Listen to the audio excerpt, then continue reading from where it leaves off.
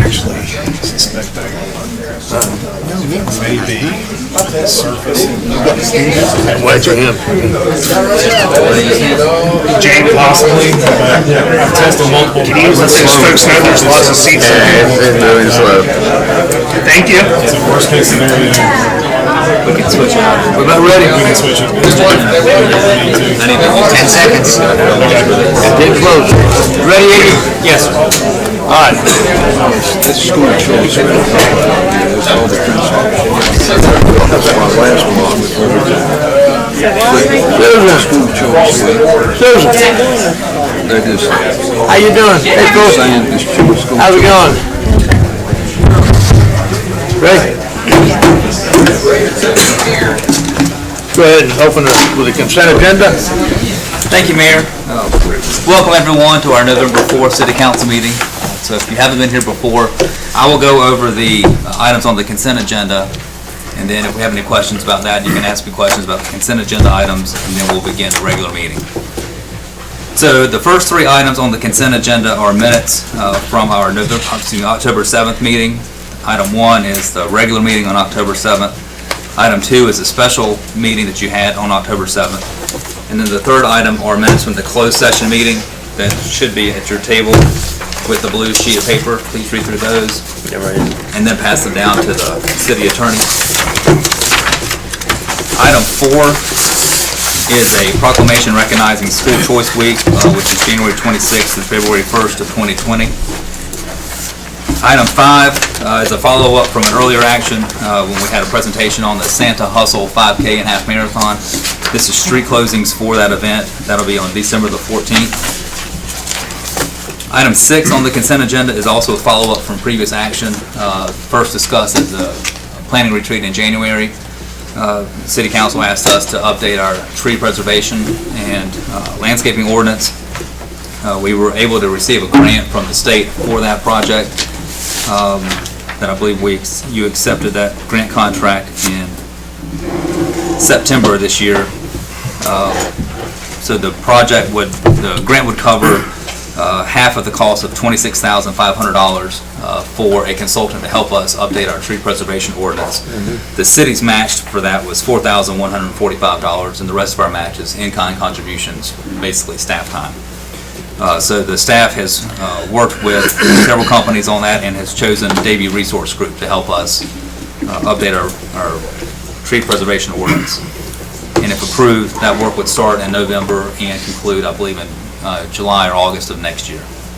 I have some questions about that, so if I can ask them now, or we can pull it out and put it on the main agenda, it doesn't matter to me. Okay. Ask questions now? Yeah. So, I think we should have a tree ordinance, so don't think I disagree with that. My concern is there's a Senate bill right now, Senate Bill 357, which is on the table to take away all local authority in enforcing tree ordinances. I just don't want to spend money if the state's going to take away our authority to do that. So I don't know anybody in the Senate, but can you update me on that? What are they anticipating going in Yes. force? So as you know, we only have the authority that the General Assembly gives us, and we don't have authority once they take it away from us. And we've experienced that several times in the last couple of years. So there was a bill that was filed earlier this year in the state Senate that would take away city and county authority to have tree preservation ordinances that would prohibit cities and counties from regulating tree removal from private property. That was filed, I believe, in March and was sent to the Judiciary Committee in April, and it has been locked away in the Judiciary Committee since April. There was a lot of pushback from cities and counties across the state on that. As far as I know, that's going to stay in that committee through the end of the session. Now, obviously, anything can happen in Raleigh, and it can always come back, but right now, we do have the authority to regulate tree preservation. So I'd recommend that we move forward with this, but just know that this, like many things, is subject to be changed in Raleigh. Okay. Adrian, I think Ryan raises a good point. It's not a great deal of money we have to match, but if it's potentially the work will end up being for no reason, I mean, is it wise to go ahead and proceed or just hold and wait for a ruling? Well, so this was was a bill that was filed in the Senate that frankly didn't really go anywhere. It passed first reading and they sent it to the committee there. If there was support in the General Assembly, it would have made it out of the Judiciary Committee and would have gone into second reading and it would have gone past the Senate and gone to the House. So sometimes bills are just sort of trial balloons and just see if there's support for it. And this has some support from some people, but overwhelming opposition from municipalities and counties across the state. So I'm comfortable with proceeding with this. I'm afraid if we wanted to wait till we had clear direction from the state, this may not come back up. But it could always, everything's subject to be changed in Raleigh. But I'm comfortable with proceeding with this. I'd hate to wait and not update our tree protection ordinance and then nothing happen in Raleigh. And then we get more developments to come in and use our current ordinance instead of an ordinance that you may want to have that's a little bit updated from what we have. Yeah, I'm okay to proceed. All right. The next item on the consent agenda is something that you have as a matter of routine. It is acceptance of the streets in Phase 1 of the Conservancy at McLean. Here's the map of the streets in Phase 1. Those have been built to our standards. They've been inspected by the city inspectors and approved by the city engineer. And so we do recommend that the developer has offered these for acceptance and maintenance by the city. Recommend that we do accept that. And they will be providing the required 1-year warranty. So if anything does happen to the streets within the first year, the developer would have to pay for any repairs. And this neighborhood is still under construction, but there are other entrances to the neighborhoods that construction equipment should be using the other entrances so they won't damage this finalized streets. Item 8 on the consent agenda is a little bit of good news. It is a declaration of surplus of a fire truck. As you know, you authorized funding for our first new fire truck in many years. That replaced a 1990 fire truck that we had been using.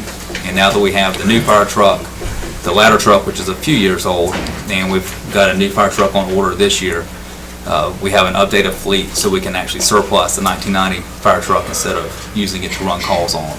So following general statutes, we ask that you declare the 1990 fire truck surplus and allow us to dispose that through the GovDeals online auction site that we use for surplus property.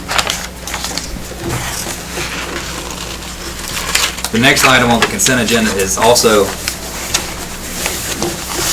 a follow-up from a lot of discussions that we've had regarding the CATS Silver Line Light Rail project.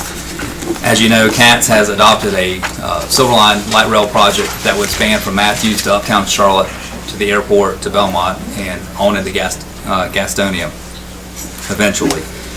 And there's been a lot of discussion about this lately in Charlotte.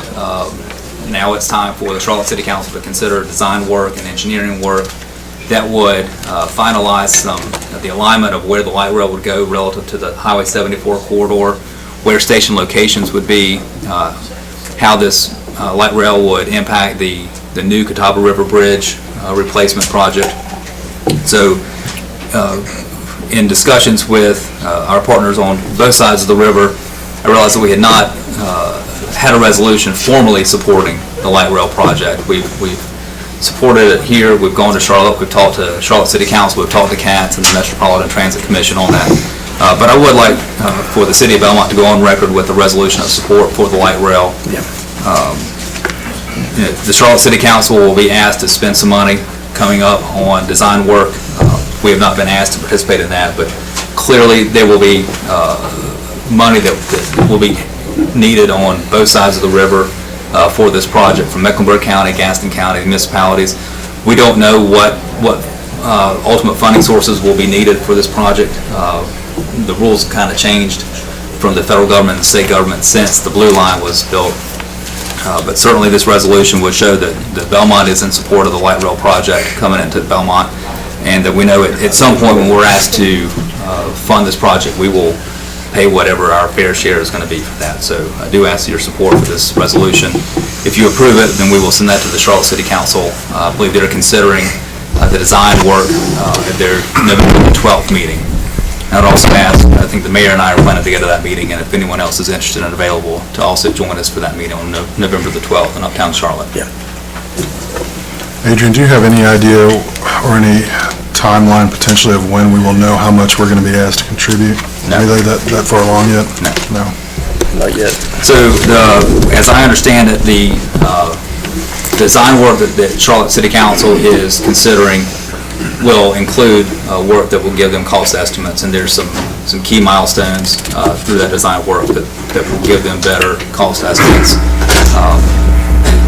We are now operating in a new funding environment. We don't know the total cost for one, and we don't know how much the federal government's going to contribute. We don't know how much the state government's going to contribute. The blue line was paid for locally with Mecklenburg County sales taxes that were going to get in the transit. So that's probably going to be part of the component. There probably will be some Gaston County portion of tax that would go to it. We may want to have some kind of property tax dedicated to this that would be funded from the increase in the property values along Wilkinson, along the corridor. They're the property owners that would stand to benefit the most from this. So we would ask, sort of like a TIF district, of how they would pay for it. All that is decisions to be made in the future. I don't know when that's going to be. Adrian, I'd like to make one comment, mostly for the audience. If several of us as council members and the mayor went to Charlotte for their Metropolitan Planning Organization meeting, and thanks to Mrs. Lyles being the majority vote person, because Charlotte had the most votes, it's weighted, so she threw all the votes to us to include us. If we had looked at Pineville, Matthews, Monroe, and Davidson, they were not going to involve us in this at all, which is a very unfortunate thing that they're not looking at it regionally. So Mrs. Lyles was the one who helped us get involved with this, so keep that in mind as you're looking at, if we don't speak up, we get ignored. In this case, it was very important that we did that. That's true. Any other questions about the light rail?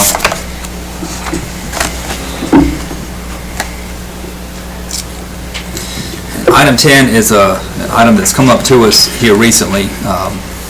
As you know, the South Point Village neighborhood has a commercial component there's a dentist office now. There will be a new commercial building under construction soon that will have, in that project, which was approved in 2006, will have a 10-foot wide sidewalk along its front of South Point Road. The new Belmont Middle School will have an 8-foot wide sidewalk or multi-use path in front of it along South Point Road. Those two sidewalk sections would have sidewalk connectivity from the southern end of the new middle school campus to almost to South Point High School. There's one property, it's a residential property that's about 100 feet wide that has no sidewalk on it. It was not part of the 2006 rezoning, so it was not required to add sidewalk. But so we would have a 100-foot gap between the new sidewalk sections on the west side of South Point Road and the campus of South Point High School. So, pedestrian safety and pedestrian mobility is important for us. So we would like to ask that you consider funding $7,700 for design of the sidewalk section that would close that gap on that. It's located at 910 South Point Road. It's about 100 feet wide. We have asked the design engineer for the commercial component of South Point Village, which is the Isaacs Group, to give us a proposal to do the design work for a sidewalk there. Doing that just gets us the design and surveying. We would then need to go bid out the construction of the sidewalk, but that would let us have sidewalk connectivity between the high school campus and the southern end of the middle school campus. Now, that does not have any sidewalk on South Point campus, so that would be up to our friends at Gaston County Schools to fund. But that would let us have good mobility, safe pedestrian mobility between the high school and the middle school. Even one comment about that too, and we have the parties involved here that need to know this. One of the concerns I had expressed is that I think this is great, but when we're looking at the stoplight at the middle school, we're going to have a situation that we may need to look at sidewalk on the other side of that road too, because the students who are middle school students are not going to walk up to the Harris Teeter light and go across.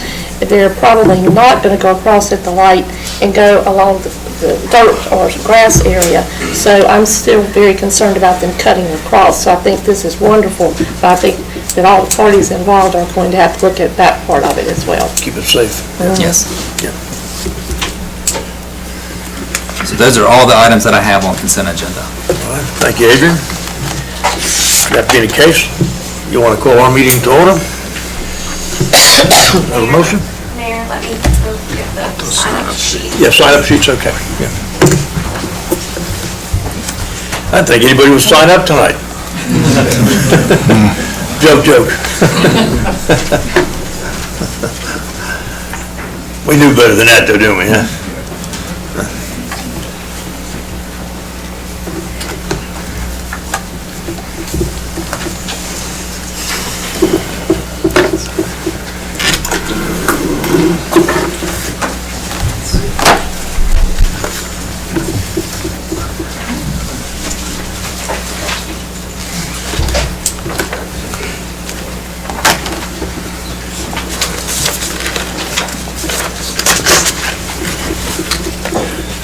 Okay, we got all sign-up sheets, so let's call our meeting to order.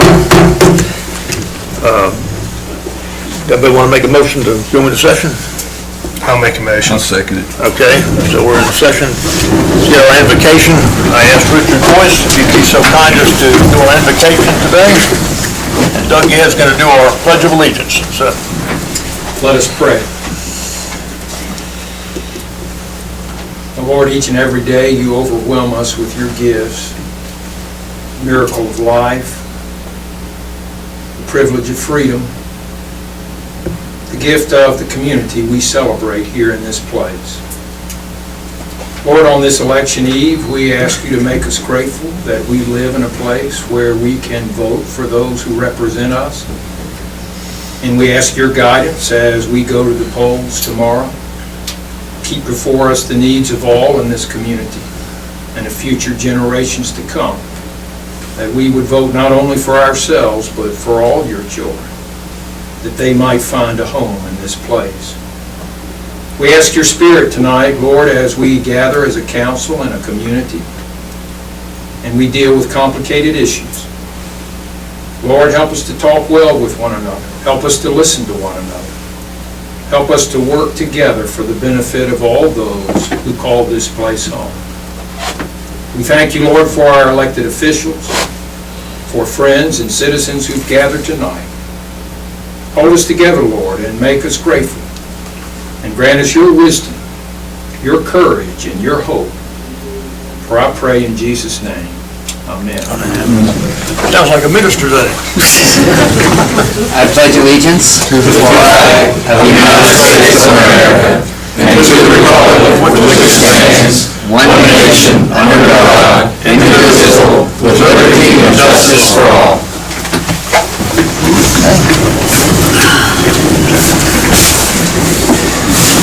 We are pleased to have with us tonight some of our fine teachers for the middle school, the elementary school, Paige, Gary, the high school. You got the principals. All the principals are here. And it is academic achievement in Belmont schools that we're recognizing tonight. And I think we're very proud of the job that you do. I've been through all your schools, so that's a good thing, you know. So I'm still there, too. But anyway, if we'd like somebody to go ahead and tell us what it's about, Susan? I'm going to have my colleagues join me. Come on up, colleagues. That's a good idea. We are a team in Belmont, so we appreciate the time today. I'm Susan Redmond, the principal at Belmont Middle School. I have with me Todd Goff, the principal of Page Primary, principal at Belmont Central, Phyllis Whitworth, and South Point High School principal Gary Ford. We're excited to spend a few minutes tonight to celebrate our schools, our students' success, and we want to say thank you to our community because you are what really thrives and keeps us going. And we're hoping that you'll see this through our short presentation. So Gaston County School has a mission and a vision. The overall vision for all of our students from kindergarten through 12th grade is to inspire success for a lifetime of learners. And then our mission is through outstanding employees, community partners, Gaston County will provide innovative educational opportunities for all students in a safe and nurturing learning environment. And they've recently updated our Gaston County strategic plan, and it runs for 5 years, so it started this year through 2024. Many of you may have heard of our plans in the past, so some of the things are similar but very important. So priorities and goals for all of us, starting with kindergarten again, all the way through 12th grade. To make sure that our students are college and career ready, so we want every student graduating, prepared for college, the workforce, and other life enhancing, even if it's a military career, things like that. We want our students ready to be successful. 2, we want them healthy, safe, and being responsible. So every student has the opportunity to learn in a safe school environment. You will hear about that throughout our presentation. The third point of the strategic plan is innovation. Every employee uses innovative practices to serve all students, parents, and other stakeholders. Those innovative practices we use a lot with Chromebooks and things like that, but it's more than just putting technology in the students' hands, going above and beyond, going outside those walls. And then 4, having a qualified workforce. Every employee is qualified and committed to the education of every student. And really, we have pre-K students as well, so it's starting with pre-K all the way through the 12th grade and beyond.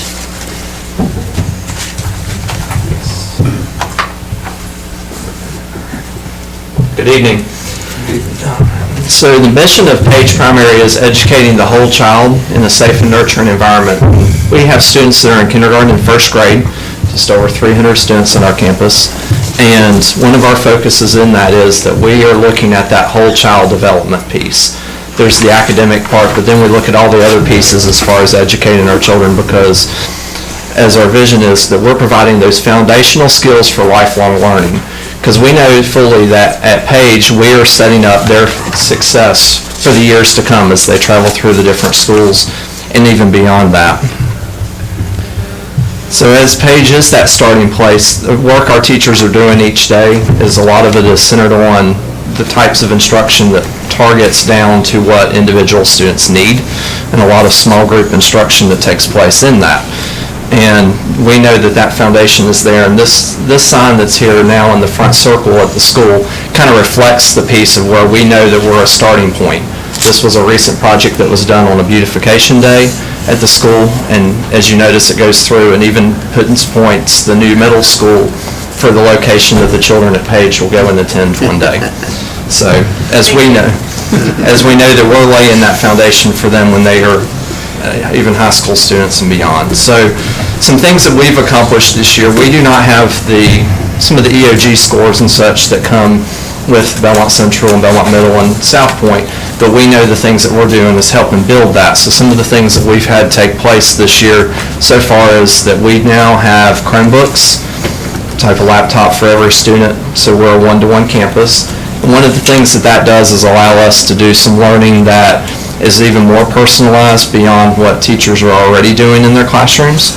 And then right in line with our strategic plan for the school system, we have started what's called an innovation station, and it replaced what used to be a computer lab time, but students are now going in and doing science, engineering, and it ties in literacy, so a reading element. So this semester right now, students have been focused on plants, and then they'll actually do parachutes in the spring. So all of that ties all the pieces together that they're learning in their classes.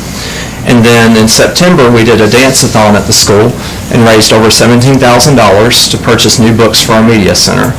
And that fundraiser was a collaborative effort with our PTO. We had 6 different business partnerships, and then we also had help from the cross-country team at South Point High School. And one of the things that they did was created a commercial that was used for promoting the project. And a couple pictures here are included as our wonderful Belmont Fire Department comes and does fire safety with our students in October, and then a picture from our dance-a-thon.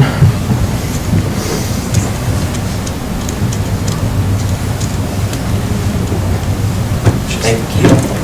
We want to thank you for giving us this opportunity to come and talk about our most prized possessions, and that it would be our students that are here in Belmont and Gaston County schools. So So at Belmont Central, we pick up where Mr. Goff at Page leaves the students. We start with grade 2 and we go through grade 5. And we have about 740 some students that we serve. So our vision statement, lifelong learners, critical thinkers, and responsible leaders. Our mission statement is to be role models who inspire and facilitate the development of diverse students. And at Belmont Central, academics is key. Of course, we want to provide a safe environment and do what's best for all children. So this year, past year, in 2018, 2019, out of over 2,000 in some schools in the state of North Carolina, we ranked 140. And of that, our EOG growth, it's listed that we're in the top 10%, but we want to boast it just as it is.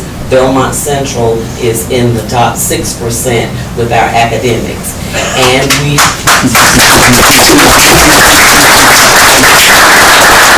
on November 19th, we will attend in Greensboro, North Carolina to receive an award that we will be listed as a North Carolina State Green Ribbon School.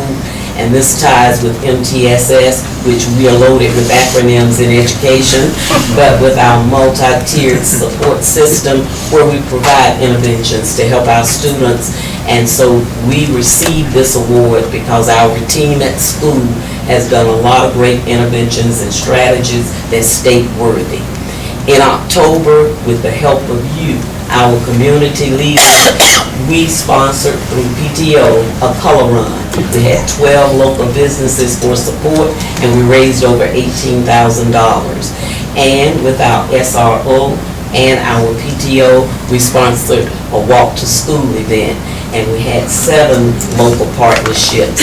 And we were with Foursquare Gospel Church. We used their campus and it was a great, exciting time for our students. That's awesome.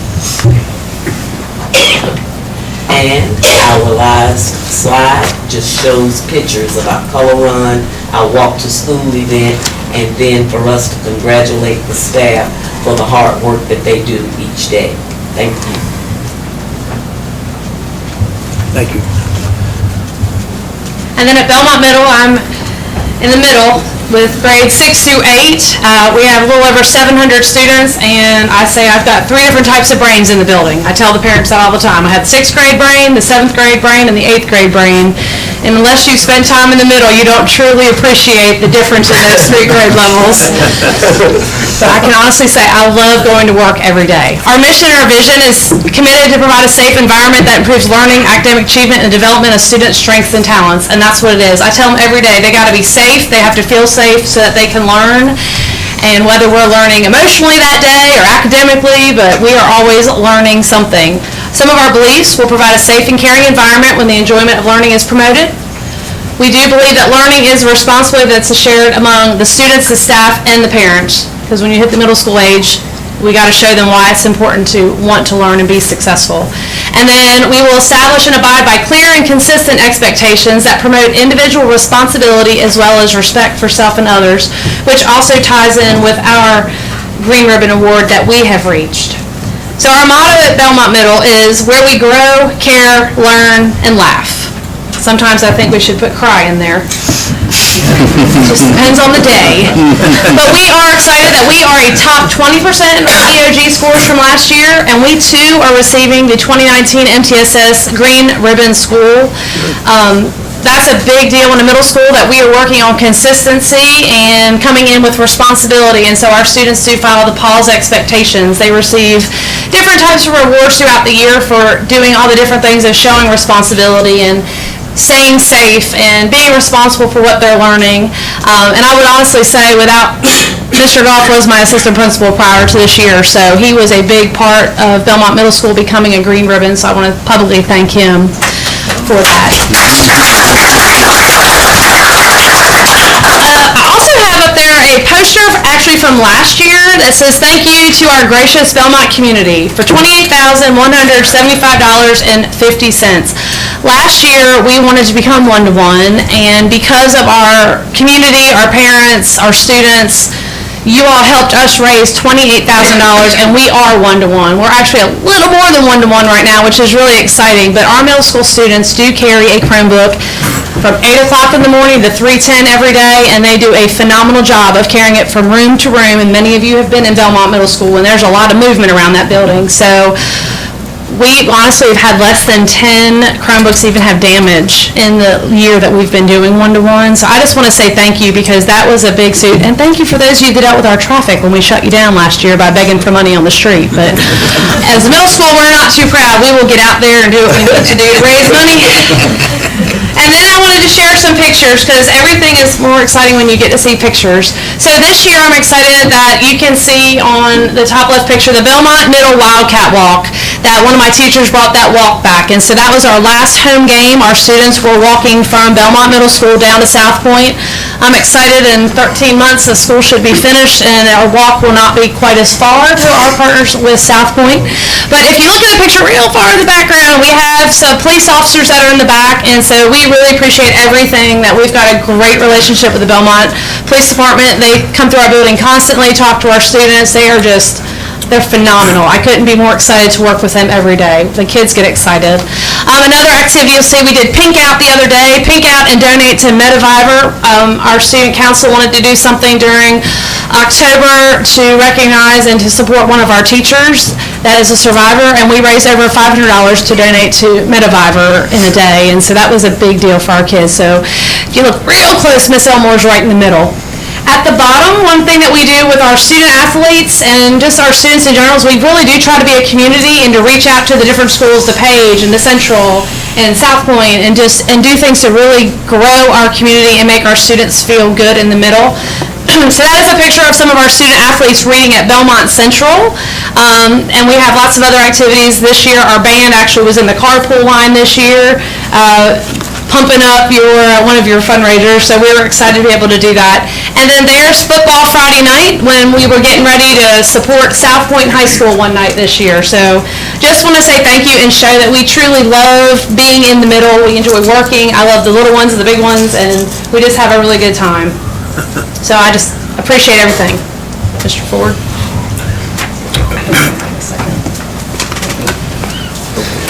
Thank you. Good evening.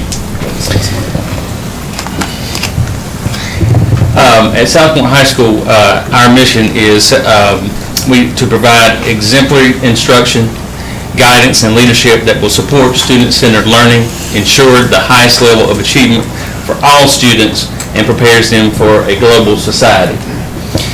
Our vision, South Point High School will be recognized for excellence in student achievement, the application of best practices, outstanding personnel, and quality facilities.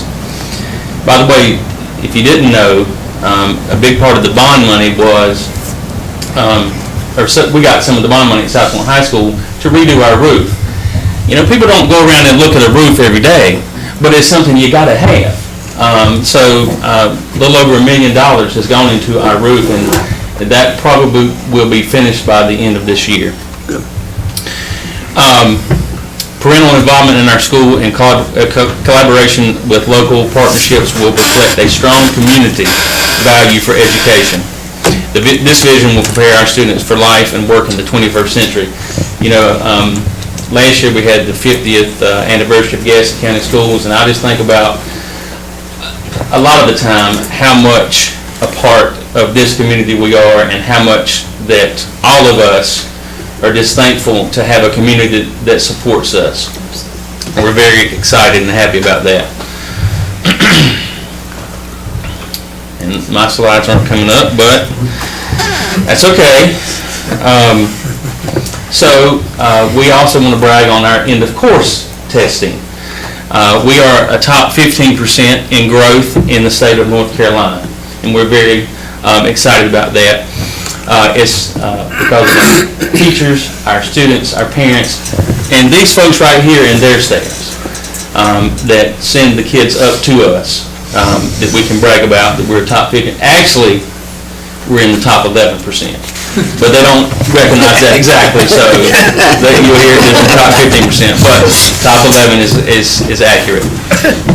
This year, at the end of last year, Mr. Cody Coobs, one of our teachers at South Point High School, he's a history teacher, he coaches cross-country, and he's also our basketball coach, but he was named the 2019 Gaston County Teacher of the Year. And he is currently a candidate in the regional competition. Now, you know, a couple years ago, we had the Gaston County Teacher of the Year, the Regional Teacher of the Year, the State Teacher of the Year, and a National Teacher of the Year in Mr. Bobby Kavanaugh.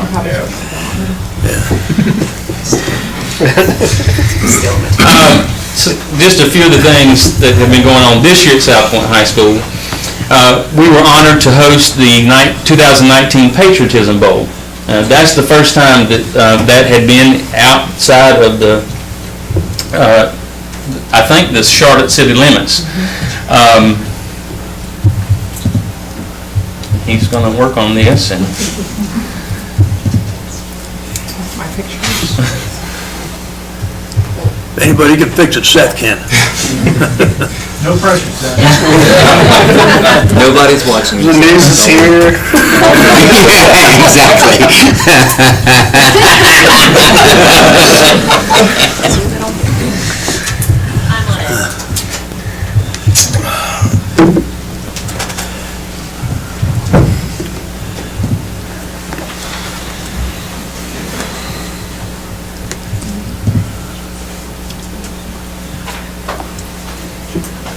Well, there you go. There we go. How about that? Thank you. Joanne, yay! Way to go, Seth. So we were proud to host that Patriotism Bowl, sponsored by the Carolinas Freedom Foundation. Through this event, the Belmont community, because all of you came out to support us that night, raised $7,500 for veterans programs.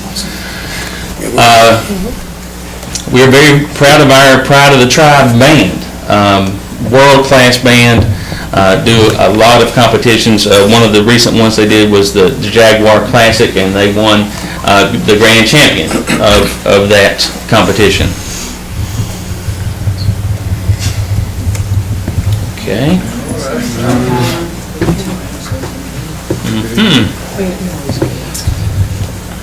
Well,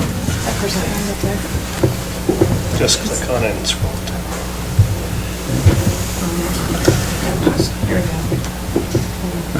There we go. right. This is something Mr. Goff mentioned a moment ago, but our students, our cross-country students, helped some of his kids out with the literacy program, and they were in a cross. That was to be able to enter a cross-country meet up in Newton, and you had to do some kind of outreach program to get into the cross-country meet, and they ended up coming in third place for the work they did with literacy at Page Elementary School. So we're very proud of that. And I think that's out of like third out of 39 teams or something like that. South Point students from the National Honor Society and Navy Junior ROTC participated in Keep Belmont Beautiful's Big Cleanup Day. And like they've all said before me, we just are so thankful to be in this community and to have and feel the support that all of you give us. So a big shout out to all of the Belmont community. Any questions for any of us that anybody would like to ask? I just think you do a tremendous job educating our kids that we have. I've had so many of mine that have gone through our school system and stuff, and so many have gone to college and been successful in their careers, and we can't ask for any more than that. That's what the hope is, that they can move on and be successful. Thank you. Thank you. Thank you.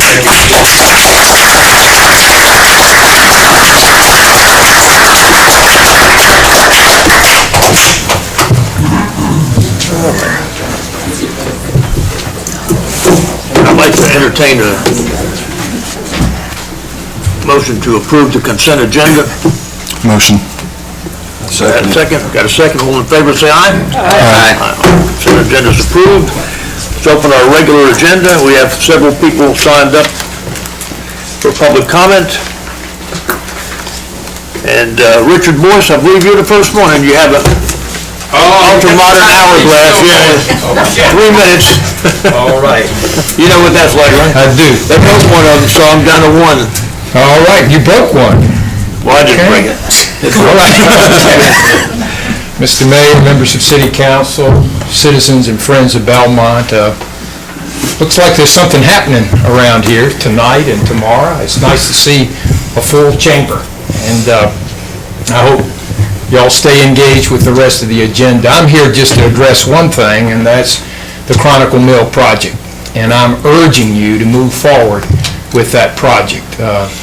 There were lots of defeats I had while I was a mayor, but the one that stings the most was my failure to rehab any mill here in the center of town. The Aberfoyle was already pretty much gone when I became mayor. We preserved the headquarters building. That's all that's left of that. The big project was the Imperial Mill, which has one tower remaining. We got $10,000 of city money to draw up plans for that building and had a great vision of a building that might house some of the City Hall functions, the city library. We had Discovery Place for kids on board, those kind of things below, apartments above, and it was the wrong time economically. We just couldn't get the money and the team together, and it's gone. You know, in baseball, 3 strikes, you're out, and the Chronicle's all we've got left here in the center of this city. I urge y'all to find a way to move forward on this. John and Jennifer Church made a risky investment, and they've been working hard to make sure that some portion of this mill is maintained in the center of town. I know there are folks grumbling about some of the aspects of this plan, but I urge you not to make the perfect the enemy of the possible. If that mill goes down, it's going down during your tenure, and I would urge you to find a way to preserve that and to keep the center of this town growing and vital. As the rest of this community continues to grow and expand, the center of Belmont has got to expand correspondingly, else we won't draw people into the center of this city and we'll become a museum. One of the struggles of our sister city, Gastonia, is that the center of that city died out as peripheral developments went on around it. They're trying hard now with the Fuse District to get it back. Let's not lose it, and please do all you can to keep this Chronicle Mill project moving forward. I thank you for your time. Thank you. All right. The next person we have signed up to speak is Nathan Laflanatus. State your name and address. Nathan Laflanatus on 203 Park Drive and 310 Fight Road. I just want to thank everybody for making sure that we got the paving all done at the tennis courts and really enjoy the tennis courts. The only thing that I would ask is if we can figure out something or address it in some way. Sometimes the lights stay on all the way until like 3 or 4 o'clock in the morning. And though I'm commuting back and forth to Raleigh during the week, my wife and children and neighbors are like, wow, it's a lot of light there at 3 o'clock in the morning. So didn't know if we could do something about that. I'm sure we can. Yeah, sure. There should be some timer system. Thanks for letting me know. So thanks so much, guys. Thank you. Thank you. That's the first you heard of that? I'll need it. Need a second, right? Next person we have signed up to speak is Bill Montgomery. I'm going to take the place of Bill right now. My name is Brian Burns. I'm one of the board members of the ABC board here in Belmont. I'm here with Joe Stowe, chairman of the ABC board here in Belmont, and obviously Bill is our manager at the store. It's always a great opportunity to get before you all and talk a little bit about our successes. I wanted to just give a brief history of, kind of where we've been and where we are. As most of you know, the passage of the April 1999 referendum to establish liquor by the drink and sale of beer and wine in stores, the option to have the local ABC store was nearly defeated. So for close to 17 years, local businesses and establishments had to purchase their alcohol from places other than Belmont. And with that, so with the 2015 referendum that did approve the establishment of the ABC store and the subsequent board, has led to several milestones in the short time we've been open.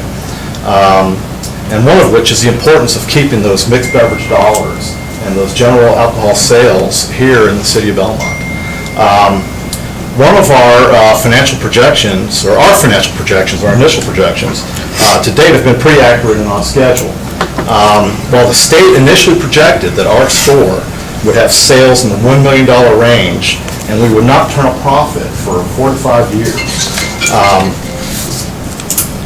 Last fiscal year, our sales topped $2.6 million.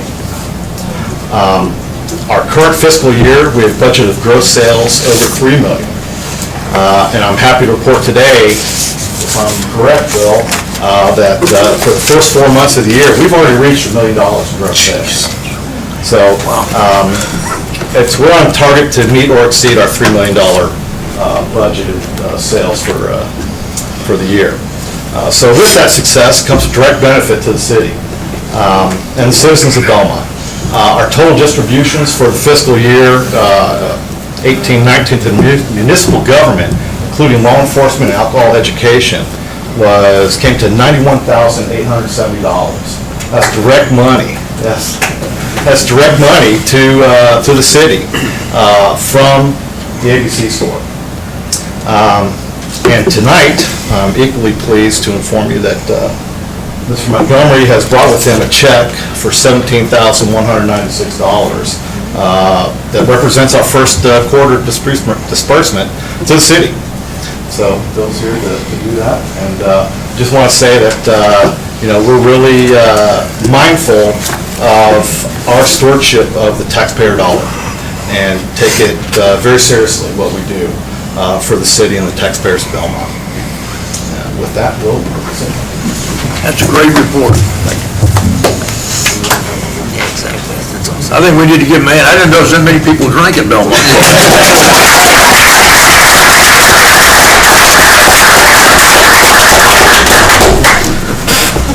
Thank you, Brian. Thank you, Bill. We got to present the check to Adrian. We get that out of the way.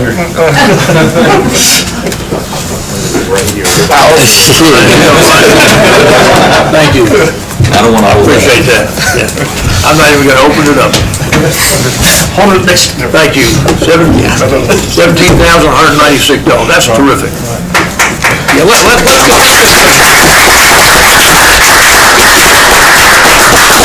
I think that's important. I think let's take a picture. Job they've done right there. You guys have done a fantastic job.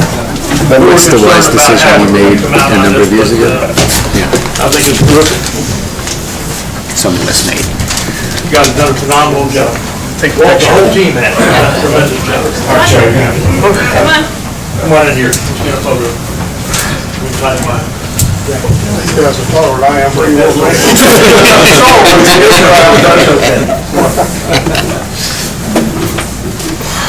I will hold the check like this. 1, 2, 3. Thank you. Thanks, Jamie. Next time we'll bring a big one. Appreciate it. We still got one report to get in. We won't count that against your time. I still say I have 26 seconds left. Still working with the stretch. Sands through the hourglass. So as Brian Burns indicated, we've been astonished ourselves at times at our progress, and we would like to say thank you to our appointing authority and to the citizens of Belmont for entrusting us to provide responsible alcohol sales, and I feel like that we've accomplished that. And I do have some encouraging news. We are continuing to grow at a rapid pace. We grew 17% during July through September compared to the previous year. And last month, we grew a whopping 24.5% over the previous October. So we have been warmly received, and we're very appreciative. We anticipate a fantastic November, December that would propel us easily towards our goals for fiscal year 2020, and that ends on June the 30th. And One thing that I would like to, just point out is that, we borrowed $675,000 to make this a reality. And our note on that over a 5-year term is $12,750 that we are also paying that note down, and we're currently at $450,000 from a high of $675,000. And that should be paid off in 2022. Wow. So anyway, thank you guys. Good work. Thank you so much. Let's give him a hand.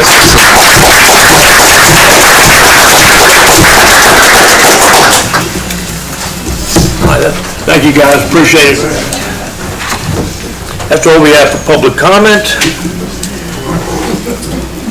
Next, we have a public hearing. Do we have a motion to go into public hearing? I make a motion. Got a motion to go into public hearing? To have a second? All in favor, say aye. Aye. All right, public hearing it is. Thank you, Mayor and Council. I want to take a moment before I start the presentation for this project to talk about the process for this case and the following case, the following public hearing. These are conditional zoning requests. Now, it's the state grants cities the authority to zone within their jurisdiction. There are two methods to this process of rezoning or placing zoning on a property. The first is called a conventional. That is where a property owner petitions the city, proposes a certain classification with no site plan. When the council considers it, they're supposed to consider all the uses that are permitted in that zone and all the building types and so forth. And what happens after that, if approved, then it's more of a by right development that occurs, and sometimes it's more administrative. With the conditional zoning, again, this authority is granted to us by the state. It is a process by which it's the same zoning process. However, we're able to place conditions. So you can look at it as a customized zoning district. The process itself, it's tied to a site-specific plan. It has to be requested by the applicant. We cannot mandate it, so it is by request of the property owner. It's really, this process has only been granted to jurisdictions within the last decade, so it's sort of a newer process. And conditional zoning has proven to be very popular with elected officials and property owners, as well as many neighbors, because it allows zoning to be tailored more carefully to a particular situation and site. So some of the benefits of this process, again, we get to see a site-specific plan that identifies a building type. It identifies potential uses by category on the site. It also increases public participation. Besides the public hearings, the planning board and council, there's also requirement for a community meeting. It allows more flexibilities by the city and the applicant through negotiations. And again, it allows the ability for the council to place conditions on the zoning district. So with that, I'll present the case. So this case is River West Business Park. It's ZA 2019-05. This is a request to establish a conditional zoning district within the business campus development. The applicant is Belmont Industrial LLC, represented by Scott Bortz. The property owner is Alliance Real Estate, Inc. The site is actually two parcels, 226572 and 203018, which represents over 80 acres in size. The subject property is located on Woodlawn Road between Acme and on both sides of Cason Street. Now, the existing zoning on the property is business campus development. So why are we doing a conditional zoning? Because the proposed building type in use is allowed by right. Well, what we found is it became clear while working with the applicants towards meeting the needs of this economic development project that involved realigning large collector streets in the city and meeting their needs for the size of the structures needed in an infill situation, that the conditional zoning was warranted. Now, the request is to develop this 40 acres with 2 office warehouse structures that total 600,000 square feet in size. Again, the project includes the realignment of Acme Road, Caisson Street, and closing a portion of Centerview Street. So I'm going to talk a minute about the project site. So the project site is located in North Belmont community. So that is north of I-85. Now this area historically has been the home to many mill operations. At one time there were 5 mills, the Linford, Perfection, Old and New Acme, and the Stowe Spinning Mill. This area was annexed into Belmont around 1987. The subject property was home to the Acme Spinning Mill, built in the early 1920s and operated there until 1986, at which time it was purchased by Parkdale Mill and operated there until 2002. According to a news article I found in Gaston Gazette, when it ceased operation, the structures were demolished on this site around 2005. So I found this aerial photograph of the site in 2005. And as you see in the aerial photograph, the center, there was multiple mill buildings on the property. And I want to point out a couple of other things that are interesting. This operated again as the mill village.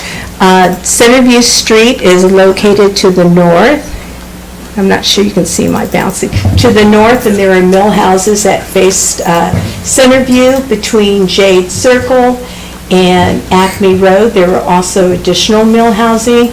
To the east of the railroad, where you see Caisson Street, there was actually a ball field for the mill village and other mill housing located on the east side of Caisson Street. So if we look at that site today, this is actually a 2018 photograph of the site. You can see all the mill buildings are now gone in the center here. If you look towards the north on Centerview, the mill housing has also been removed. The mill housing between Jade Circle and Acme is also gone. When you look to the east of the project site, around Caisson Street, those homes are no longer existing. And we see this large patch of gray. That's actually a gravel parking lot that is left over from a Christmas train operation that was there at the end of 2015. So you can see the site is highly disturbed. There is still some wooded area to the southeast, on the east side of Caisson Street. This is a brownfield site, therefore reuse of this property will require their participation in the North Carolina Brownfield Program. Uses in the area while we're looking at the site. To the south, there is the Oaks Parkway and other light industrial uses. To the west, you have Goshen Presbyterian Church and other industrial commercial businesses along Acme Road. To the north, although the homes that face Centerview are gone, there are still some single-family residential that are located to the north of Centerview that actually face Suggs Street. If we look to the east, you have some wooded area. There is some light industrial along Caisson Street to the north. Moving further east, there is a church operation in a field here to the far east. When you go to the very east at Woodlawn, we have a support service business located there. So let's look at the site plan. Give it a minute to transition. Of course, this is in your packet.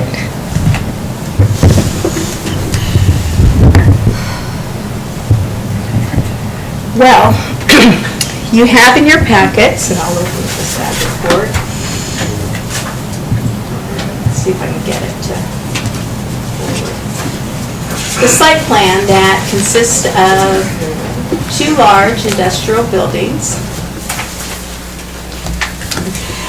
with the larger building located on the east side of the railroad tracks, and that is about 395,000 square feet in size.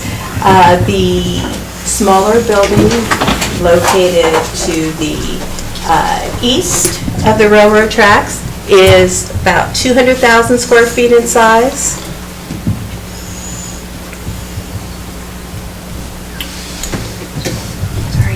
There is a realignment of 2 roads.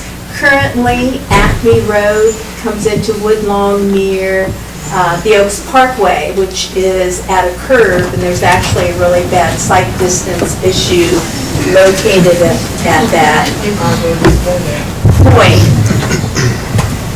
At that point. Caisson Street, oh, and I'm sorry, let me finish that. So that when it comes into Woodlawn, there's a sight distance problem. The project's proposing to shift the road to the west, more to straightaway, which would alleviate the sight distance problem. Caisson Street is also proposed to be realigned. It currently is a large curve that starts near the railroad. It goes in an eastward direction down to Woodlawn.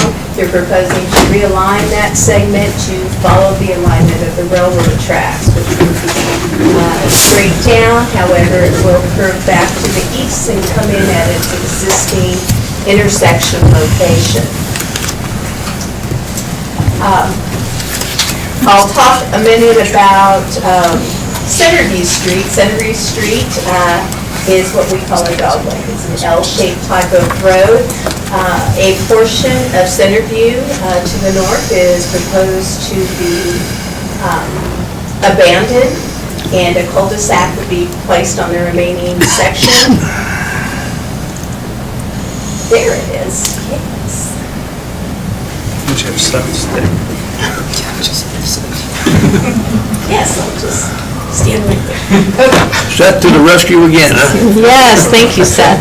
So if you can see my cursor here to the north, you can see the cul-de-sac, and Centerview followed this alignment. It is proposed to be abandoned. This would, when we abandon a street, a portion of the street that we abandon goes to the property owners to the north, the property owners off of 6th Street, and the other half would blend into the subject site, which provides a wider buffer. So, areas of relief.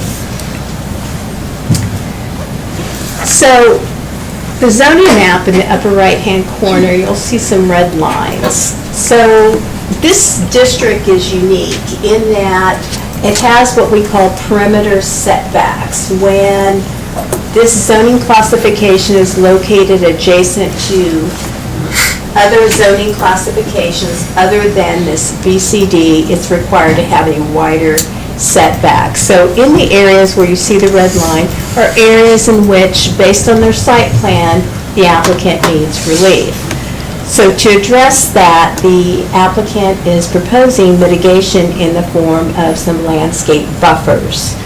For example, in the northern section, here we have single family to the north. They're proposing a nice wide buffer of landscaping that includes a berm and a privacy fence in addition to this landscaping all across the back to help mitigate any visual impacts. In the areas to the east and southeast, they're proposing some additional landscaping, trying to save the existing tree line, and they will supplement where needed with evergreen trees. Another area of relief is in regard to their delivery and loading operations. So our land development code specifically says when you have loading and delivery operations, it should be located in the back of the building The building to the west, the larger building, they are proposing loading activities in both the front and the back to meet their needs for this economic development project. So with that request, they have proposed some screening along the frontage of Woodlawn. And the two lower right examples here are proposed landscaping buffer that would vary in species and thickness along their frontage to help screen any of the truck loading operations at the front of the building adjacent to Woodlawn. Other areas of relief. So the project proposes to realign both Caisson Street, which is following the railroad tracks, as well as Acme Road. When we look at realignment of streets, we look at our plans, our bicycle plans and pedestrian plans, and what we did find is Caisson Street as well as Acme was identified for having some bike lanes. Therefore, the applicant is requesting relief in these portions of these existing roads. Now, I do want to share that the existing roads currently are just travel lanes. They are what we call a ditch cross-section. There's no curb gutter, no sidewalk, no bike facilities. The applicant has indicated with these realignments that they are providing curb and gutter, and they are requesting relief on the bicycle facilities. They are also requesting relief in the area of sidewalks on Caisson Street, as well as on the west side of Acme Road. I did pull the pedestrian plan. The pedestrian plan identified Woodlawn as a major corridor, however, did not identify Caisson Street or Acme Road as a major pedestrian corridor. The fact that they're just realigning the road brings our land development code to the surface, and with all projects, we require sidewalks. That's why it's been requested. So again, they are requesting relief on the sidewalks. The last area of relief is they are requesting relief on the sidewalk width. Where they are providing sidewalk is on the front of Woodlawn Street. Woodlawn currently has about a 3 to 4 foot wide sidewalk that's broken up and in need of repair. This project, the redevelopment of the site, will require a replacement of some curb and gutter and of course sidewalk. With non-residential projects, their typical width is 8 feet in width. They are proposing to provide sidewalk along the frontage, but they're requesting relief to a 5 foot wide sidewalk. They are proposing sidewalk on one side of Acme Road, the east side, and there too they're proposing a 5 foot wide sidewalk.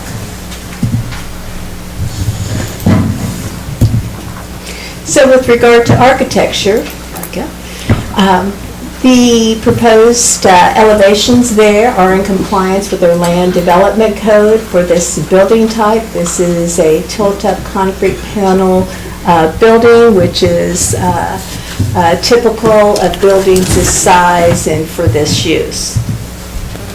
Now, this project did trigger the need for a traffic analysis and has been prepared, and I'll turn the presentation over to Brady to present this information, then I'll wrap up the report upon completion.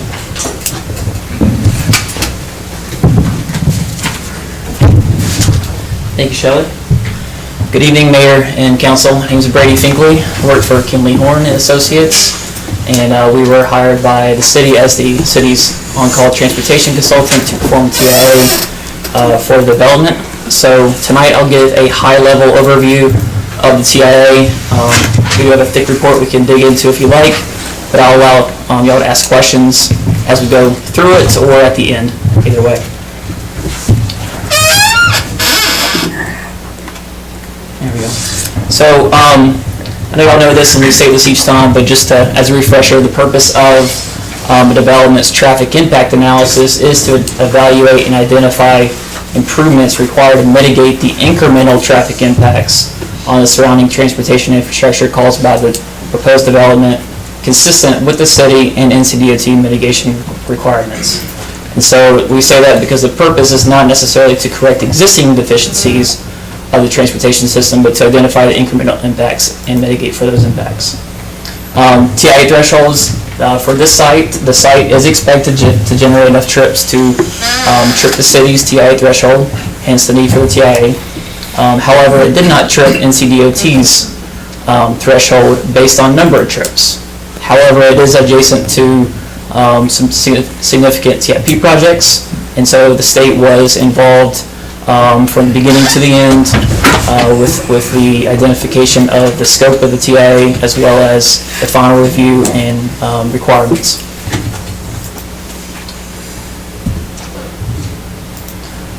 I'll start here with the trip generation and the build-out year. So based on the applicant as identified at the TIA scoping meeting held, the build-out year is 2022. The trip generation, looking at an industrial park, if you pay attention to the highlighted cells at the bottom, the number of AM peak hour trips is 234 total AM peak hour trips. The PM actually happens to be the same, which is 234 PM peak hour trips. For a site of this nature, as you would expect, there are a number of truck trips, and so we did account for trucks and distributed the truck trips separately from the passenger car vehicles. Per ITE, on a site like this, because I think it is a prospective site, and so we don't know the actual use, but for industrial park, the average truck percentage for industrial park is 13%, so we used 13%. And then we ended up identifying two separate trip distributions, because as you would expect, the trips for the trucks would primarily go to and from the interstate. So we had 95% to and from 85, another 5% going up towards Hickory Grove. And then for the passenger car vehicles, it was a little bit more spread out. I think we had 65% to and from the interstate, and the remaining 35% was spread out amongst the rest of the study area that I'll get to in just a minute.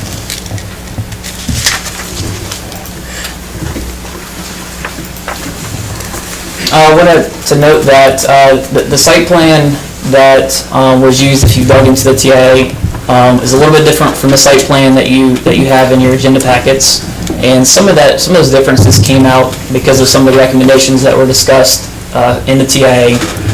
Shelley hit on a couple of those, and we'll look at those in just a minute, but just high level, with the realignment of Acme Road as well as Caisson Street, a couple of those things were worked out through the TIA, and so what we'll talk about in the TIA will be the off-site intersections, and then the driveways that were proposed in the TIA are a little bit different from the driveways that were proposed in the current site plan because of the changes. So here are the off-site study intersections that were identified at the TIA scoping meeting that was held between the city, NCDOT, the applicant, and ourselves. If you start at the bottom, you'll see intersection number 1, Woodlawn Street at Belmont Mount Holly Road. As we go up Woodlawn Street, we included the intersection at Caisson Street, Acme Road, the Oaks Parkway was a part of that as well, and then up to Hickory Grove. And then as you're probably familiar, right at Hickory Grove and Woodlawn, there's a signal really close to it at Perfection, so we included that intersection as well because both of those signals operate together. And then going back east into the north, we had Perfection at Acme Road, and then Caisson where it meets Cherry. As I touched on just a minute ago, there are a number of NCDOT STIP projects, TIP, which are the State's Transportation Improvement Program projects that are within the vicinity. So looking at the screen here, our site is right at the top of the screen. The number 1 at the top, near the top of the screen, is the number 1 intersection, study intersection, which was Woodlawn at Belmont Mount Holly Road, which is also the entrance into Belmont Abbey College. The 3 STIP projects that are shown here would be I-5719, which is the I-85 widening, and U3608, which is being combined with the I-85 widening, which is also improving Belmont Mount Holly Road, and then U5800, which is just south of 85, out of our study area, but is in close proximity to these other projects. One thing I wanted to highlight here is the orange shading. This graphic was provided by NCDOT. The orange shading that you see on the screen, that identifies the limits of NCDOT STIP projects, and as you'll see, the orange shading does carry up north and beyond our study intersection at Woodlawn Street, and so in coordination with NCDOT, that intersection is included within, the improvements at that intersection will be included within the STIP project. It is a design build project, so we don't know exactly what those improvements will be. But the applicant, I think, has been in coordination with NCDOT as a part of the improvements.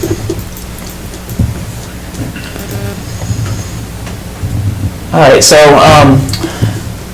as a summary of what we did in our capacity analysis, we looked at, we collected counts in 2018, we grew them up to 2022 using a growth rate, and basically what this is, it summarizes the level of service at each of the study intersections under background conditions, which is what the site, or what these intersections would operate without the site.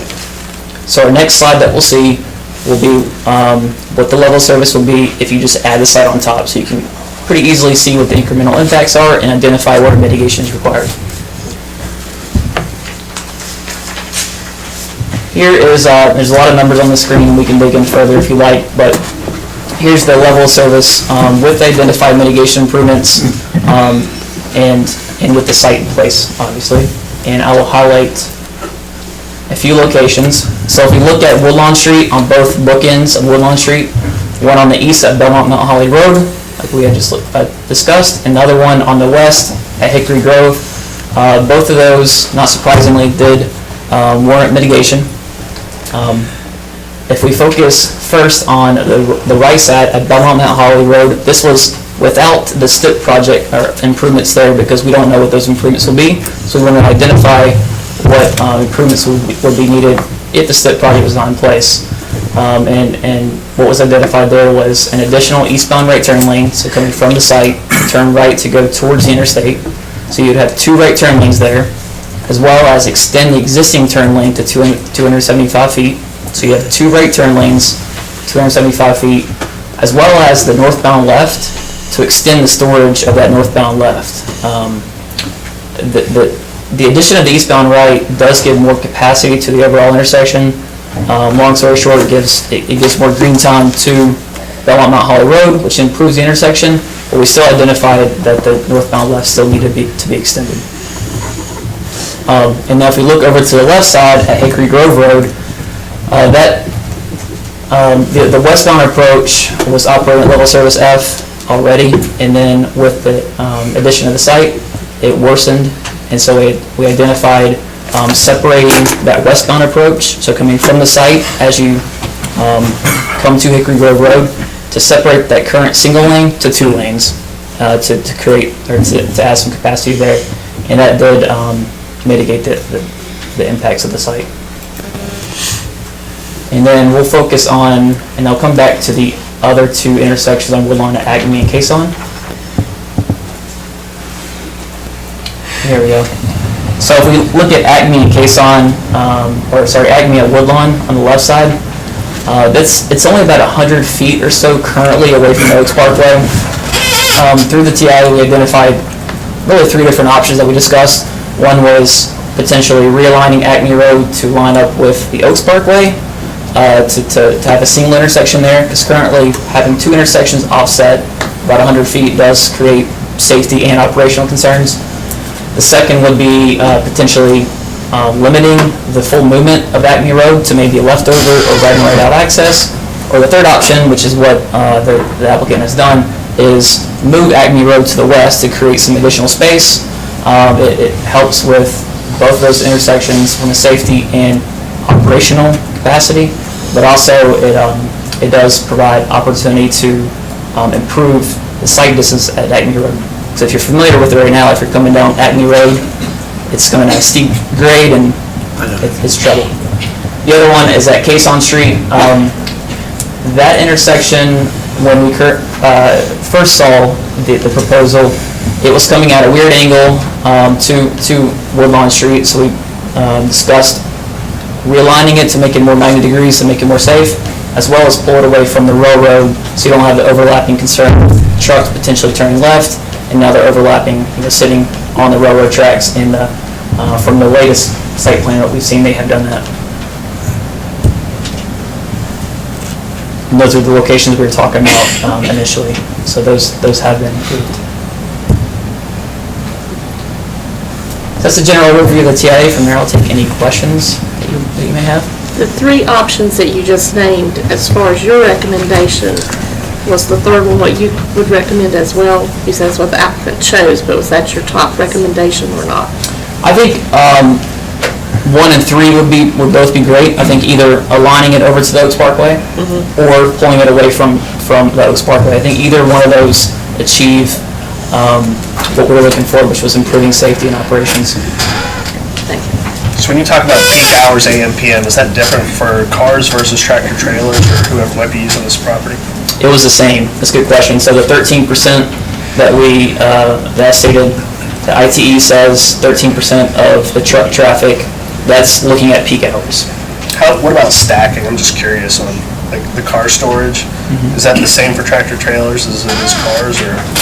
They're both combined. So when we looked at stacking, if you're thinking about a particular intersection, we the stacking or the queuing distance or storage distance was looking at adding both of those in place, not just separating the trucks or the cars. Well, let me ask you a question, kind of building on what Ryan said. When I was looking at the plans, I think I identified 80 total dock doors. I saw 40 on the south and I think 40 on the east. Shelley, is that correct? Did you notice, are there any more than that, or is it 80? I didn't count. Okay, so we've got 80 dock doors. That's a lot of tractor trailers. That's a lot of movement. When I was younger, when I was about 19, I worked in trucking when I was in college, and I worked at something called a break bulk facility. And it was remarkably similar to that. And these facilities are normally on highways because of the truck traffic or close to them. So I'm a little concerned that we've got 80 doors. I know we don't know who the occupant is going to be, but if you get an occupant who's running a line haul or something like an Amazon, you're going to have trucks moving 24 hours a day. The line hauls come in after midnight and they run till 5. And I noticed, it caught my eye that you all had identified that you needed 275 feet of storage and 2 lanes. So, that's anticipating a great deal of truck traffic. Do you think that's adequate? And are there any plans in the future that you know of? Because I was trying to remember, I'm on the MPO, if there's going to be any direct access from either the Oaks or anything to 85. I know they had talked about it sometime, but I'm just concerned about just sheer volume of tractor trailers. Sure. Yeah, that's all good questions. So I guess the first one to address the connection from the Oaks, direct connection, I have not seen that or heard about that. I do know that the interchange improvement project at exit 26, it's a design build. I do know they're, from what I understand, they're completely rehauling that entire interchange. And I haven't heard if a direct connection is going to be a part of that. I haven't seen that either. Okay. So I'm not sure about that. In terms of the type of use, that was discussed at the scoping meeting, because when we first identified what type of use would be used for the TIA, that's a huge consideration because it plays into the entire traffic impact analysis. We discussed whether or not it would be something like where you'd have some Sprinter trucks going back and forth all the time, being some kind of e-commerce. That time told that it was not intended to be that way. I think NCDOT had that same question as well, and at one of I think it was the scoping meeting, NCDOT did indicate if a more significant user came in, a more intense user came in, then at that time then they would require an update to the TIA, because we were told it could be more along the lines of this type of use. And so that's what we ran with the TIA. there's no way to know who the occupant's going to be. From what I understand, they have not identified. Do Sprinter trucks back up to the buildings like that? What would you call those? The halls or the? Oh, the bays or doctors. bays. Yeah, they do. Bays. So usually, Do the Sprinters use those, or is that more for tractor trailers? I think both. yeah, they're both.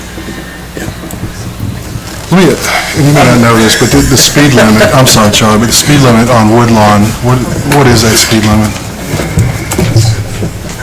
I can't recall if it's 35 or 45. 35. It's 35. Okay. Sorry, Charlie. Sorry. On the three things that you mentioned down here as far as being consistent with the comprehensive land use plan, the land use would be able to go ahead and establish a non-residential tax base as well as being able to... address that. If we're done with the transportation questions, I'll be glad to wrap up the presentation if we're ready. Yeah, that's fine. Sounds good to me. Okay. Thank you. Okay, so to your Yes. point. The non-residential tax base, and it'll lessen the burden on residential tax payers that we have. Yeah. And also, it's going to create over 250 jobs, my understanding is. And it's also going to be involved with intergovernmental relations. The project is proposed to be a public-private partnership and includes the NCDOT, Gaston County, and the city. You're stealing my thunder here. So as just read into the record, with all zoning amendments, where the council is required to make some findings that's a reasonable request in the public interest, as well as it's consistent with goals of the comprehensive land use plan. So the subject property is located in the Montcross Small Area Plan of our comprehensive plan. Now, this small area plan was a collaboration of property owners in the area that want to establish a long-range vision. The small area plan includes economic development, mixed use, retail, and so forth. The subject site is located, where you see the red star on the screen, that is in the business park section of this small area plan, which they're typically defined as areas that are home to company office and light industrial buildings and users. It is for that reason that it was staff's opinion that this was a reasonable request at this location, and that is consistent with the goals that you just read into the record for me. In the area of land use, the Economic Development Project encourages a healthier tax base by expanding the non-residential tax base, lessening the burden of residential taxpayers, as well as supporting the goal of economy. The project represents a sizable investment in the community, providing an opportunity for over 250 jobs in our area, as well as supports intergovernmental relations. This project is a public-private partnership that includes NCDOT, Gaston County, and the city. This project, going through the conditional zoning process, was required to hold a neighborhood meeting. It was held on September 30th at Goshen Presbyterian Church. There was 15 members of the public signed in, as well as the applicant's team. The questions were focused on roadway improvements, noise, the view shed from Woodlawn. Now, Bill Monroe was at that meeting. I see he's here tonight. He voiced concerns about the original design of this project. The applicant's team did meet about a week or two later with Belmont Abbey's team, and I'm sure they'll address some of their outcomes here tonight. So this item, going through the process with staff, the community meeting, went to the planning board on October 24th. The discussion varied from support from the adjacent neighborhood that's located to the north on Centerview, that back Centerview. They actually submitted a petition supporting the closing of that portion of Centerview. They have a lot of problems with illegal dumping in that area, as well as some illegal activity back there. There was discussion related to the request for relief in the areas of bike lanes and sidewalk facilities, and the timing of roadway improvements. Now, upon completion of their deliberation, there was a motion to approve with modified condition, and the modified condition was associated with the request for relief in not providing sidewalks on Caisson Street and the west side of Acme Road. What the planning board recommended is that the applicant be required to grade the area back of the curb and gutter along these realigned portions of the road, therefore preparing it for any type of future sidewalk project in the area. So basically provide a path in that area. So that has been added to the conditions of approval that is in your packet. This was approved 7-1. They then made the required findings as read into the record earlier. That too was approved 7-1. So I ask that you receive this recommendation, transmittal of the planning board to approve with the modified condition this request to establish a BCD conditional zoning district to allow 600,000 square feet of office warehouse use on just over 40 acres. As condition, they are seeking relief with mitigation as it relates to perimeter setbacks, loading operations on the front of Woodlawn. With regard to the request for relief on the sidewalks on Caisson Street as well as Acme, there's mitigation proposed there as well. The request for relief also includes requests to reduce the sidewalk width from 8 feet to 5 feet on the east side of Acme Road as well as along Woodlawn. So with that, I ask that you receive this report and the transmittal of the planning board, and I'll be glad to answer any questions you may have. So, if I understand correctly, it's zoned BCD, and That's it's to correct. remain BCD That's with correct. these reliefs that were being asked And for. additional conditions that Right. are attached to Right. this case. So, yes. so these buildings, as they're presented, 80 dock doors or whatever, would be allowed in that zoning as it is? Correct, correct, yes. It's just some of the areas of relief that they're requesting. Right, okay. So to follow up on Doug's conversation, is the topography has some really needs in it. What it's going to end up doing is realigning streets. It's going to make the TIA is going to be approved. Acme is a bad intersection, so it's going to mitigate that. There's going to be curb and guttering that was non-existent before. Correct. And this site has always been identified as an industrial site, but for those, the issues on the site, it's never played out. And the other thing that they're going to have to address is there's a hazardous waste on that site. Yes, So it's a they're gonna be brownfield. Yeah, they're going to be involved in the brownfield, which means they will come out and develop a plan that will mitigate the hazardous materials on the site.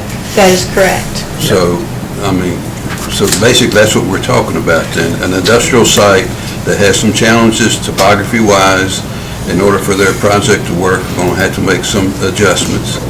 The people in the community, from your conversation, was they're pretty much in favor of it. Yes, there was, yes. The adjacent neighbors were supportive of the project. Again, I think there is some concern about some of the areas that requested relief, but other than that, they were supportive of the redevelopment of this site.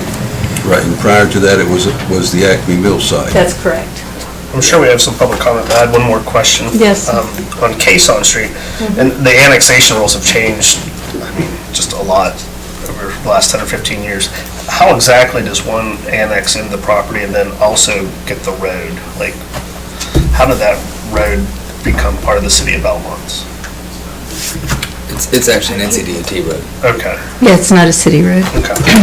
Shelley, one question. I mean, it's with the reduction in the sidewalk width from 8 to 5 feet, with all that increased traffic, potentially, we don't know if there will be a more intense usage or not.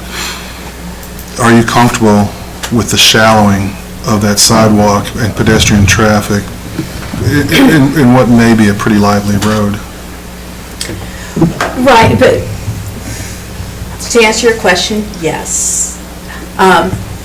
It is more important to get that connectivity. So we're talking a difference of 3 feet that's in front of a light industrial operation. And if it was right in the middle of some strong residential, large residential areas, I would have more concern. Looking at the industrial park across the street, there's no sidewalks at all in there. Now, again, Woodlawn was identified as a connection ultimately to Belmont Abbey. So there is sidewalk along there, then that would eventually connect up with our rail trail when we get that over to Belmont Abbey. So I think what's more important is to provide connectivity. We, as the city, have done many projects in which we put in sidewalks a little smaller width than what's identified in the original plan, because what's more important is to have something safe. Right now, there's a 3-foot torn-up sidewalk. A 5-foot would be a definite improvement, along with the street trees and the landscaping along the frontage. Okay. Shelley, I want to mention, as far as the trucking, I worked for a corrugated carton company in Bergenfield, New Jersey before I ever came down here. We did a lot of cartons. And it seemed to me that there wasn't a line of trucks going out of there every minute of the day. It was stagnant as far as the time goes. So I don't think that's going to be a real problem as far as truck after truck after truck coming through. I just want you to know that. Okay. I have a concern because with the rail trail and our connectivity, I see no need to provide relief for the Woodlawn part.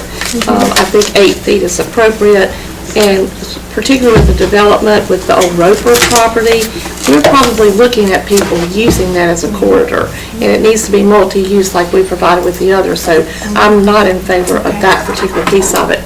The other situation, I want to make sure, when we talked about the landscape fencing and the trees, if I'm the property owner on the other side of that, am I going to see trees and then the landscape, then the fence behind it? Are you talking about the north side? When you talk about the privacy fence, you're talking about that. Privacy fence. So we talked about that with the residents, and they would like to see landscaping on both sides of the fence. So there would be a berm, the fence, landscaping on both sides. They were hoping it would help deter taggers on the privacy fence to help keep it clean. So the landscaping would be on both sides and not just one side. That sounds good.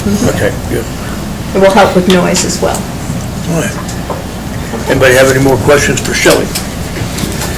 Not, I have 3 people signed up for the public hearing. I have Rob Presley, Bill Monroe, and Greg Bodner. Are we done with the presentation? Yes. There we go.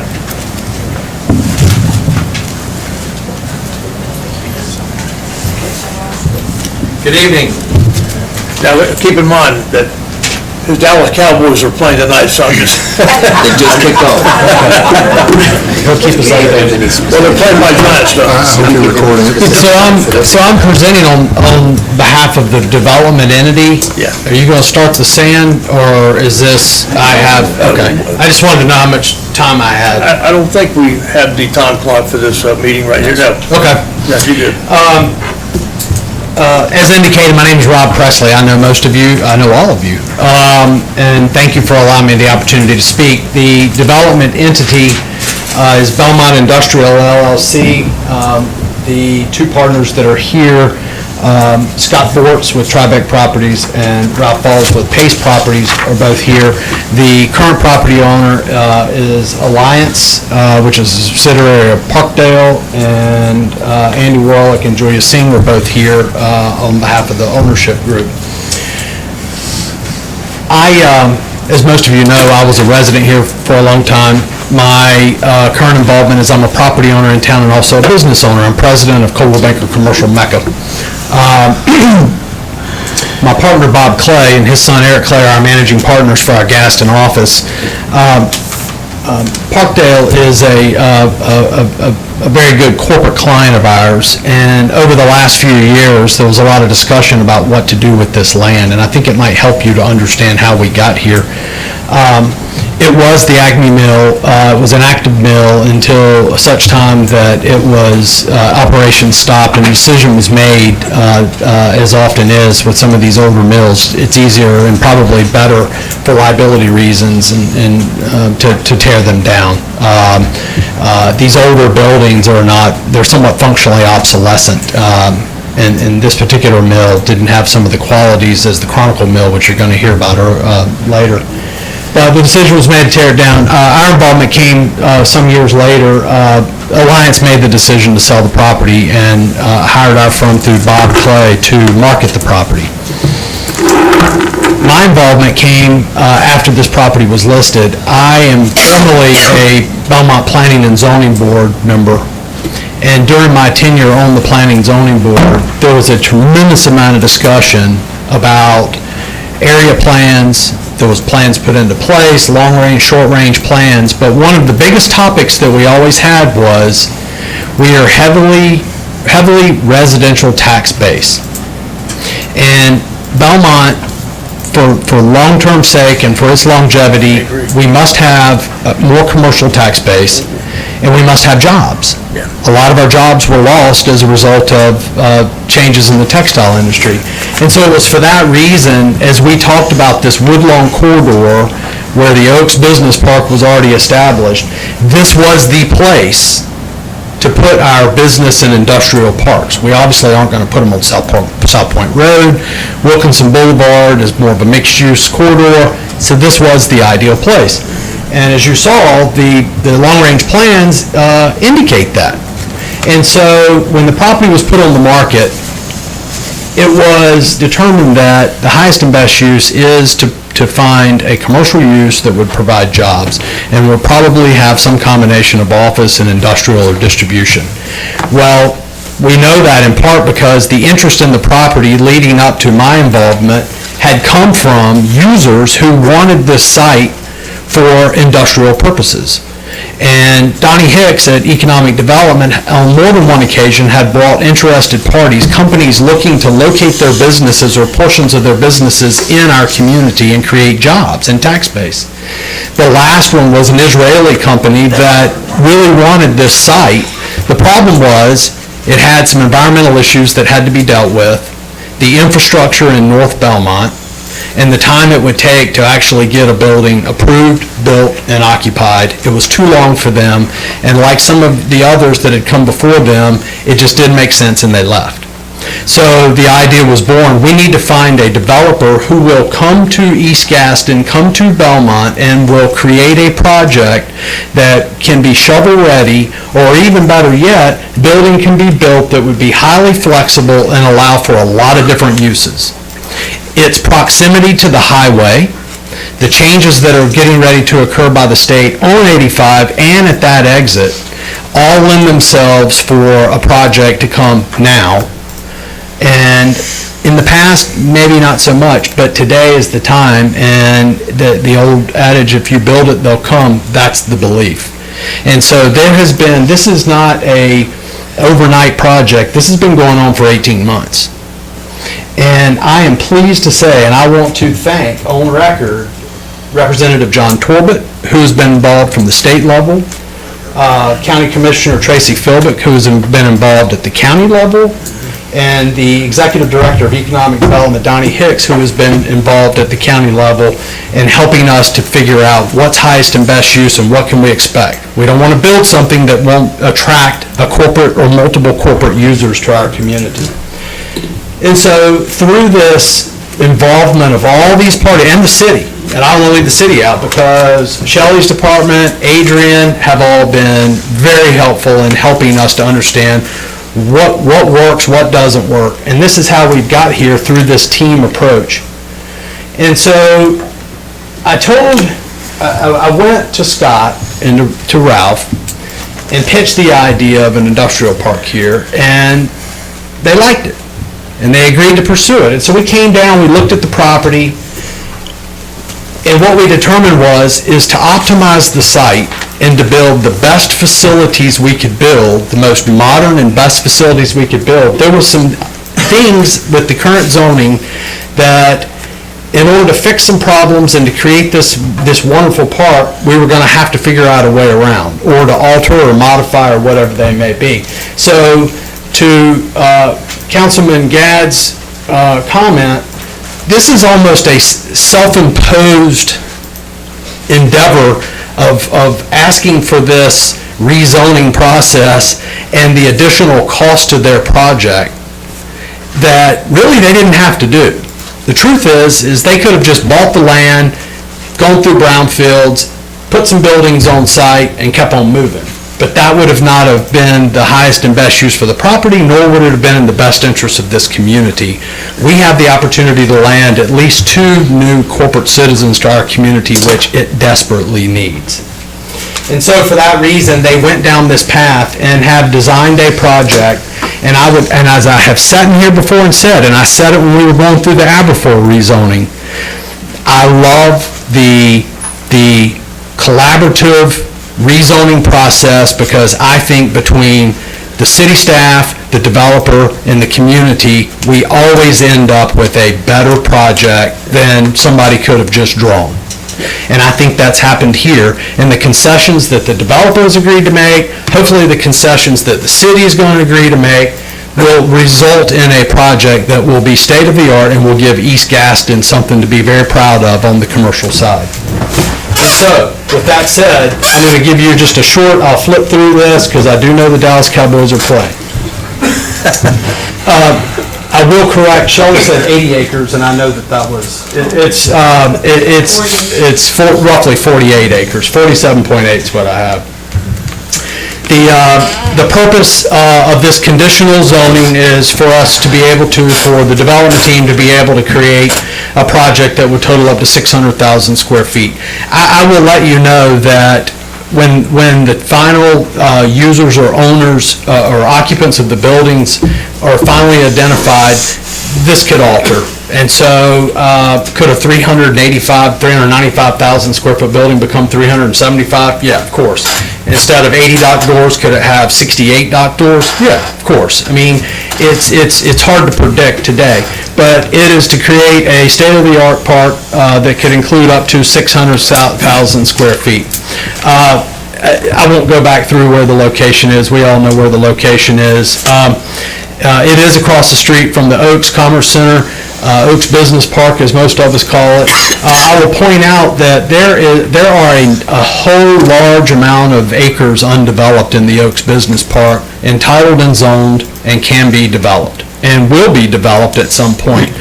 The hindrance to development in North Belmont, that is physical development and economic development, stems mostly from the part of its infrastructure. The infrastructure in North Belmont is in rough shape.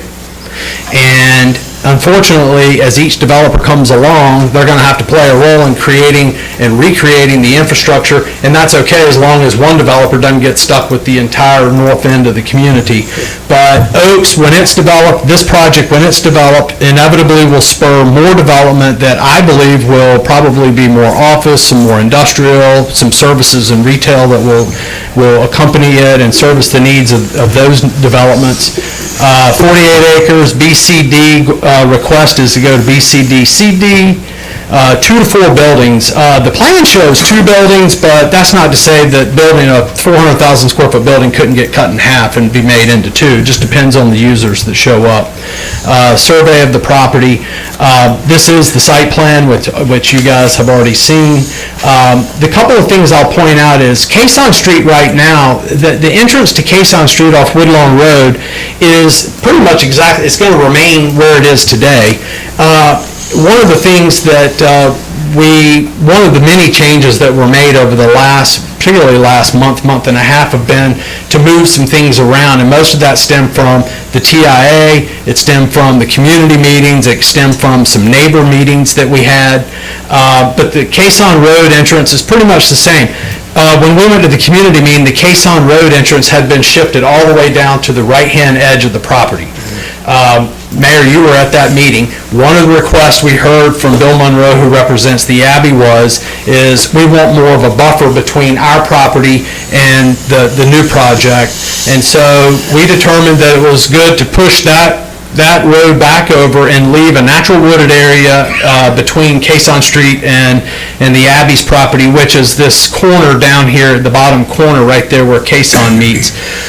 So that provided some buffer. That was one example. A number of other examples are the street across the back, Centerview, which Shelley had pointed out earlier. It was funny, leading up to the community meeting, Shelley was getting calls from the neighbors saying, the plan shows us removing Centerview Street. We don't want it removed.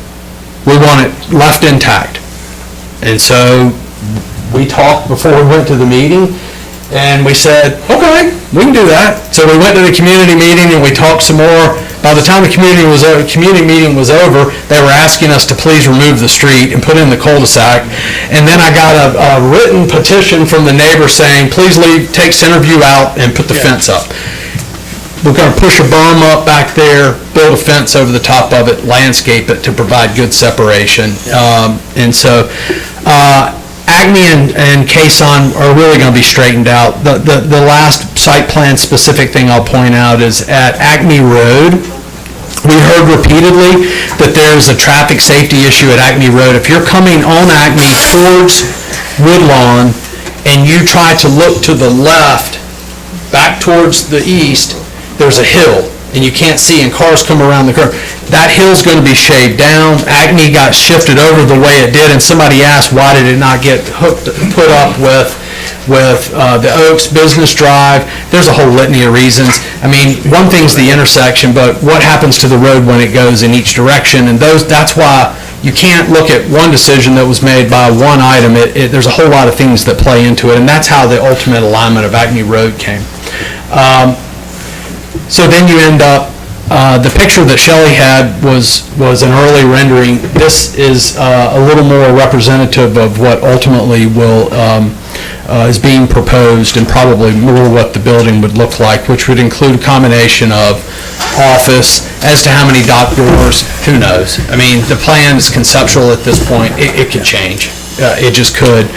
I will point out on the dock door issue, while I'm thinking of it, the reason that you have cross-docking the way you do, and the reason there are so many dock doors, is because it takes a long time, depending on the type of product that's being loaded in the trucks, it takes a long time to load trucks. And so if you have 30 doors, then you've got trucks stacking up in the parking lot, or better yet, waiting somewhere else to get to the site. If you have double that amount of doors and cross-docking, trucks can drop their trailers and let them sit at that dock door for an extended period of time. So it's not going to be trucks in and out, in and out. That's right. It's going to be staging and docking. There's a better picture of the building. The sidewalk. The sidewalk keeps coming up. Right now, there's at best 3-foot sidewalk on a part of Woodlawn Road on front of this property. We all agree that a sidewalk needs to go there. This Belmont sidewalk thing, depending on where you are, you got a 5-footer, an 8-footer, or a 12-footer. And the 12-footers, I think, got canceled. We don't do 12-footers anymore, do we? 10 feet. 10, okay.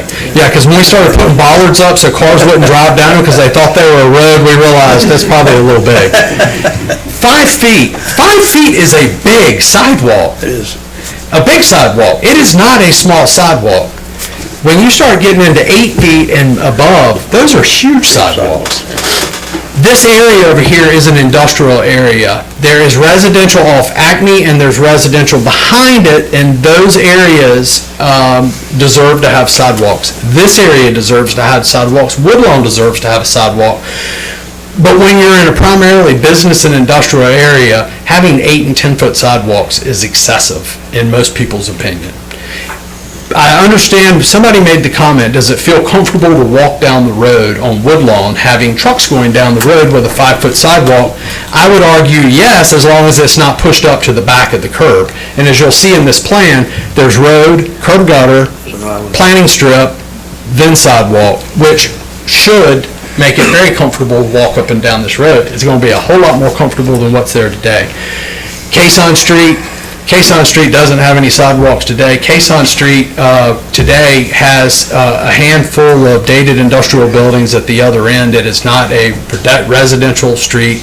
It's not a street. However, we went through the Planning Zoning Board and said, you know what? Things change over 10, 15, 20 years. Let's go ahead and preserve the right-of-way, grade where a sidewalk could go someday. So if in 10 or 15 years it's warranted to have sidewalks on Caisson Street, the land's already there, the road's there, the gutter's there, you can put the sidewalk in. But today, to build a sidewalk at that expense on a project that's already absorbing a tremendous amount of infrastructure improvements in the area, it's the straw that broke the camel's back on a financial on a project like this.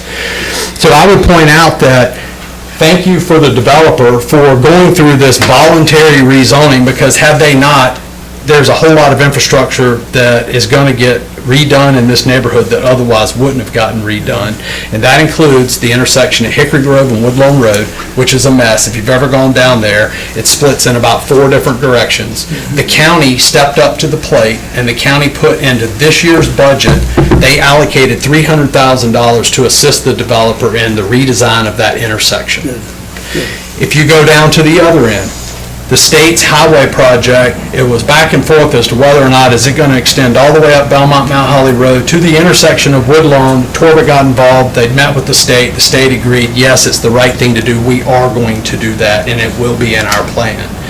And so as far as this project goes, the developer is going to make substantial improvements to the area immediately around it, and the thought is, as other tracts of land on either side get developed, they will make their necessary improvements. One of the things I didn't hear was turn lanes and stacking that will occur in front of this project. That will also greatly benefit this Woodlawn Road corridor, having new turn lanes that don't exist today. The last thing, community benefits. We estimate somewhere between 250 and 350 jobs. It's too hard to say without knowing the exact tenants. Increased city, county tax base. Again, this is one of the things that 10 years ago, 10 years ago, when I was on Planning and Zoning Board, it's one of the things we talked about over and over and over again. How do we get increased tax base through commercial property taxes? Potential new corporate citizens. I think this is huge for Belmont. We need some more corporate citizens in here, and Greg Botner's here tonight, Wilbert Plastics, and thank you to them for coming to our community. Wouldn't it be great to have 2 or 3 more Wilbert Plastics that join us in Gaston County, particularly Belmont? Economic growth and spending, you guys know what this will do. It'll jumpstart economic development in the north end of Belmont, which is desperately needed. And that's kind of my last point. This is a catalyst for economic development. In closing, I'll say this. At one time, and I've talked to the mayor's wife, and the mayor's wife grew up in this area around the Acme Mill, and if you talk to the people that lived there and grew up there and their parents worked in these mills, it's pretty amazing to hear their stories. It was its own hub of activity. It had the employment and the activity that was going on, and when that left, it kind of depleted North Belmont of something that was vital for that area. The goal here is to bring a modern, state-of-the-art version of what used to exist and to create jobs and economic development and activity, which then has a rippling effect and will spin off all kinds of other things that will occur in the area. And I'm happy that hopefully we'll be a part of that catalyst to move this thing forward. I don't have any other comments. You probably heard more than you wanted to hear, but if you have any questions, I'm happy to answer them now, or I can wait. Thank you for going over everything. Let me ask you a question. What is your relationship to this project? Are you just managing it, presenting? Do you have a financial interest in this? I do not. You do not? I do not, and Bob Clay, my partner in the Gaston office, does not either. Parkdale hired our firm to sell the property. We went to some well-known industrial developers in Charlotte, pitched it to them, and for one reason or another, they passed. A lot of them are busy on the other side of the river. Went to Scott and Ralph, pitched the idea, the vision, and what it could be, and they liked it and brought them. And one of the caveats was, you're active in Belmont, you got to help us get through what we need to get through, but we will do the project. And so I agreed to do that. So I represent the buyer developer, and Bob represents Alliance. Okay, no pecuniary or financial interest? Nope. Okay. I wish. Just commission. Yeah, I mean, hopefully get paid a fee if it closes. Yeah. Thank you, Rob. Thank you. Appreciate that. Next person we have signed up to speak is Bill Monroe. Should we move to the 3-minute? I'll try to be as brief as I can. John's complaining not to. Just kidding. Name is Bill Monroe, and I'm representing, I guess, address-wise, 100 Belmont Mount Holly Road, which is a Belmont Abbey monastery, known legally as the Southern Benedictine Society of North Carolina, Inc. So it's a Benedictine monastery that has been in this area since 1850. I've really had two roles. They originally hired me as a master planner and as an architect in 1991, and I've continued in that role for 28 years now. Secondly, in 2007, they asked me just to take over the management of their property. They weren't developing their land without asking me what to do anyway, so I did set up a real estate consulting, brokerage, and property management company named Steelwood, and so for the last 12 years, I've also been managing all of their property. Their property is 700 acres on both sides of the interstate, and I have no idea what the numbers are, Adrian does, but in the last 28 years, they have increased the tax base of this city dramatically with development on their property. What is unique about them, which sometimes is to the detriment of development, is that they will only lease the land. They have a very commitment to the land. Land was given to them by God in their eyes, and they want to retain ownership of the land, be good stewards of the land forever. And in land leases, there are certain types of development that just don't work. The project that we're looking at is one of those. You can't really do that kind of a project on leased land, but you can do retail, you can do hotels, you can do housing, you can do many of the things that you've seen us do over the last 28 years for the monastery. This project, I did go to the neighborhood meeting and voice my concerns. My concerns were really coming from literally 28 years of working with you, developing your land development plans. I've worked with Mayor Boyce, I've worked with Charlie Flowers, I've worked with you, and many different councils over the years to strengthen the land development plan to create a proper image of properties from the road. And in that regard, I want to say that the team did a great job on the, quote, small building, the 200,000 square foot building. It absolutely meets all aspects of your BCD ordinance, and they've done an excellent job on that. Some of the things at our request, some of the things that were an outcome of that, so we appreciate everything they did on the 200,000 square foot building. The big boy, 375,000 square feet, solves many problems for the neighbors road-wise, which I completely agree with. The one thing it does, which it just scares me as a precedent, and we don't really know what it's going to be yet, but it's putting trailer parking, it's putting 60 trailer parking spaces at one section of that site plan, if it was up there, that are literally, I think, 10 or 15 feet from the road. And so when you drive by there, you'll be looking at parked trailers. If you can look past the parked trailers, you'll be looking at a 35, 40-foot high concrete wall with a bunch of truck doors, 40 truck doors. So I encourage you and would make a formal request that somehow you strengthen the proposal of landscaping along Woodlawn, either creating more land for landscaping, creating walls that will hide those trailers, the truck doors, and that massive wall behind it, something to take the curse off of what is going to be a white elephant in my mind as you drive from this area to North Belmont. The land between this property and the college is all owned by the monastery, so we're secondly concerned about the traffic. If this is a distribution center, we could have trucks day and night. It just depends on what it becomes, and we don't know what it is. So I've got, on behalf of my client, to think that it's the worst. And that could mean literally trucks day and night. So my second request is that before the big building goes ahead, once we know the true use of it, the true number of trucks coming and going, that you reanalyze the traffic impact analysis. And if it is what I see on that drawing, it will completely choke the existing Woodlawn, Belmont, Mount Holly Road intersection. That's where all the students come in and out of the college dormitories, and that frankly scares us to death of that congestion.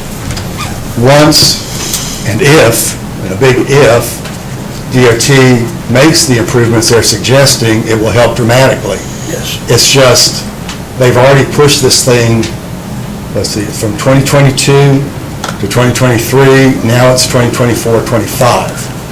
And so we don't know when those improvements would be made. So my second request is to tie the big building to improvements at that intersection. I think improvements will have to happen at that intersection as a part of the big building project. Don't care if the state funds it, don't care if the developer funds it, I just want it safe for the college and the students coming in and out of that entrance. And the sort of the third point is just to know that the land between here and the college will not be this type of development because it doesn't work on leased land. But it probably will be retail. It'll probably take many years for that to come to fruition, maybe some housing there. Those are all things that are allowed in the BCD by right, and we would plan to following all of the guidelines we've helped you create over the last 28 years. So don't compromise what you've built into this city, and I worry this sets a precedent on the big building. The little building is perfect, just the way they've done it. We completely support it, and we completely support the economic development in the area. Can I ask you a question? Yes. For clarification, so what is the precedent that you're suggesting? Is it the architectural design, or is it the buffer of trees or lack thereof? In a sense, both. I think if there's the proper buffering of trees, whether it's berms with very mature trees planted on them, not something that's 4 feet going to grow, or if it's a series of walls, then that, I think, will help take your eye away from this building back behind it. So I think the architecture could be simpler if the walls and the landscaping was improved. If they're not, then we sure are going to press you to say, that building needs to look good from the road. Yeah, well, as you're aware, if it comes in by right, we have no response to architectural design. So this is an opportunity where we have some. We probably have more leeway on the buffer, so I would kind of like to hear a response from... If we went by right, we'd be in full support of it. Okay. Because by right, you could not have that loading dock service area between the building and the road. Okay. That is not allowed in BCD. So if it was by right, I wouldn't be standing up here. It's the CD conditions that are giving us the problem. Creating an issue. Okay. Let me ask you, I guess I lost you a little bit there. Do you own the land? You're talking about, does Abbey own the land and they're leasing it, or are there other owners, or you just own surrounding property? The Abbey owns 700 acres in this general area. Yes. This piece of property specifically? No, this piece of property is owned by Parkdale Mills. Okay. We have no interest in that property at all as the monastery. Thank you, Bill. Anybody have any other questions for Bill? Just to bump off Richards, now, How much land do you actually own in this specific area, though, the Belmont Abbey, I mean? I know you said 700 overall, not in this particular spot, though, right? Well, between a little piece we own in the Oaks, and between this property and the college, I'd say 350 acres approximately. Yeah, but what I mean is contiguous to this piece of property or the Oaks, in other words, just that part, because the college on the other side of the road is not what I'm thinking about, so that. Okay, yeah, clarify that contiguous. for us. This property here And how much is is all that? that we own, and there, the developer's done an excellent job of buffering it just like we asked him to do, so. And how much property do you have there? I don't know exactly, 70 acres, Okay. plus or minus. That's all I know. All right, thank you. Not that many. Thank you, Bill. Appreciate it. Next signed up, we have Greg Butler.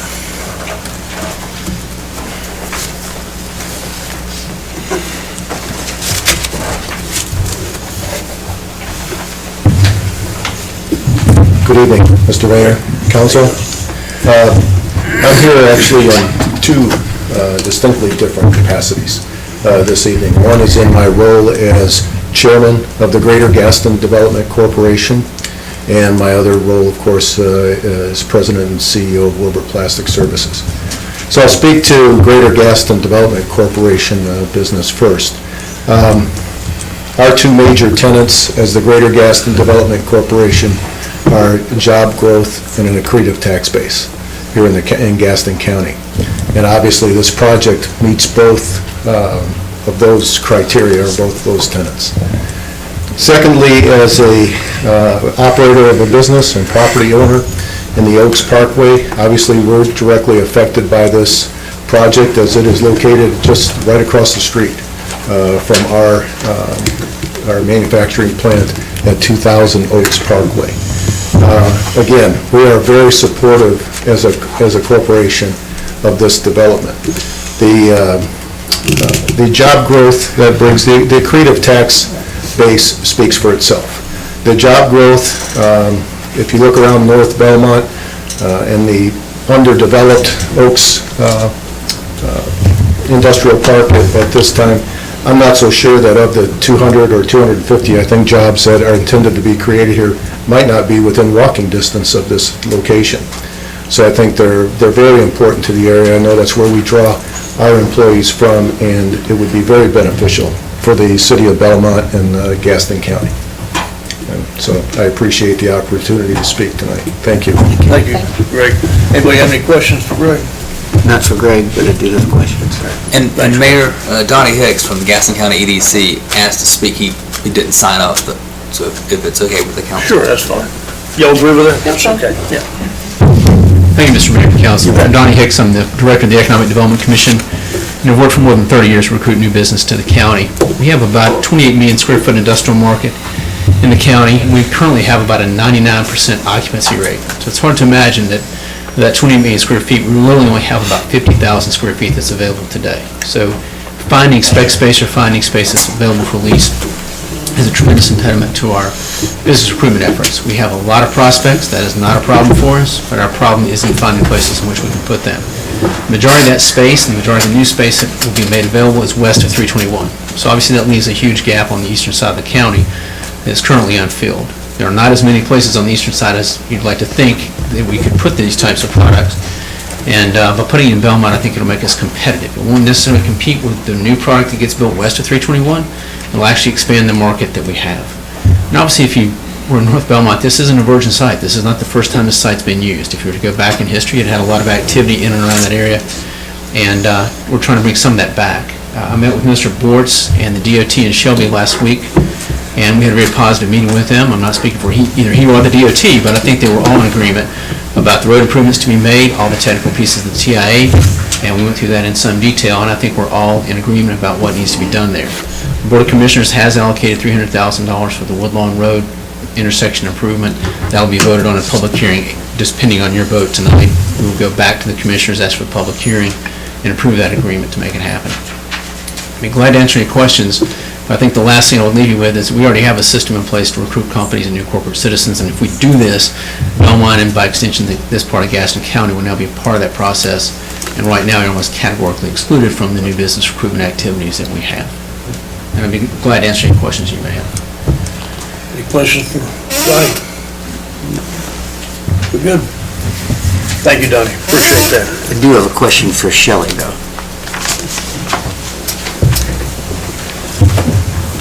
Maybe she may have to defer, I don't know, but, so, my understanding is they're not going to build spec buildings. They're going to wait until they find somebody that wants to develop, wants to put a property there so that they can build exactly what they want, or are they going to build a spec building? We would have to have the applicant answer that question. That's not correct. We would build spec. You will build spec buildings, okay. So you will build the 375,000 square foot building in anticipation of somebody taking all of that or dividing it into different space, okay. So you will lay out the parking lot to have the 60 trailer parking area, whatever it's going to be when you do all that, correct? Yes. And when do you plan on doing, to have that fully constructed? Do you mind standing up and introducing yourself, please? That doesn't seem... My name is Scott Woods with Tribeca Properties. We're still under contract to purchase the land. We're working through our brownfields designation right now with the state. We did an expedited program which costs a little bit more money but helps us get through the program in a quicker fashion. So closing to be sometime first quarter, end of this year, first quarter of 2020. And then we would start site work pretty soon thereafter, once it warms up. So probably site work through 2020 and then building construction sometime the end of 2021. Okay. All right. Thank you. All right, is there a motion to come out of public hearing? Motion. Got a motion to come out of public hearing, second? Second. Got a second, 2 seconds, right? Yeah. All in favor, say aye. Aye. Aye. So we're out of public hearing. That moves us on to considering the adoption of an ordinance approving the River West Business Park. A request to establish a business campus development conditional zoning district, construct 2 large office warehouse structures totaling approximately 600,000 square feet at 182 Woodlawn Avenue and 667 Casement Street. I have a question for Shelley first for clarification. One of Mr. Monroe's concerns was what happens if we need more traffic mitigation, but from my understanding, if I heard, DOT would be involved and say what needs to happen in addition to this if there is more traffic than what's anticipated. Is that right? Yes, that's my understanding based on the scoping of the TIA, that if it went through, I guess it's called e-commerce, it would have to be relooked at by NCDOT. All right, and with regard to one of his other concerns, how would we address it if we would approve this but still want to look at having the buffers so that it's not the white elephant that he described? Because I think that is a concern. To my way of thinking, what we're looking at now with what the Roper's property is and possibly some residential, you're looking at people traveling up and down that corridor from the Abbey going to, not the dog bar, because I don't think they all know about it, the Abbey, but a lot of people and, that kind of thing. So that's a concern. So what can we do to address that with regard to this if we approve it? Well, I believe even at the planning board meeting, the applicant spoke to looking at other options such as walls near the driveway. We could talk to the applicant about that. It could even be added as a condition. You could set a minimum buffer, ask for us to work with the applicant on that. There would be options. Okay. All right. I'm just going to make one quick comment. Donnie, you had said something about it had been a industrial site, and that's true, but I think everybody's got to be aware when it was an industrial site, most of the products they move by rail. There's a spur line right there. So, this is similar, but it is different. There is going to be a great deal of traffic, and I do share some of Mr. Monroe's concerns about all that traffic moving in front of the college. I don't know that there's really any way we can mitigate that, but I mean, I could see that as potentially being very problematic. Is that factual? No, but I mean, you can, We See, conducted a TIA on the site, Yeah. and you heard recommendations to mitigate the traffic caused by the site Right. in accordance with our I ordinance. mean, is it factual that it was mainly rail before? I mean, is that's my that, understanding. I didn't actually work at the plant, but people that did said they moved the product by rail. is there anybody here who could answer that question? You want to, never used a rail? How long did you own it for? 1986. Okay. Prior to that, Rail probably wouldn't use it very often. it was active from 86 to, I don't know when it had a rail spur going into the warehouse, because the rail service got pretty difficult to transport the content this time was, so kind of abandoned that truck. I don't know when the Weinberg family would own the truck or rail. Yeah, I mean, if you're bringing that subject up, I've been here since 1978, and we have a number of textile mills here. And it was minimal use of rail, it was trucking, so that's not part of the concern. that's my apologies, and I spoke to someone in North Belmont, and they told me that, so they live near there, I assume that was correct. But they, probably, Richard, what they realized that there was a lot of rail traffic, okay, but not the textile mills and But stuff. I think to your point, I mean, the mill was, I think, built in probably 1918, 1920. So at some point in time, that road was used. Okay, sure, I'd assume it was a little closer to present time. No. Shelley, what was your recommendation on how to handle the buffering with landscape, Well, to work it out with you? yeah, we could work with the applicant on looking at other options to beef that up as far as walls Trees. and additional shrubs, and I think there's some modification that can be done with some of the extra double stacking of vehicles. We could thicken it up. Now, do we want to make a motion on that, or are we going to leave it with discretion of planning and zoning on what's appropriate? I'm happy to make a motion to approve the plan as presented by the Planning and Zoning Board with the development team to continue working with staff on increasing buffering. Okay, would you include the 8-foot sidewalk or not? I would not. Okay. That was not my motion. Yep. You know, I see this as a project that's a challenge, but I think we need to address the challenge. I think if we work through the issues and move forward, the benefits from this project are going to far exceed the little nuances that we have to work through. Now, Mr. Monroe's talked about screening, and I'm sure the applicant would be glad to work on that. So that was his major, I think, thing about the 300,000 square foot place. But I think it's a worthy project that we have to realize that we need to work through it together with the developer. And as long as we have some control of that, and it doesn't get out from underneath us, and I don't think it will. So I think the project is a positive asset to this part of the county, the jobs, the mitigation of the streets, the placing of curb and sidewalk, the Acme Street coming back out, which I don't come out on because I get run over, because of the you can't really see. Can't see, yeah. No, so I think some of the things we look at as obstacles, what we can do, we can always make judgment of how something can't work, but I'd like to see us to try to move forward and try to work this plan out with the developers and for the benefit of this part of the county. So I would be in favor of that, is what Ryan is saying. Can we work out the buffers? Bob, is that something that's possible, working the buffers out? Yeah, absolutely. So that's something that can be negotiated. Do we need to put it in the form of some teeth?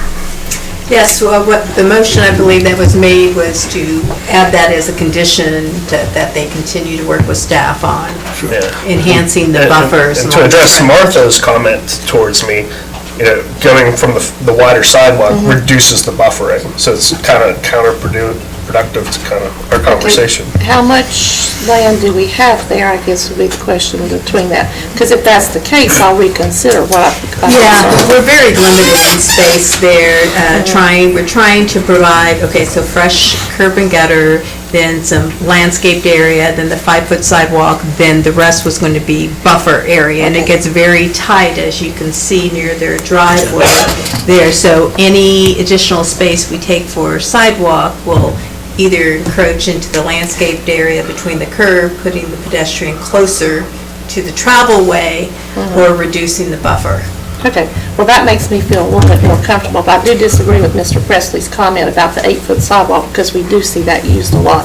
But it's not worth debating that with regard to this project, because it's much more valuable than worrying with the 3-foot sidewalk. So how much setback would the sidewalk be from the curb? I'm looking for the engineer, 6 feet. And there'll be street trees in that area. So you have 11 feet from the traffic light? Yes. All right, then I'll second Mr. Schrift's motion. Got a motion and a second. All in favor, say aye. Aye. Opposed? Motion carries. Then, Mayor, we need a motion about consistency with the comprehensive land plan. All I'm gonna say is this, at the end of this meeting... excuse us! At the end of this meeting, I'll be giving that duties to someone else. So I make a motion that states that this action is consistent with our land use plan because it encourages a healthier tax base by expanding the non-residential tax base. It certainly helps the economy by projecting possibly over 250 jobs, and it promotes intergovernmental relations because we're working with NCDOT, Gaston County, and the city. I'll second your motion, as stated. All in favor, say aye. Aye. Okay, motion carries. Very good. Yeah, could we take a short break? Okay. Mayor, Yeah, could we take a short break? yeah, exactly. Before we Yeah, let's begin? do that. Let's take it better. Fun that way, that's a good idea. Get in line. My kidneys.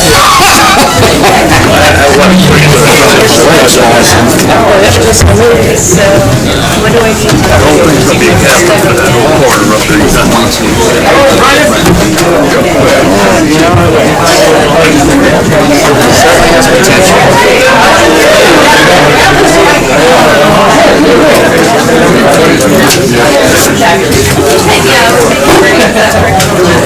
Thank you, Ron. That's gonna be a game changer for that corridor up there. Am I the only one that brought my code of ordinances work tonight? Yeah, you are. You're the only one that listened. I got my code, I got my code. And then I have all this stuff to return to you tonight, the laptop and all that. Take that. My book.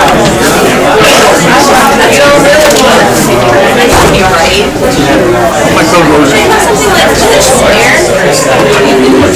couldn't find a big book. Over that. We've been so busy, but you can use that. Find me this. Whenever you have a chance. Yes, I'll find it. I'll try to find it. Remind me. You're missing. That's your changes, yeah, okay. Yeah, so you just. It's at the house somewhere. No, he needs to finish this.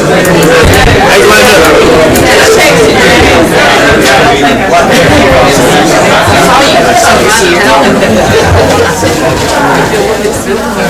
Okay. Make us happen. Are you still in the same presentation which we I bet Edgar's gonna catch the screw at the Cowboys game. How much will that? We need this one, and we need. We got 5 minutes, I'm gonna go pee too. Got a lot of people signed up here. I might need to go too. I'm gonna go.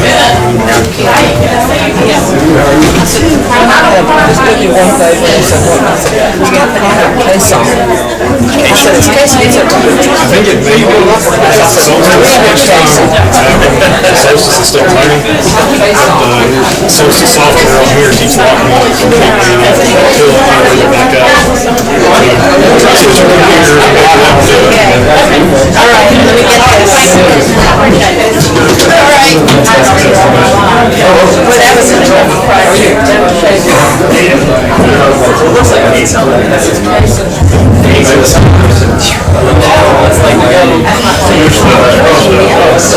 You're still-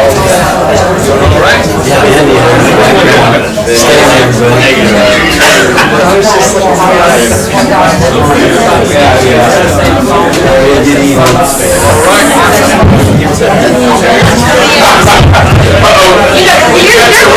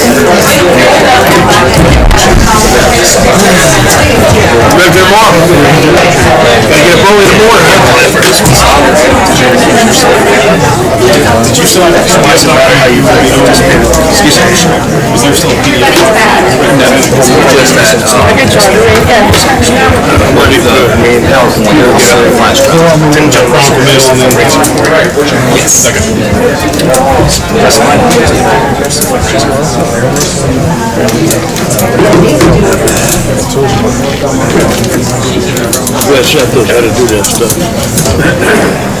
That's the reason I work with the church is because we get a church together.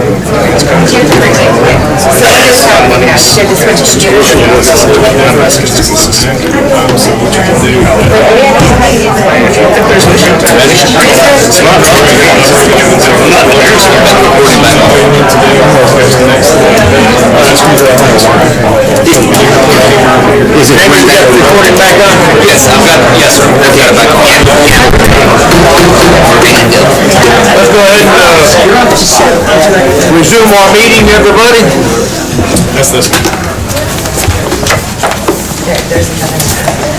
Next item, we have a public hearing on the Chronicle Mill. Do I hear a motion to go into public hearing? Make a motion to go into public hearing. Second. A motion, a second, all in favor, say aye. Aye.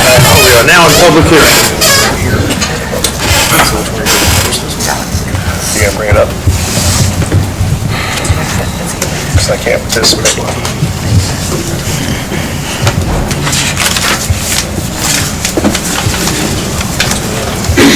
We had to switch computers. I didn't have enough time.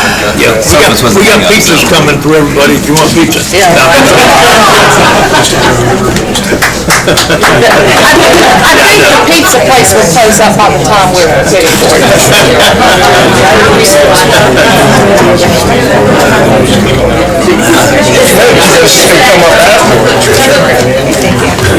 Hey, honey, so bring it up. Demetrius said You guys can make he had this. black beans and rice the other night. Alright. You need to bring it up. What's the next? Great, thank you so much. How you doing?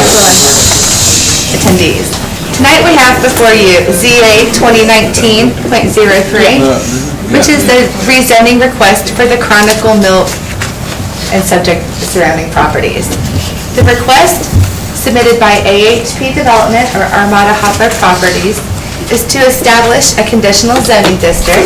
So this would be a downtown district, conditional district, with the intent of developing a mixed-use infill and redevelopment project that will have commercial and residential uses, site improvements, amenities, parking, and specific areas of relief that will be requested and conditions of approval tied to the site-specific development plan. So the subject properties, or the project area is comprised of 10 properties, and the owners and parcel IDs are entered into the record as indicated in your staff report. The subject properties are located on Catawba Street and are bounded to the north by Catawba, to the east by South First, Back, and Short Streets, to the south by the active railroad line, and to the west by the future Belmont Rail Trail Greenway and Trolley. It is important to note that the topography of the site is such that Catawba Street is the highest elevation, and it continues to get lower as you get towards the rear of the property. As you can see in the rear, or it's a little bit hard to see, but there are Duke transmission lines that are large lines that also constrain this property. Let's talk about the Chronicle Mill itself. There's a deep history with the Chronicle Mill, and in fact, this location was the home of the first textile manufacturing industry in the city. Changes in that industry led to the building being vacant and closed and deteriorating for years, to the point where demolition seemed unavoidable. It was actually at that time that the churches purchased the property and were going down that path where they discovered some of the architectural gems that they are working to preserve today. Now, yes, there have been multiple different approvals previously for this project area. There was a conditional zoning approval in 2015 for all non-residential uses. Around that same time frame, the city and county supported the designation of this property as a local landmark, and the owners were also trying to obtain historic tax credits. Well, they were not successful in obtaining those tax credits, and the market did not support the all non-residential vision at that time, so neither one of those things came to fruition. Yet, they still continued towards preservation and redevelopment of this site. So, it was in 2018 that a conventional downtown district zoning was applied for and placed on this property. This supports the mixed-use project with street-level commercial and residential upper levels, and that was actually gained unanimous support from this council. So that was 2018. So that brings us here today. As you can see on this map, the Chronicle District in yellow is a part of our Main Street program and our Main Street districts. This project area serves as an important link between our historic downtown in the green and our commercial area to the east, the River District shown in blue. So this is an important commercial and economic link along Catawba Street.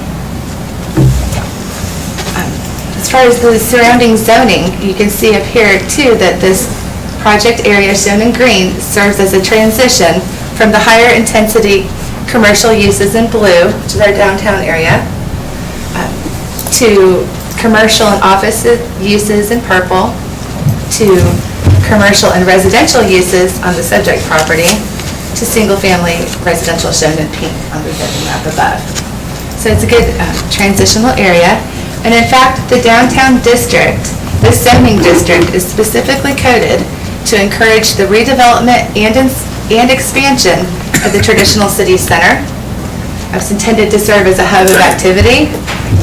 And individual buildings are encouraged to be mixed vertically with street-level commercial and higher density residential on the upper levels. So as we get into the site plan, I'd like to show you some features of the proposed project. Number one up here is a new apartment building that is proposed on the western side of the property, snaked in and built around the existing mill building. Number two is meant to indicate this portion of the existing mill closest to Catawba Street that will be removed and redeveloped with a pedestrian connection and pedestrian walkway. Number three is the existing mill building that will be redeveloped for apartment residential use, commercial areas that could be retail or restaurant space, live-work units, and flex space, and some office use. Also, apartment amenities will be in this area. Number four is the location of the retail or sunken garden. And this is a concept that will be an open, landscaped area that will serve the business uses and the residents and visitors. As I mentioned, the grade is below Catawba Street, and I'll show you what that looks like here in just a minute. Number five, on the corner is the location for future townhomes. Number six is the tabletop parking, which is two levels of parking, again, almost lower or equal to the grade of Catawba Street due to the topography. Number seven, in the rear, it shows surface parking. Number eight shows the streetscape, or it's meant to indicate the sidewalk and buffering along the eastern edge of the properties. And number nine, Catawba Street improvements, which includes the wide sidewalk and on-street parking spaces. And here's a little bit of artistic renderings of what this could look like, but the bottom left shows that retail garden area, and on the right, on the bottom, shows what that pedestrian walkway could look like. So as we mentioned, through this conditional zoning process, the applicants are seeking relief from some of our standards. One area of relief they're seeking is for approval of one additional story in height. This is similar to previous project approvals, such as Lofton Apartments 1 and 2 on Holly Avenue. Proposed Sisters of Mercy project was received approval in the same general area. The Morris Apartments and Home 2 Suites. Now, as you'll notice, each of these are in a specific area where an additional height is appropriate, not only for the specific area, but also as identified in our comprehensive land use plan. So not appropriate everywhere, but in certain situations you can consider on a case-by-case basis. The applicant's proposing a slight reduction in width from the buffer yard, the planting strip, and sidewalk widths. It's important to note that the plantings will otherwise be in compliance with our land development code. The setbacks for this project is interesting in that we have a maximum setback. So the buildings are intended to be closer to the streets. Due to some site issues and topography, the applicants are requesting to exceed the maximum setbacks in this situation. And they've also asked for relief for a reduction in the number of parking spaces required. The interesting thing to point out is there's some flexibility in the use mix. We've capped the number of apartments and townhomes, the number of units, but the applicants have requested some flexibility in turning some space into additional commercial space if the market warrants. So the ultimate number of parking spaces required is a number that's to be determined. As proposed, the applicants have come in meeting 5% reduction as proposed. But with some of those changes required, it's realistic to ask for no more than 10% reduction in the number of spaces provided. So with that, I'm going to turn it over to Kimley Horn for them to talk about the transportation impact analysis.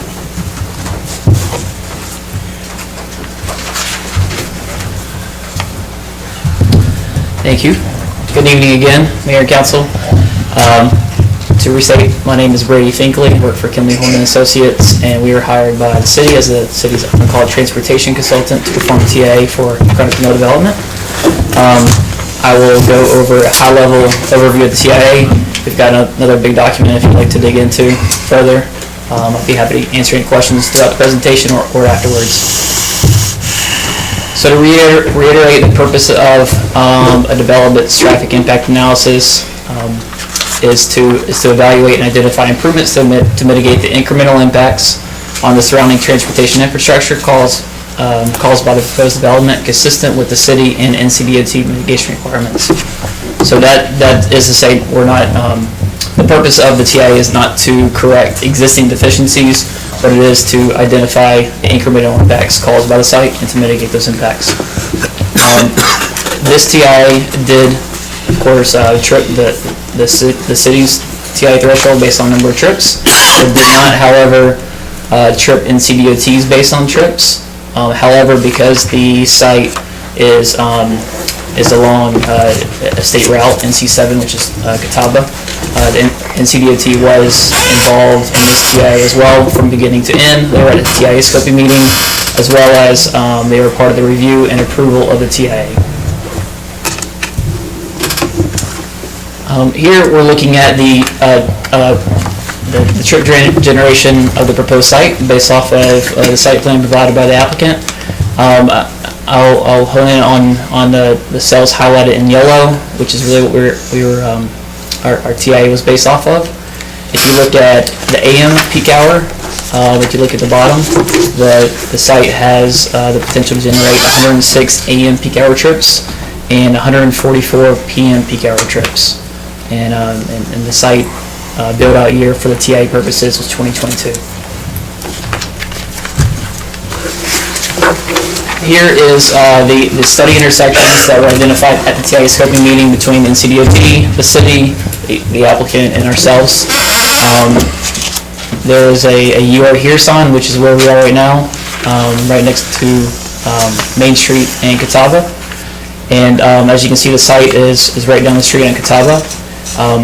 I will say that the site is located right in the middle of the city, where in the intended use, especially from the commercial side, is for the applicant is to serve the local residents. So from a location standpoint, it does have a distribution that is widespread, as opposed to being on a street where maybe it's on South Point Road on Peninsula, where all your traffic will be funneled to and from the same direction. Here, from the traffic standpoint, it did help that it could spread out amongst the city. However, it does have more study intersections because of that. And so we started at, so just to give an overview of the study intersections, it was the intersection right out here, right outside our building. Of course, the intersection at near the site, which is Catawba at Park and Keener, so NC7 at NC273. If we go down to the south, it was, we looked at R.L. Stowe at Keener. Going back up north, so just south of where we are right now, Cloud and Myrtle at Main Street. Up to the north of here, we looked at Main Street at North Central Avenue. We looked at, over to the east, we looked at Park at Hawley and Plaintree. And then in all of those 6 intersections I just identified were signalized intersection, and all those were within a mile of radius of the site, per the city's ordinance. And then the remaining intersections were right at the site, were basically driveways, in addition to the connection of First Street at Catawba and Brook Street at Keener. There were 2 approved developments that were within the vicinity of the site that we included within the background volumes of this TIA that overlap study intersections and added some of the site volumes from those sites. One being the Morris up to the north near Wilkinson at Park, and the other one being Aberfoyle, which I believe is now open or pretty. But I think at the time that we collected counts, it was not open at the time, or maybe just 1 or 2 of the residents had been open. So we did include that development as well.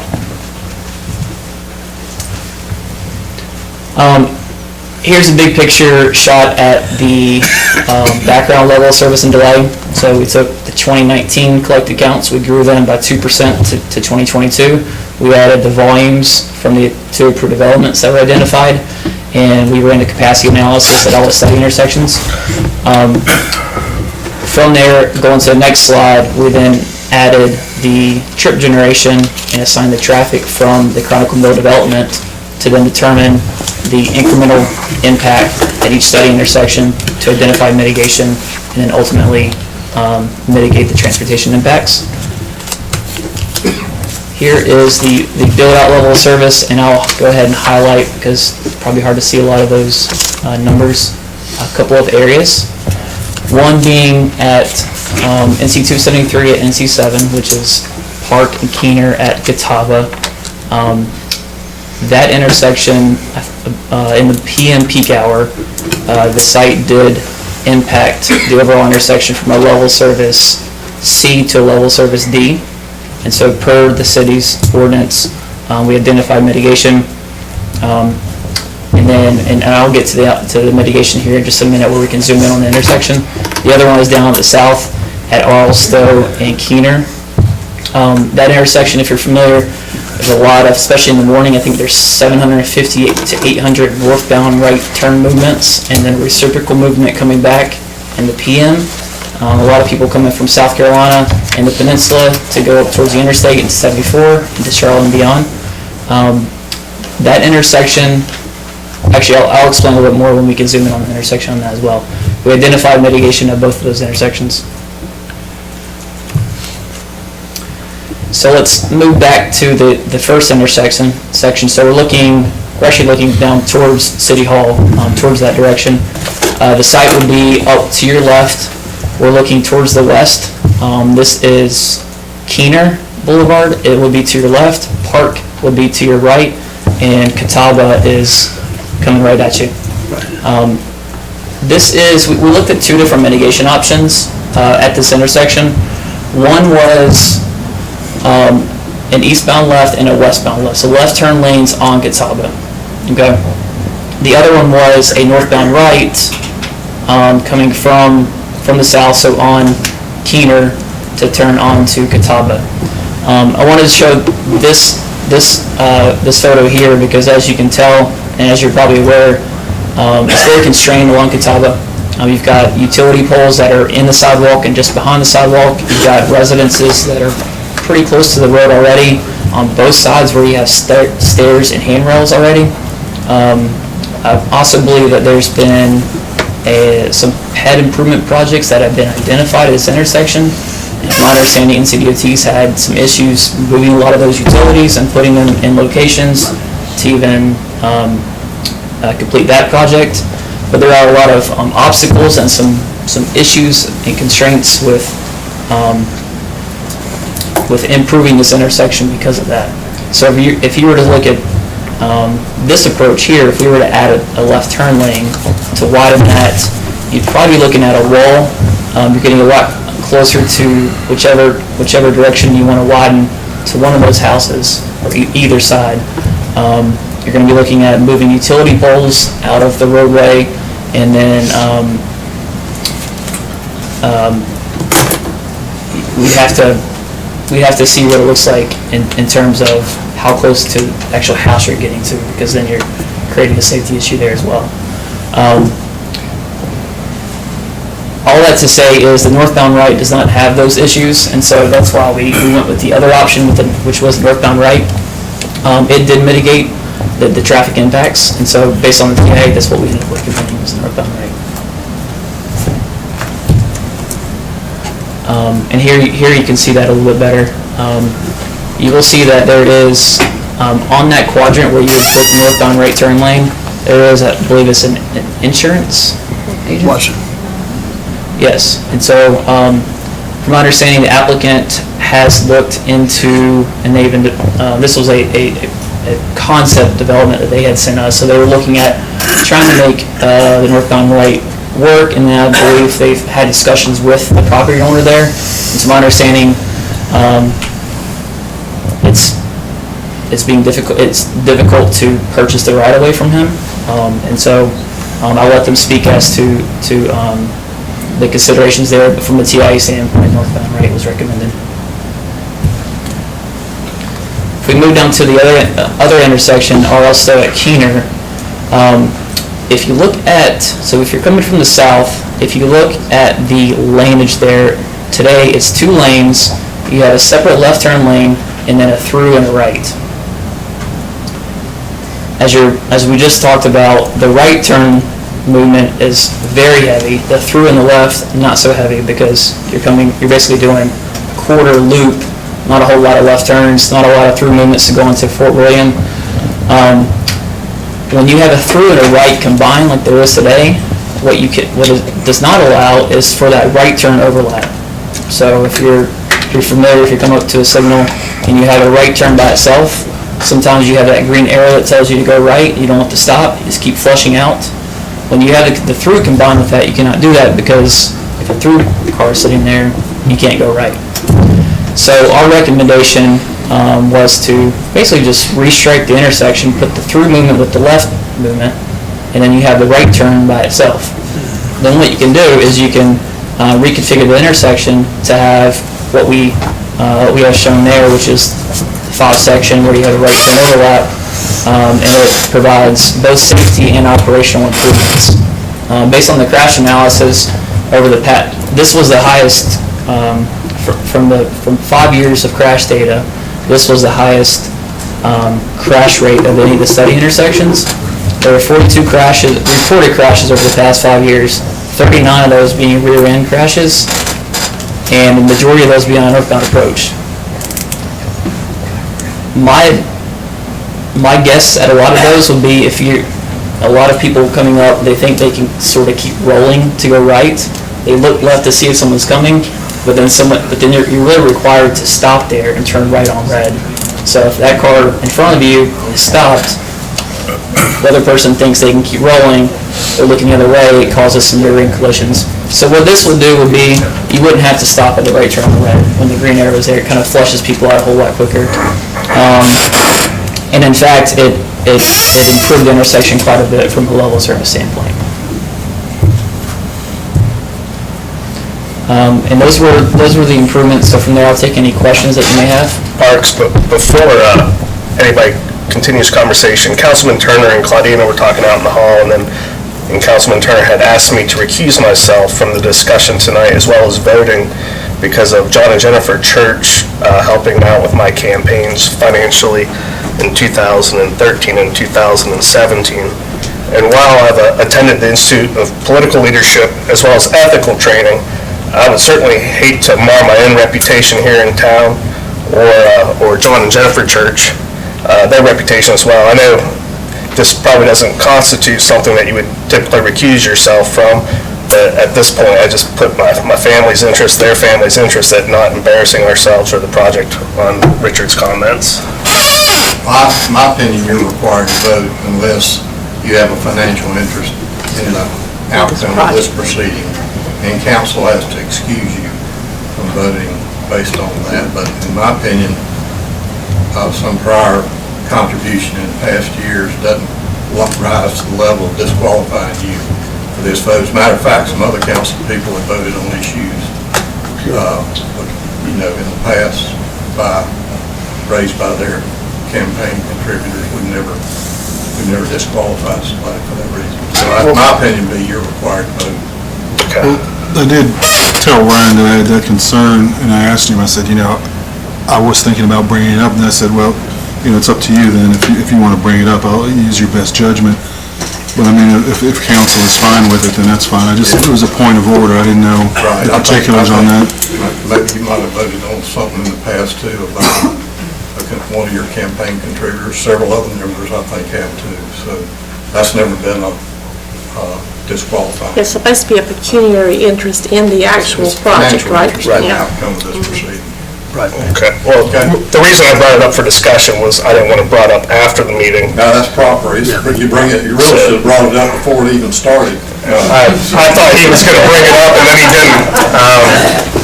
Well, I have zero financial interest in the project whatsoever.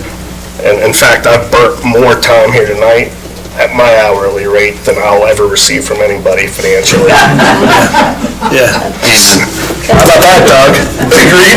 Back to what you said, you were correct about the rear-end collisions, because I was involved in one myself, so what you surmised was correct. Yeah.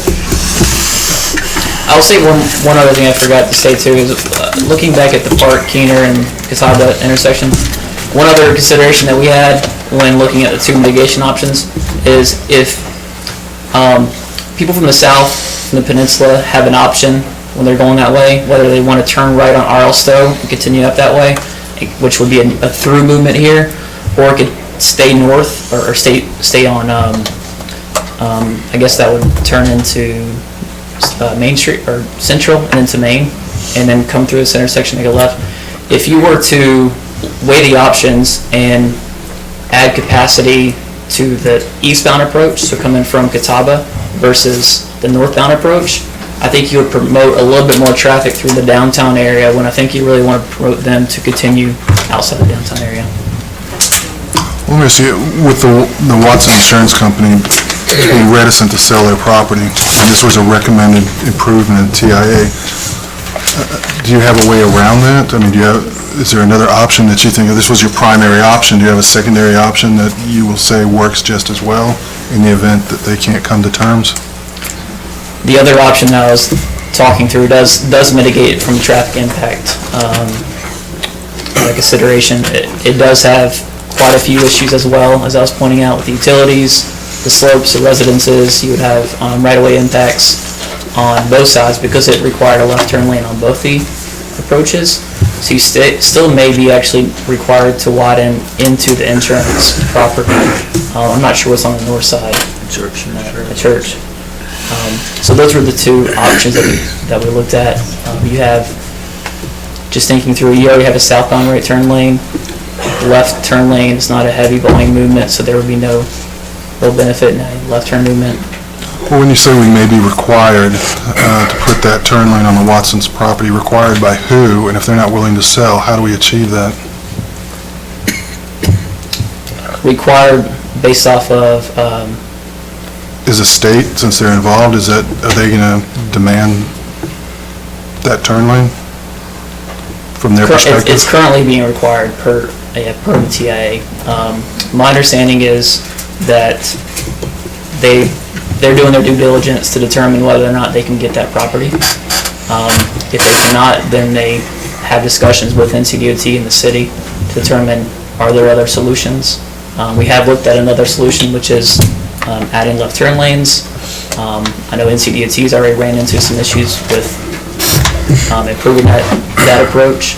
So I'm not sure where it stands at this point in discussions with NCDOT, though.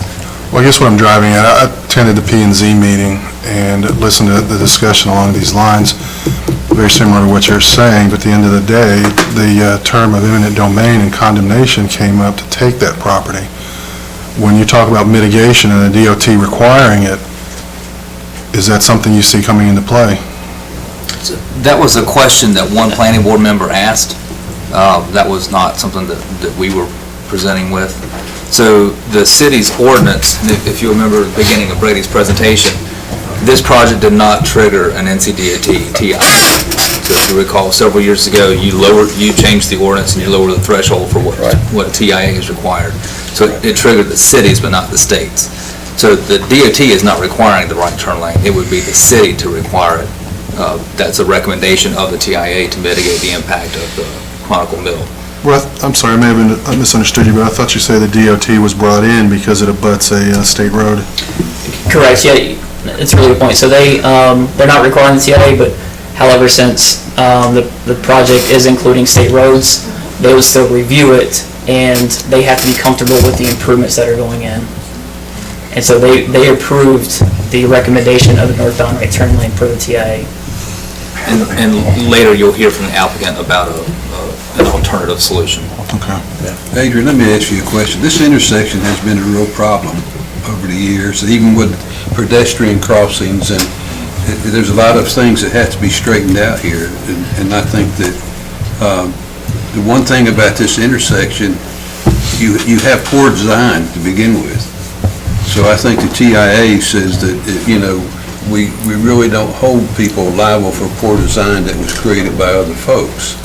But haven't we addressed this with DOT as far as the pedestrian crossing? Yes, sir, and if you look at the photograph that Brady has on the screen, so one of the primary goals of our Main Street program is better pedestrian connectivity between the downtown and River District, East Belmont. And so it seems really simple, put a crosswalk across this intersection. But as we talk to DOT, and we certainly learned that nothing is simple, it's not just putting paint, it's also having an ADA compliant landing on either side of the crosswalk. And you see there's 2 utility poles there and the grade of the front yard. So in order to have an ADA compliant landing, we have to relocate those utility poles. There's not enough right-of-way there, so you have to relocate the utility poles onto someone's private property, which means you have to acquire the private property. You've got to excavate the front yard and build a retaining wall, basically right outside of that front porch. So the simple act of putting a crosswalk across Park Street basically requires purchasing that property and relocating utilities. So that's why we haven't done something that seems so simple as putting in a crosswalk. So because of those issues, we have asked NCDOT through the MPO for overall intersection improvements for pedestrians, bicyclists, and drivers, which would have a comprehensive remake of this project, and we're hoping that through our MPO that we can get that project funded.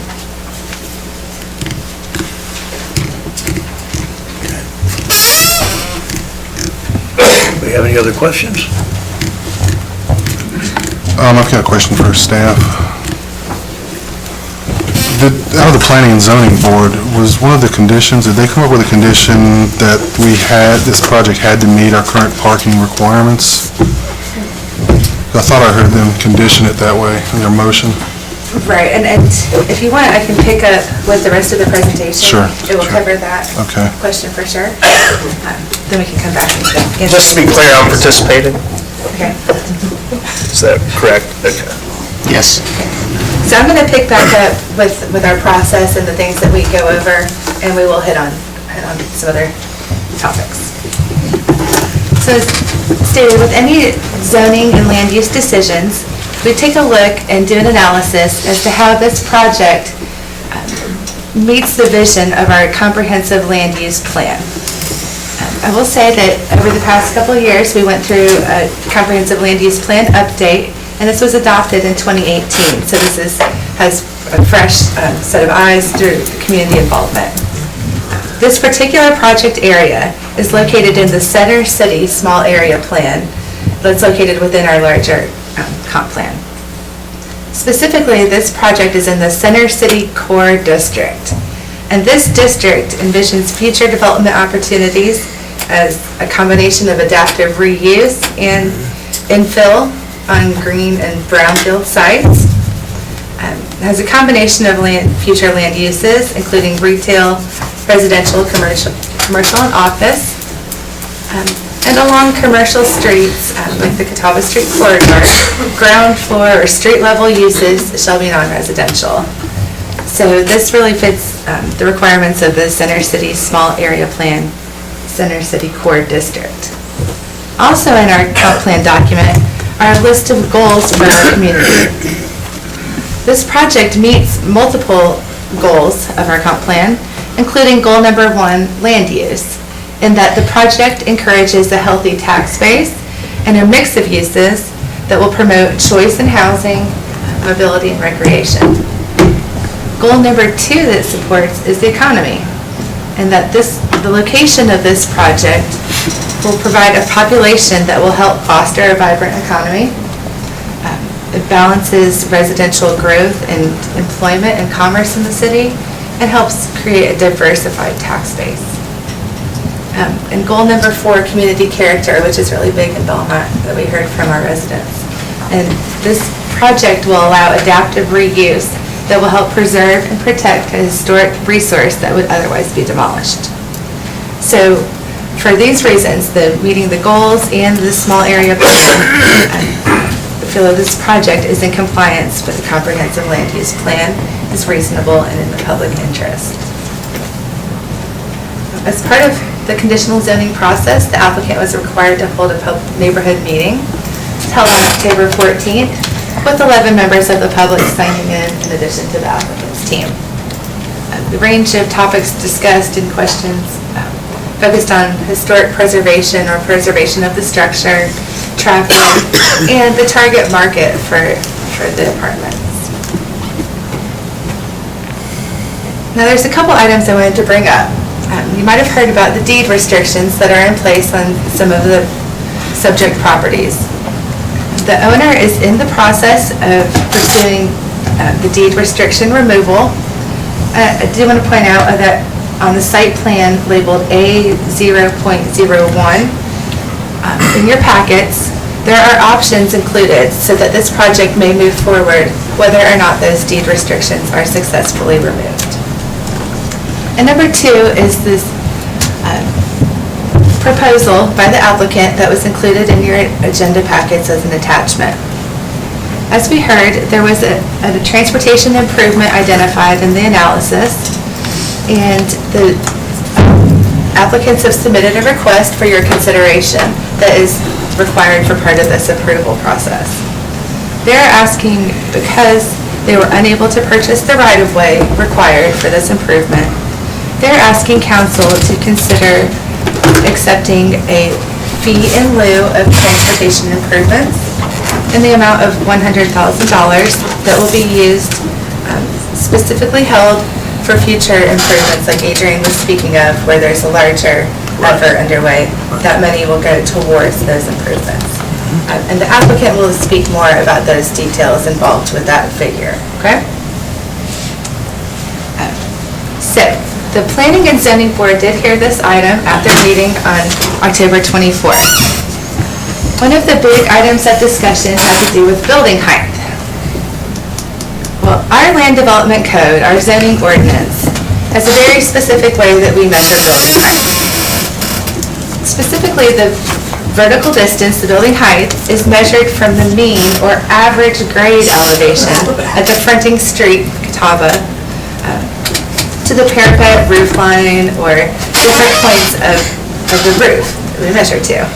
So the important thing I want you to see is this red line indicates the grade of Catawba Street, this line right down here. From that point, we are measuring the building height.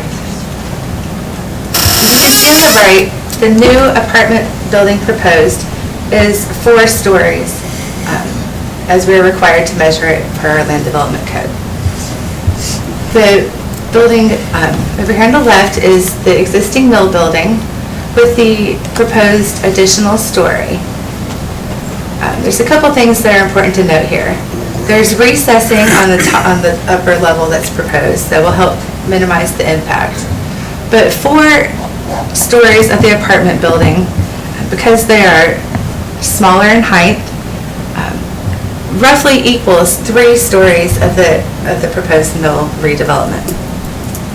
So the bottom line is that we followed the ordinance. We measured the building height from the average grade at Catawba Street. By this definition following the ordinance, the mill building total height is 3 stories. The apartment building total height is 4 stories, so they are seeking 1 additional story. But the bottom line is that the project buildings are similar in height. So you will not have one building towering over the other. The scale is similar and compatible. Okay. So after that discussion, taking into the definition, the topography, the proposed appearance, the planning board was comfortable with the building height as proposed and the relief that the applicants are seeking. There's a couple other items that the planning board really dove into and requested additional information from the applicants, which they will be providing today. One of those was detailed justification, or the details on how the amount for the payment for the fee in lieu of improvements was calculated, and they will be speaking to that. The planning board really wanted to see an improved connection from the apartment building to Catawba Street, and the applicant has some thoughts on that as well. But to answer your question specifically, the planning board did not support relief in parking. So they voted to recommend approval, but they did not support the relief in parking. So the vote was 6-1, as one member did have to recuse themselves, to recommend approval with conditions as modified, with the understanding that the applicant will be speaking more to some of those items that they had concerns about. And they also voted 6-1 to make the required findings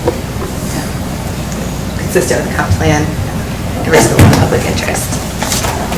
So, in summary, the request is to establish downtown district, conditional district, to allow mixed-use development with conditions of approval.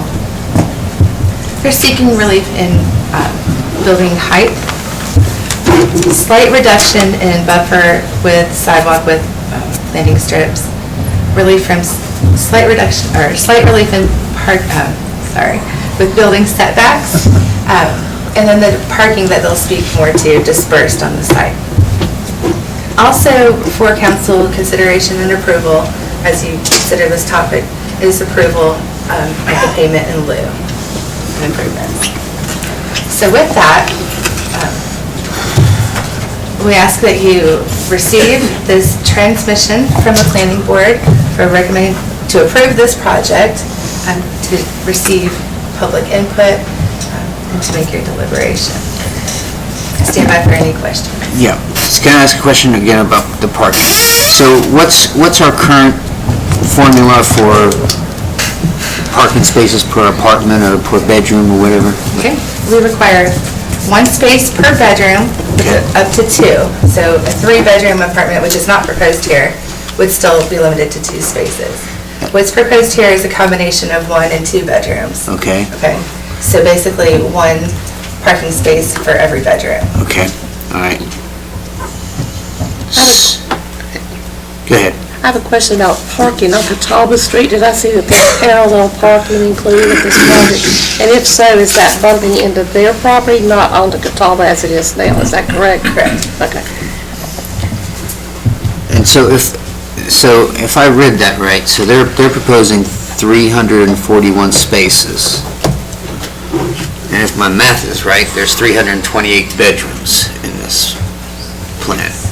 So that's, well, do you then have to take additional account of spaces for the retail that that's going to be there?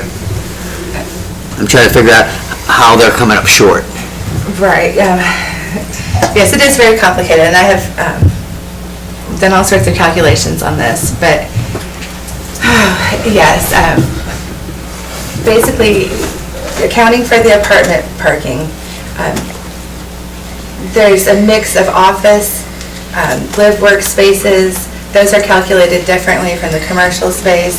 So in coming up with these figures, the applicants have used basically 4 spaces per 1,000 feet of commercial space.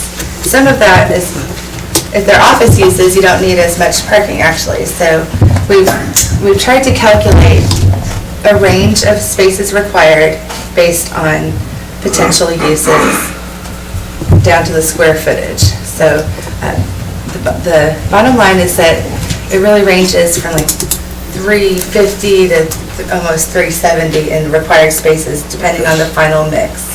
Okay. As proposed right now, the applicants are short 5% on the site plan right now. But doing the different calculations, they're seeking relief up to 10% because the final mix could vary. Okay, that's their way of making sure they account. But we're only talking 15 to 30 spaces total of a reduction that they are seeking. In your calculations, I mean, you're 1 space per bedroom with the 2 bedrooms. I mean, you're taking into account that one apartment may have 2 occupants that drive, which could really skew the figures, and I'm assuming most of these people will be, I think you're, with 2 1 and 2 bedrooms, you're targeting retirees and young professionals, so I mean, it's somewhat safe to assume the retirees will be a couple, and maybe the young professionals might be married, might both have cars. So, I mean, what does that do to the calculations? I mean, we could end up drastically short on parking. Right, it is hard to predict, okay? But we also have a lot of single woman households or single households. I want to point out the proximity to the future rail trail and trolley line that will definitely help move people. For example, if there's Mama Abby student or somebody wants to have our professor, there's options there. And the applicant will also be showing the proximity to the public parking, and which we do have. So right now we feel like there's a variety of spaces dispersed throughout the property, and it comes very close to meeting. All right, regarding building heights, I mean, we began at 3 stories.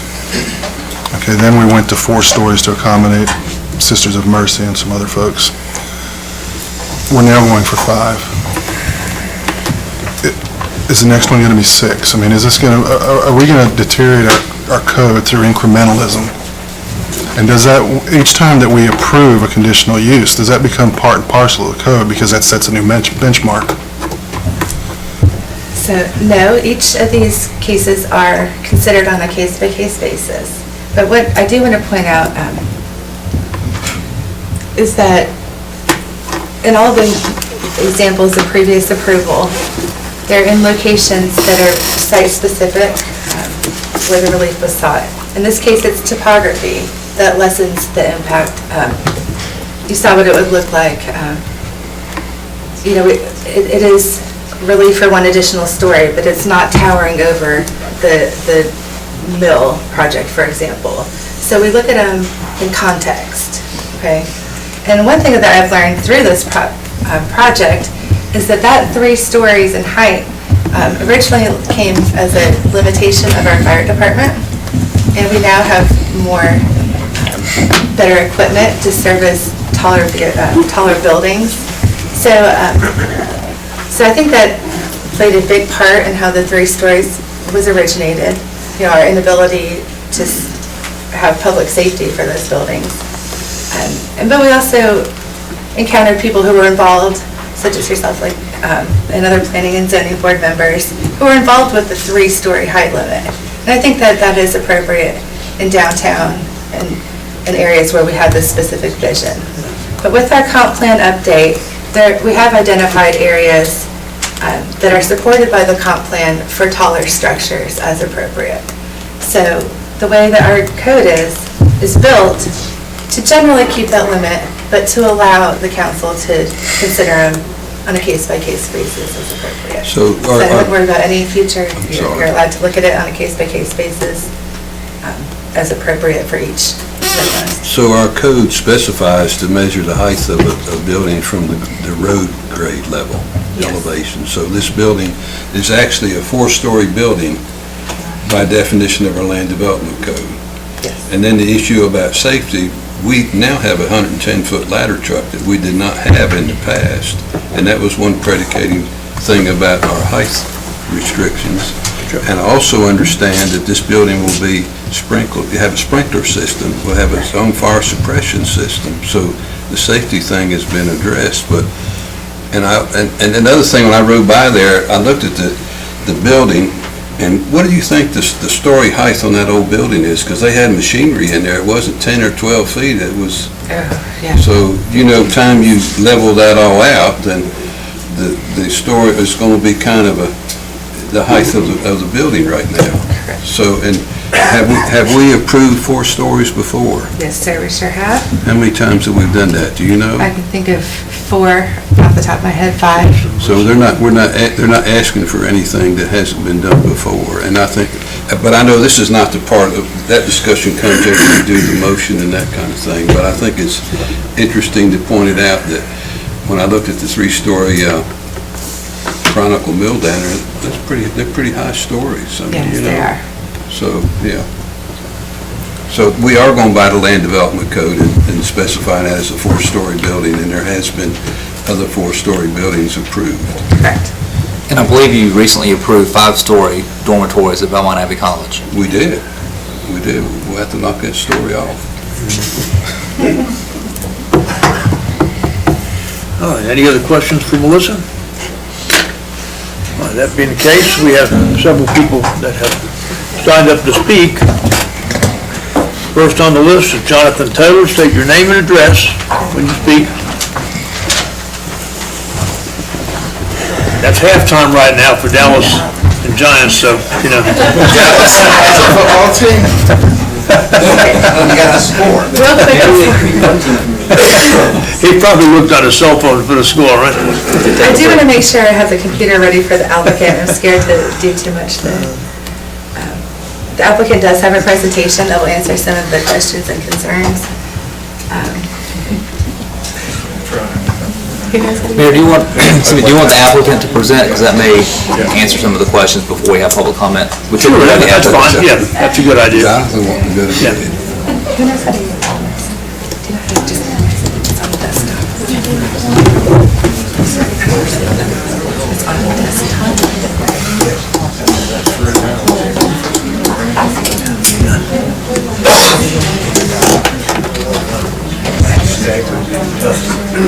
Thank you.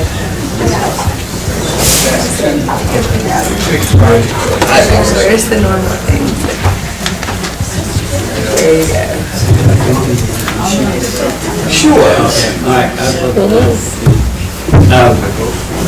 Thank you all for hearing our proposal for the Chronicle Mill. I wanted to introduce all our partners, but the number one partner is my wife, Jennifer.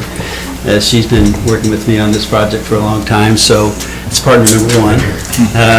we had an opportunity to work with Mata Hoffler, it's been 16 months now, and Chris Odell and Amy Adams, Chris behind me, and he's going to do the presentation about Armada and then do a lot of the details.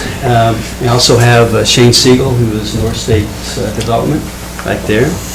So we have a lot of other partners that are working with us, BB&M, the architects company, civil engineers, and then a large group of people that have come together to try to make this work, and it's been challenging. So I think we've got a plan that works. It's going to be a nice addition to downtown, to the community, live, work, play. So I'm excited about proposing it to you guys. I don't know, I think this is the 4th time I've been in front of you in the last 8 years. So hopefully we get this thing through. So appreciate your attention. Thank you. Chris? Thank you.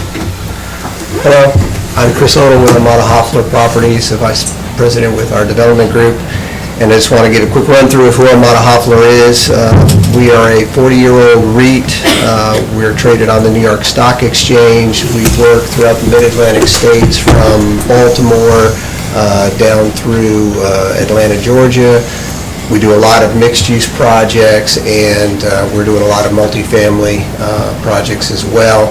So this type of project is right in our wheelhouse, and the opportunity to work in a market like Belmont, where it's an emerging market and has the uniqueness of the history of the mill and the character that building brings, really spoke to us when we first came and looked at the project. It was like, okay, this is not your every run-of-the-day mill project, and this is something that could really be unique and be a real signature project for us. So we were real excited to start digging into the project and looking at it. But we have an integrated company. We are not just a development company. We also do our own asset management, so we manage the buildings after we build them. And we have our own construction company, so we control the construction process and the risk associated with the construction process as well. So we're kind of a one-stop shop. When we do our projects, it's all in-house. The project, as we've talked about, has a lot of unique context to it. I'm going to let Robbie Wiest with BBM, our architects, come up and talk a little bit about it. But one of the things that's taken us the 16 months that John's talking about to get to this point is that every time we would dig in a little bit deeper on one of the components of the project, it was like a Rubik's Cube, right? You turn one square and the red one came up when you really wanted a green one. And so between the power lines that we thought would be easy to move and found out that Dominion wouldn't move them, and if they did, it would take about 2 years to move. Some of the other complexities of the project has really made this a real challenging project. I've been doing this for over 30 years, and there's no easy projects anymore, but this one's definitely been on the top of my list of challenging projects. But the project has such inherent beauty in it that I just really looking forward to seeing this thing come to life again and really be a real connection and a bookend to Main Street. We do a lot of mixed use, as I said, and we're doing a lot of mixed-use projects in secondary markets. We're doing a project up in Roswell, Georgia, which is a suburb of Atlanta. We're doing stuff down in Charleston, and one of the things that we really focus on is how does the project fit within the market, and how does the market and the project go together. And I think knowing how you folks are trying to create a new Main Street environment and connectivity between Main Street and this transition zone, we feel like this project will kind of become a bookend to kind of now try to allow the two ends to kind of start working together and come together. I walked the distance myself from this site to Main Street's 4 minutes. So, this is going to be a great opportunity for someone who doesn't want to pay the high prices of downtown Charlotte, but is close enough to live here and work in the Charlotte community or work in Gaston County, and have the opportunity to live here and walk out onto the sidewalk and in 4 minutes be down on Main Street having a cup of coffee or having lunch or doing shopping, banking, whatever they need to do. And that's what the next generation of workforce is really looking for. We do a lot of these urban type projects, and as John said, the live, work, play opportunity is what's driving multifamily. And So the opportunity to create something like that for Belmont and show that this market can support that kind of a product and create an opportunity for the folks that want that kind of living environment is going to be, something that's really going to be a boon for the location and the market. So I'll let Robbie kind of speak a little bit about the argument. Everybody's going to have to bear with me. I'm on the tail end of cold, not contagious anymore, so don't worry about that. But I'm on the tail end of cold, so I'm not exactly 100% here today. Sound a little rough. My name's Robbie Weiss, and I'm with BB&M. I'm the project manager on this project. Just to tell you a little bit about our firm, we've been around 15 years, and we're based out of Charlotte, about 55 people.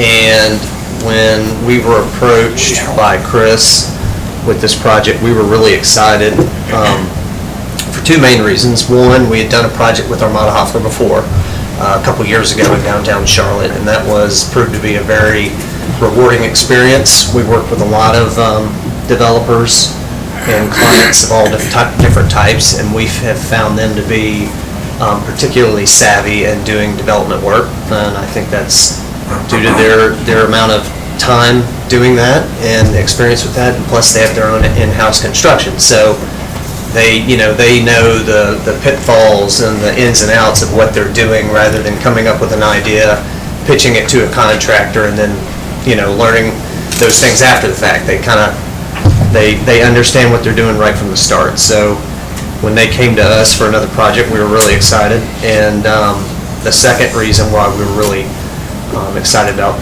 being a part of this is an adaptive reuse project, and we are slowly building our portfolio as an architecture firm to have more adaptive reuse. We're very passionate about it. The southeast, especially Charlotte, and a lot of the areas around here, as we heard about earlier, we tore down a lot of our history, which is really unfortunate. We can't get it back. And this is a really fabulous opportunity to preserve a really key piece of history right down the road with the Chronicle Mill. So when we started this project, we had two main goals that had to complement each other. One, we needed to make sure that the yield of the site was dense enough to make it, financially work for our client. And then the other half of that goal that had to complement it was we wanted to preserve the history. We didn't want to, as well as working with John and Jennifer, we didn't want to come in and just bulldoze this site. We wanted to preserve the story that's there. And so we think we've hit it on the head and nailed it with both those two goals. And Melissa went through a lot of the details earlier about how big the project is and its components and stuff, so I don't want to spend too much time diving through that. What I wanted to talk to a fair amount is the feedback we received at the Planning and Zoning meeting and what we're doing to meet those thoughts and concerns, and then also just talk real quickly to the areas of relief we're asking for. So I think one of the biggest ones, I'm sure, is parking. And with regards to parking, what Melissa was alluding to earlier is we are in the middle of design development on this project, so we're a little over halfway through, I would say. And the plan that we presented before, not this plan, this is a newer plan, we were short, but we're still sharpening in our pencils, and as we move through design, we're finding ways to gain parking. We have situations where we lose more parking. It's this constant back and forth as the project fleshes itself out of trying to meet the parking goals. And one thing I wanted to point out right off the bat is you can see, can't really find my cursor, right on the left side of the creek, the west side of the creek, that parking field right there that looks kind of like a rounded off triangle, it's kind of funny looking, was not there on the original plan. So this is a perfect example of how the developer, our client, we are now upgrading probably going to have to upgrade the culvert, the existing culvert there, which is timber. We're going to redo it in concrete, make it done right, cross over that, and then park on that little weird section of land over there. I think we gain, I don't know, I think it's like 30 spaces over there, something like that. So that's a great example of, we're hearing what you're saying, your concerns about parking, totally get that. and we are actively trying to hit the parking total. So that's kind of my thoughts on the parking. On the height, as Melissa said, this project, per zoning, we are 4 stories. Per building code, we are 5 stories on the new building, 4 on the existing building. But we are, the couple of considerations that I think are very important are, one, we are in a hole. Can't think of a better way of putting it than that. When you drive by the site right now and you're up on Catawba in front of the mill, the base of the mill is about 14 feet down. I mean, it is deep in a hole. And I think the main spirit of the zoning ordinance when it comes to height is it's really just about being respectful to your neighbors. You know, nobody wants to have a developer come in and put this massive building that just casts shade on, some single-family residences there. So, I mean, that's the main spirit, I think, of it. And the unique thing about the way we've programmed the site is all the existing, our western border right now is the creek, the stream buffer, and the future location of the thread trail. So there's no real small residential uses right on that side that would be impacted by our height there. And then the rear of the property is obviously the active railroad, and I don't think our height would, I don't think Norfolk Southern really has a problem with the height of the building. So really the main side of the property that we need to be sensitive to is the eastern side along Back, Short, and First Street, where we have all these small single-family residential homes. They look like mill homes that I'm familiar with. And because just by nature of the way we decide to lay out the site, we are not right up on that property line. We are roughly about, I can't scale it real quick off the top of my head, I'd say we're probably 150 feet, something in that realm, from their edge with the new 5-story building. So we're not, I think it's important to understand that we're not going to have this big looming structure right up on somebody's yard. It's just not the case. And then that is also one of the reasons why we're asking for relief on the buffers, is we're trying desperately to make the site financially successful by adding density, but we also want to hit your parking counts. And so the more we pull in the buffers, the larger the buffers are, the less room we have to park. And since, we're boarding the railroad, the stream buffer, and we're pulled really far back from the single-family homes, we don't see a 10-foot buffer really moving the dial compared to a 5-foot buffer. We think it's more important that we maximize parking. So that's why the relief on the buffers. Trying to think anything else, some more concerns that were had.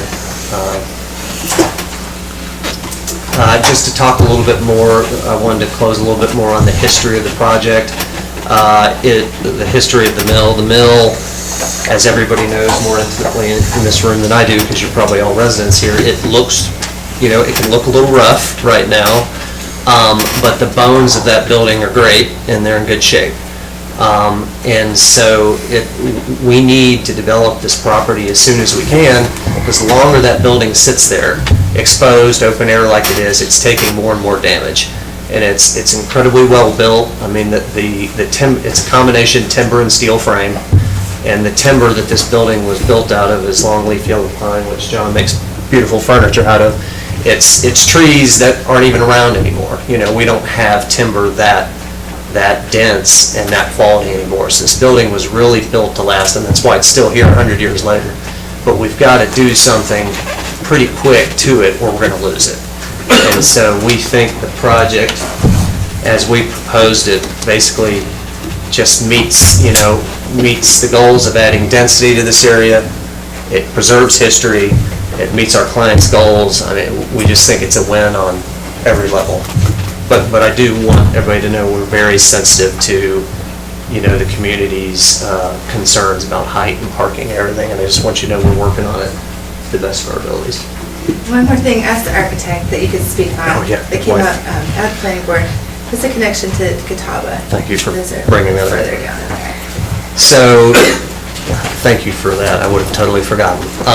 One of the conditions was that we needed to provide, because the building is in a hole, we need a lot of interaction with the street, and so in the pedestrian traffic. And so this again, I can't see my cursor over here, but on the right, this is the corner of the new 5-story building on Catawba. You can see we have added a pedestrian bridge, which mimics the same pedestrian bridge we have going to the existing project, and that's to provide, you know, the occupants of the building or visitors or whoever direct on-grade access over into the building.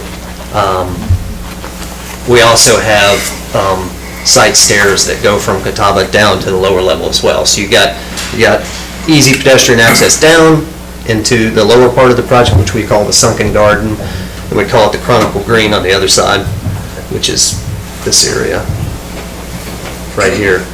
So we're trying to really make this project transparent and interact with the street. So that was one of the comments from the previous zoning, which we have addressed. And just for added note, we have worked with George and Craig with the fire department on making sure this project's safe and meets their goals. They had some very specific requirements about fire department access right down off Catawba to the creek side of the property on the 5 stories. And they also had some very specific asks on where we were going to have fire hydrants, new fire hydrants, fire department connection points, and we were providing all those. So I think we've hit the safety aspect that they were looking for as well. There were concerns at the planning board meeting about the structure supporting a 4th story on the original building. I assume there was a structural engineer involved with this process? Yes, we definitely don't. We have liability like any other professional entity, and we obviously don't want to propose a 4th story and then promptly crush the historic building we're trying to keep. So we've done 2 things to check that. One, we have hired a laser scanning firm to come in, and they basically laser scan the entire project. So we have a 3-dimensional model of the entire project that we are using to then build our BIM model off of, so that we know exactly where everything is, and we know exactly the existing beam sizes. Like if a beam's sagging 2 inches in the middle, we need to know it, and that model tells us that. So we've done that. That kind of was the basis and starting point for our design process. And then 2, our structural engineer has done a lot of adaptive reuse, and code doesn't let it be ambiguous. Code actually, the building code and structural code makes you prove, without a doubt, by math, that the new loads imposed on the existing structure do not exceed the capacity of that existing structure. And we had to do that. We've already submitted it to Gaston County, met with John Laverly, and he has accepted it, basically our logic, because one of the nuances of what we're trying to do with preserving history is leaving all this gorgeous timber frame exposed. And if you're going to leave wood structure exposed, you have to prove by code that if there's a fire event, that stuff's not going to burn and collapse. And so that's another part of what our structural engineer had to do, was they call them these char calculations, where you prove once the building's caught on fire for a certain amount of time that it still can hold itself up after a certain amount of the wood's burned away, and we've done that as well. So what's the building material on the top floor of the original building? The floor we're adding? The floor we are adding is just going to be type 5 construction, which is regular stick built. Like, 2 by, lack of a better term, What about, 2 by 4s, 2 by 6s. I'm sorry, the facade, the outside, The facade. the building material on the outside? What we're doing is, we don't want to copy. One of the aspects of preserving history is you don't want to modify it and then try to pretend like you didn't do anything. So what we're doing is, we are doing a very simple, with a lot of these old mill structures, they're very elegant because they're simple, they're not fussy, you're not throwing a bunch of stuff at the building. So we're trying to make the upper story very background noise, for lack of a better term. So it's just, right now, we're kind of bouncing between metal panel, various types of lap siding. We haven't fully nailed it down yet because we're still going through the budget process with our owner, but it will be more background to the brick base below. It's not supposed to mimic it. What about the percentage on the new building? The new building, same kind of concept for the new building. It is supposed to be more, let me see if I can find a good image here.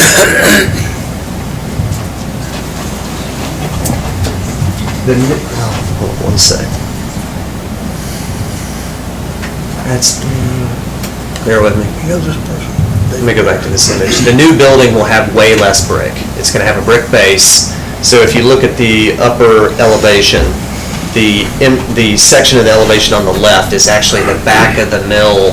It's not a part of the new building, but the new building will look like that, where we're going to have a brick base, so it still kind of talks to the original building, but then we're going for a much simpler, cost-effective facade above. Because again, we don't want it to look like we took the mill building and duplicated it and stuck it next to it. We want to add all this density, but not exactly try to mimic. We don't want to compete with the existing mill. We want it to kind of be the star, I guess. Okay. Thank you. Let me ask you. Questions? Yeah, something that caught my ear. You're still working on this project and your design, you haven't got the final product yet. Yeah. I think Melissa said that we were looking at renderings and what it could look like.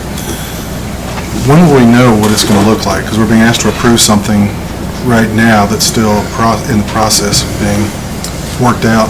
Well, the challenge with any project is as you move through design and you really nail down the design, you also are fleshing out the budget. And the good thing, at least the way BB&M attacks, like say we get a little bit further down the project and we have budget concerns and we got to cut a little bit of money out of it. What we do is we don't change the overall character of the building. So for example, that elevation on the left, where we have brick on the bottom and then we have 2 stories of different material and different material on top, we wouldn't all of a sudden just remove that brick base. More than likely what we would do is we would be much more subtle in the ways we cut dollars out, things that you wouldn't see or things that wouldn't impact these negotiations we've already had. So you can, look at the interior finish package, you can look at, there's lots of the lighting fixture package on the inside of the building. There's lots of ways of, if we have to end up cutting cost to meet the budget without impacting what you're seeing right there. So we're pretty confident. They might poke me or text me and tell me to shut up, but I think we're pretty confident that the project will look very, very close to this. That if we end up trimming some fat in areas, it will not be in areas you'll notice. So the stuff like the sign where it comes out and says Chronicle Mill, Yeah. and I don't know if you have a deal with Cheerwine or not, Right. but Oh, no. assuming you don't, is there an intent to have a mural there? Is there an intent to have this Chronicle Mill Yeah. sign come out? And if it's not in the conditional use proposal, can we add that the sign be there and that a mural be added, maybe designed by our Main Street Design Committee or something like? Is that things we can do, or are they already in there? I didn't see them in there. So The old rendering, these are new renderings that we've updated. The old rendering had it on the corner.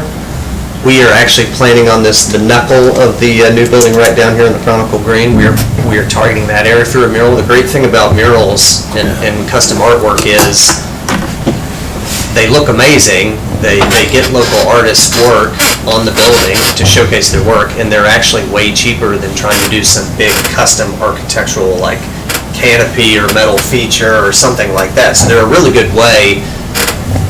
I don't want you to think I'm dancing around. We're proposing custom artwork on the building. And in fact, on the tabletop parking, if you look at our responses to some of the zoning comments, one of the ways we're thinking about screening the tabletop parking is to have it be a canvas for murals, local artists, stuff like that.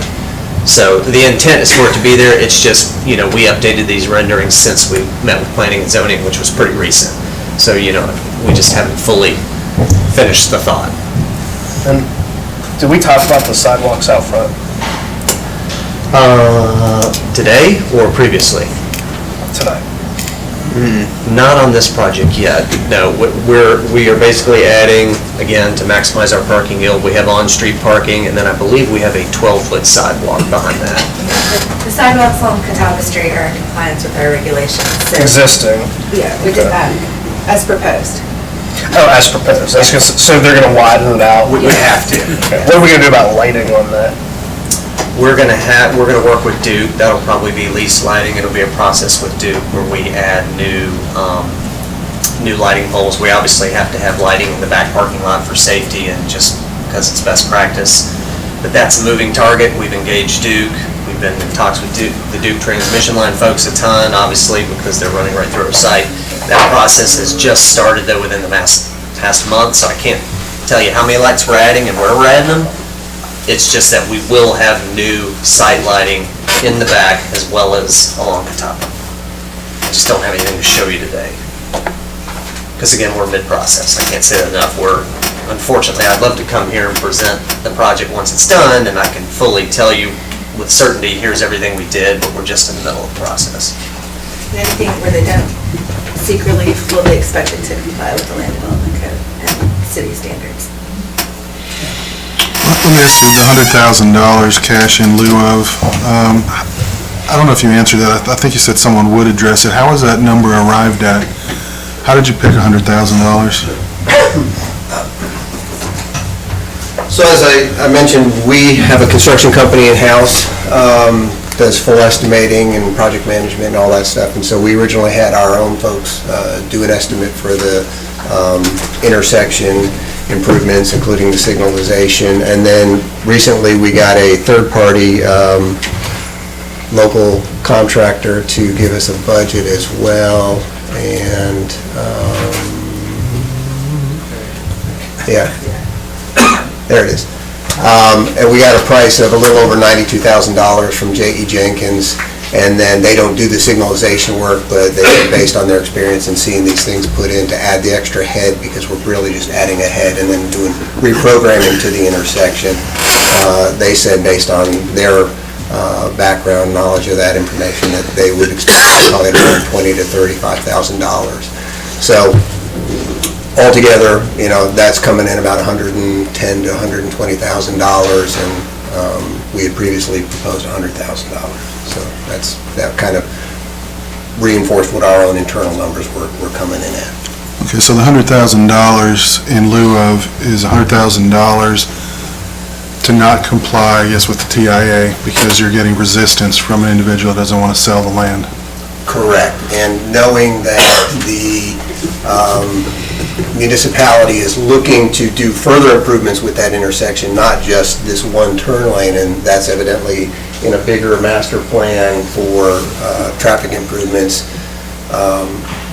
We're recommending to provide a fee in lieu that you can compile with your funds to do additional improvements and rework the intersection all at one time, rather than piecemealing it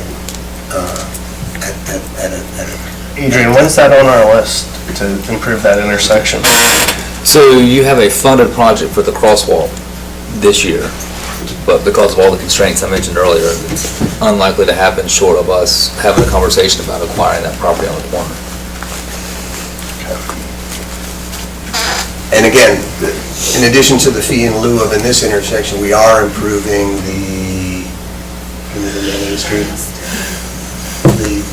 we are doing an improvement on the other intersection where we're adding to the head there and doing the right turn lane and the restriping. So that lane, because there was no restrictions on the access of land or whatever, we're going ahead and doing those improvements as part of our requirements. So when you guys are going to sell the property eventually, is that part of the REIT? As a REIT, typically we hold. That's our strategy, is to build and hold for our shareholders.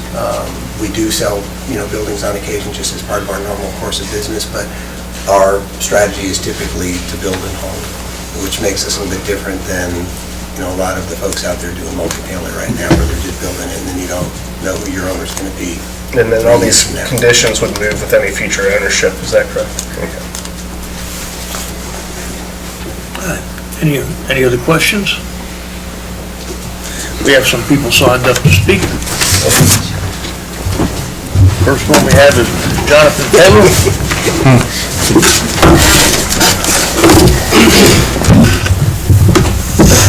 Thank you. I'm Jonathan Taylor. I live at 25 North Main Street, and I'm both living in an apartment downtown and I'm a landlord downtown, and I'm here to speak in favor of the Chronicle Mill tonight.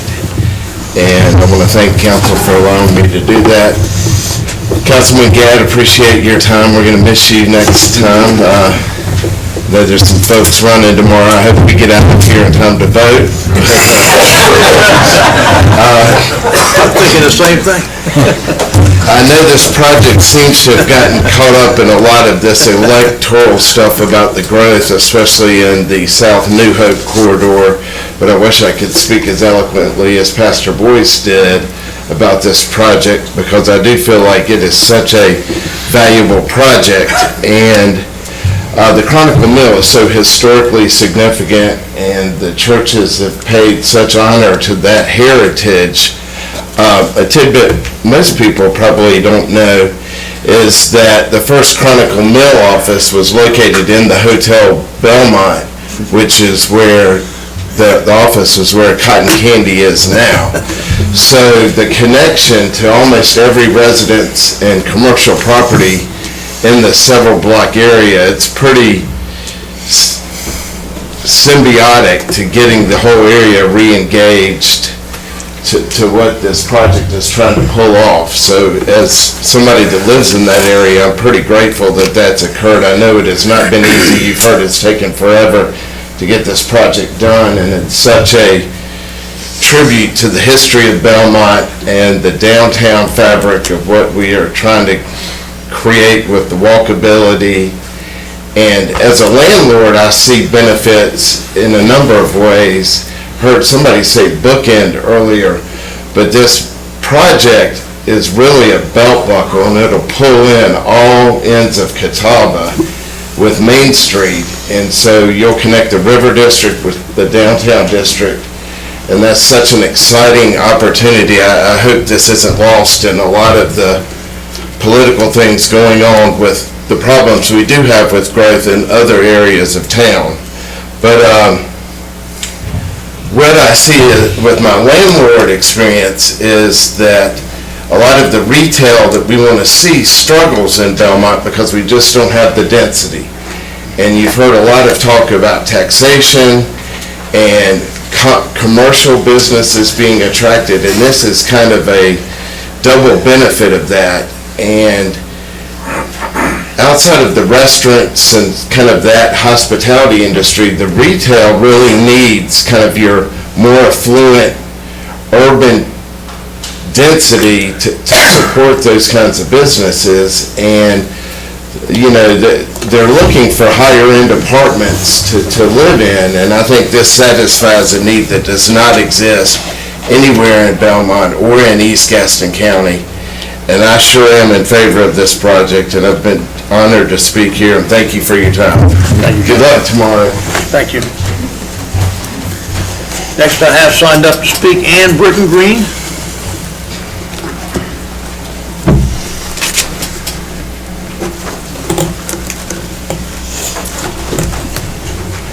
Good evening. I hope I'm not the grumbling voice that Richard Boyce alluded to earlier, because I think I was the one person that stood up at P&Z meeting not in favor of this project, and it wasn't because I'm not in favor of the Chronicle Mill. As I told them there, I actually am thrilled that they would redevelop that and preserve the old mill. My two concerns were the highlighting the stories, the extra story relief that was being asked for, and the parking. And I really appreciated, after the meeting, talking to Mr. Weiss in particular about the whole parking situation, in which he told me, he said, I promise we will work on that. We just didn't have time to do that ahead of time. And what do you know? They came up with 30 more parking places by redoing the culvert and finding some space. And I think that really points to where my concerns are, is because I've served on those committees trying to write the land use codes. I know you were on them and leading all those workshops. Richard was mayor back then. So for, you know, a long time I've served on those. And to me, that's part of what it is you don't show up to a football game and ask that the rules be changed. You play by the rules that are there. And that was really where my concern came in, to the extent that if there wasn't this 4-story, would that reduce the number of apartments? Then you wouldn't need quite so much parking. You'd have more room on the site and all of that kind of stuff. I agree that the way the topography is, that 4th level is really not going to make that big of a difference. I don't remember that being a concern about the fire department. I honestly remember in our discussions when we were doing the land use code, it had to do more with preserving downtown, not having people come in and put skyscrapers downtown, and because of the existing buildings being 3 stories, wanting to keep all that consistent.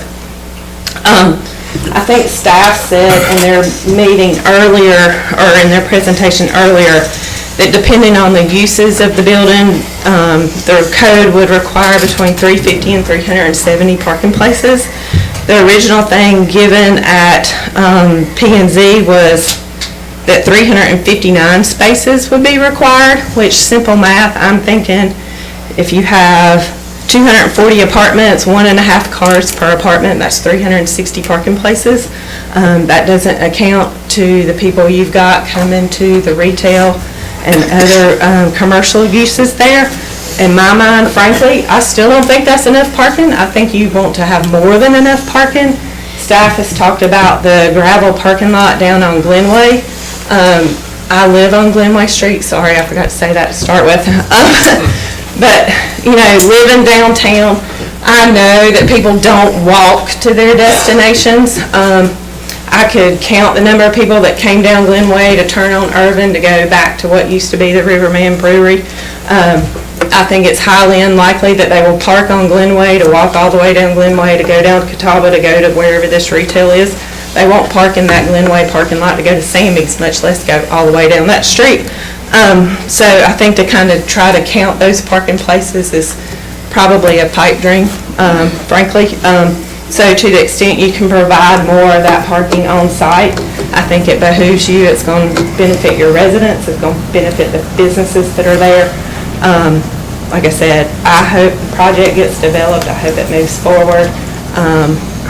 I'm just asking for the considerations of what I think will help make it a better, successful project. Thank you. Thank you. Next I have signed up to speak, David Dorsch.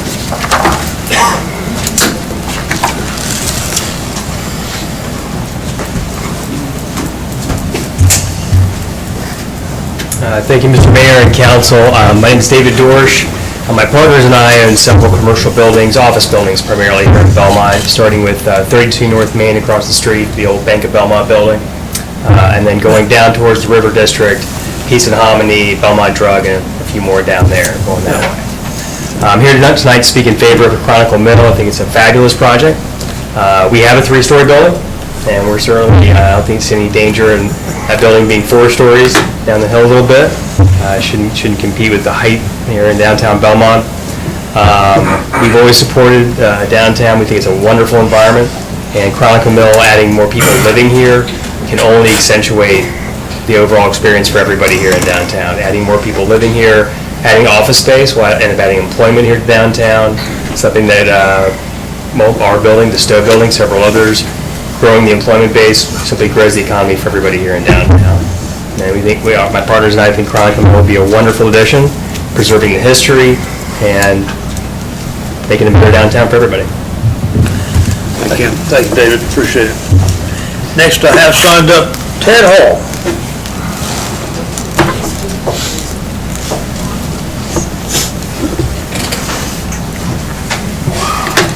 Ted, let us know where you live and everything. No, I'm just Thank you, Mr. Mayor. My name is Ted Hall.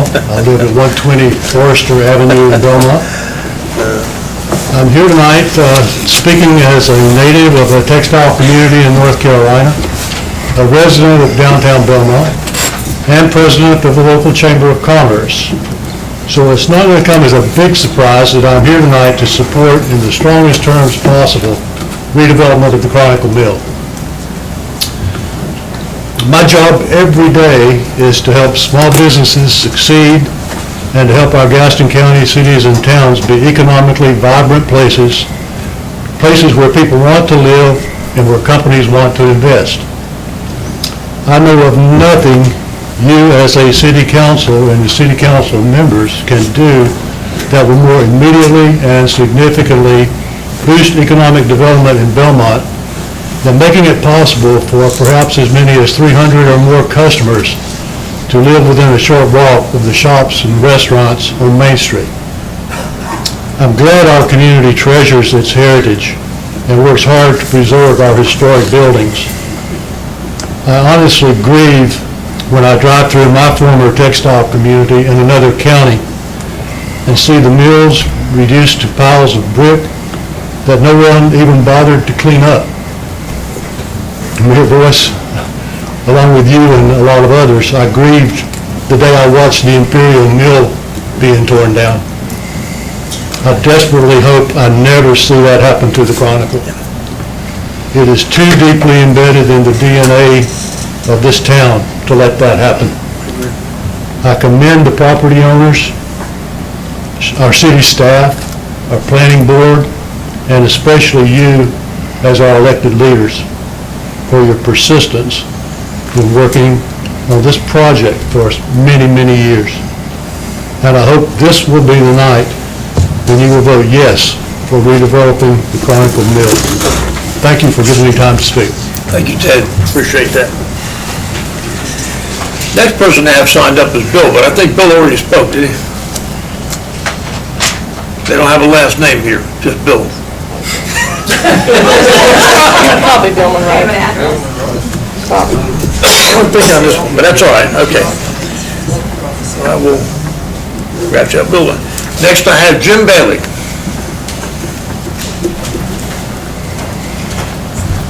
Sorry, Mayor, I don't have a score for you. I tried. Since you're not going to see the game. So true. Jim Bailey, I own a business at 25 South Main Street here in Belmont. I'm here to discuss the Chronicle, and I support it. And here's why. It doesn't matter if you live in a large city or small town, we're faced with the same issues and same things we have to deal with, and that is change. Change is going to happen. Sometimes it's for the best, sometimes it isn't. But change also brings differences of opinions between people. Folks who support it, folks who don't. And that's just why we're here tonight, to speak our mind, to give our piece, and to ask the people that have been elected to represent you to make those decisions after they hear the discussions from the citizens. I grew up in eastern Gaston County, in Mount Holly.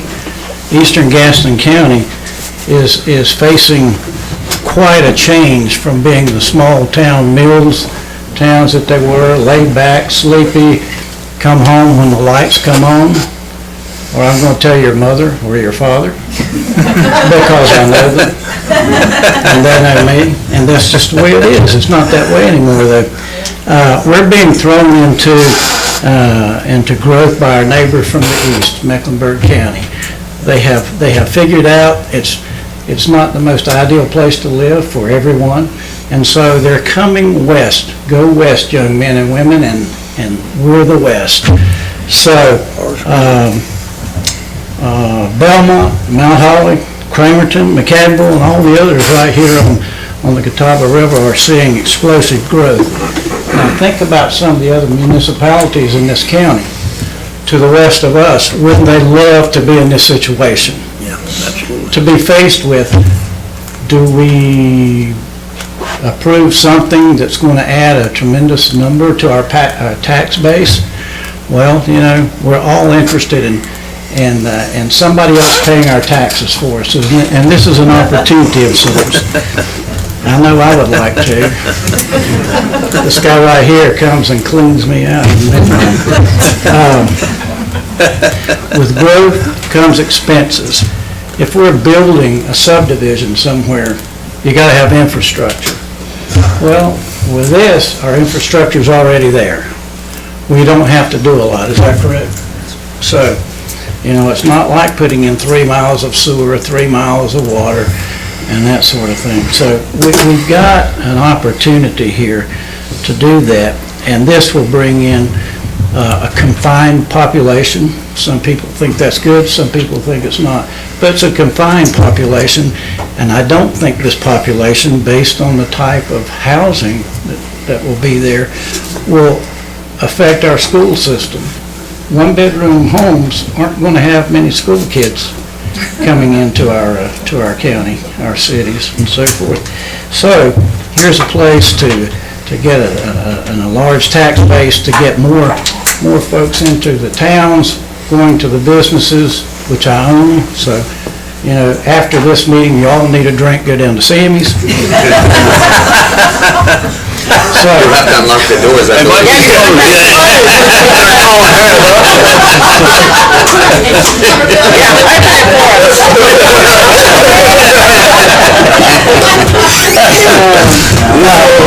Anyway, the Chronicle can help us. It can help us with bringing in young professionals, or maybe retirees. I'm old, but I'm not a retiree. I have to keep working. But those are the people we'd like to have. I mean, my kids don't want to put me in a home yet, and I don't want to go in a home. A place like this would be great, and young professionals would love it as well. So we can plan for housing, and this housing can create income through taxes and so forth. And this project can help us control the influx of the population. And I think it's the kind of population that we would like to have, because it's not going to overly tax us for our infrastructure, for our schools and so forth. So I just urge you to support this. Thank you. Thank you. I'm leaving, I'm checking on the game. I hear you. See you, Jim. Next I have signed up Elaine Lyerly.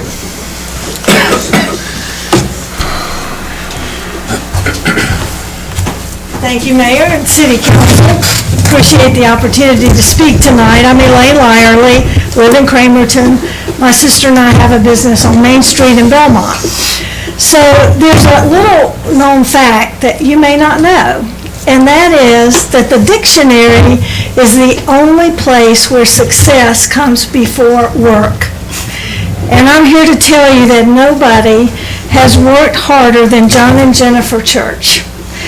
Not only have they demonstrated hard work, but they embody vision, love of community, service to others, generosity, friendship, commitment, and a fierce passion to preserve an important part of Belmont's proud past. They could have taken the easy way, but they chose to take the hard way. They could have taken the economical way and torn down Chronicle Mill.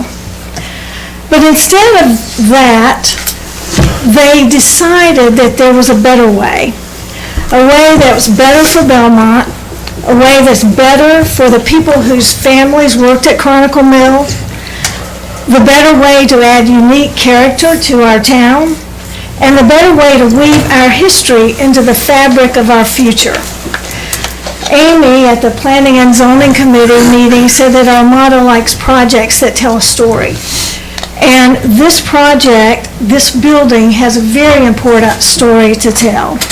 And it's our stories that keep memories alive, and it's our history that really help to define who we are. Do we want this landmark, which is named in honor of William Chronicle, who was an American Revolutionary War hero, who led the South Fork Boys in the Battle of Kings Mountain, which, by the way, was a turning point in America's fight for history and freedom. Do we want this landmark to disappear? I say no. So my request is that we build on John and Jennifer's hard work, and we bring Chronicle Mill back to life to contribute not only to our economic prosperity, but to accentuate the uniqueness of Belmont as really the place to be, so that we can all look back with pride and gratitude to what they have done and what it means to our community now and for future generations. I support this development. Thank you, Elaine. Appreciate it. And last but not least, Angela Street. I really have to call it Elaine. All the speakers have been great. My name's Angela Street. I live at 2422 Emily Drive, and I'm a chairman of the Main Street Design Committee. And one of the things that the Design Committee has taught me, and I've just gone through some other training, is how important it is to keep your historic buildings and your historic structures. It's something that's integral to small towns. It's something large cities, they can't compare with what we have. It's a very important part. And the Main Street program kind of is about making sure your Main Streets stay vital, your communities stay vital, and they stay connected to your heritage. So as a chairman of one of the design committees about structures, I will come out to say, personally, I very much support this plan that John and Jennifer have put forth for the Chronicle Mill. I respect them for all the time and energy they put into trying to save it.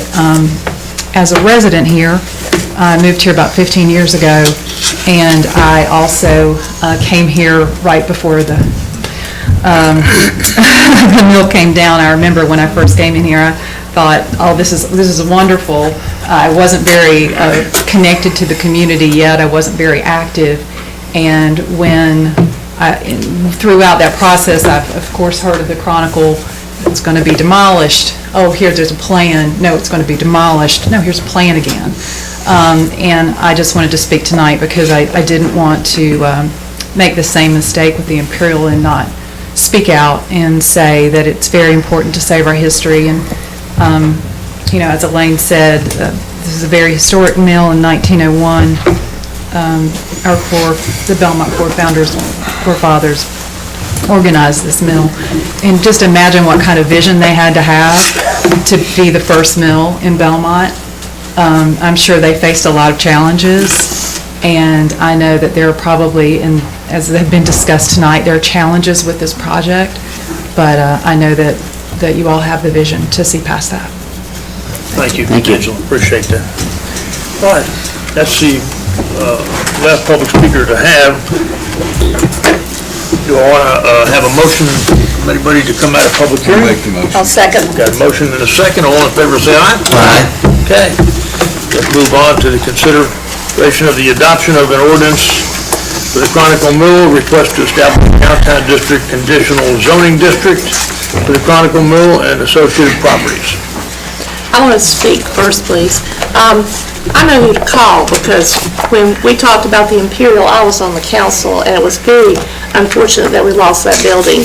So I called Richard Boyce. I said, you need to come speak. I said, so I know who to call. I'm very much in favor of this. My two concerns, I don't know that the dollar amount is appropriate for us to choose. Looking at the estimate there, it looks a bit low, so I'm not sure what we should put as a figure there.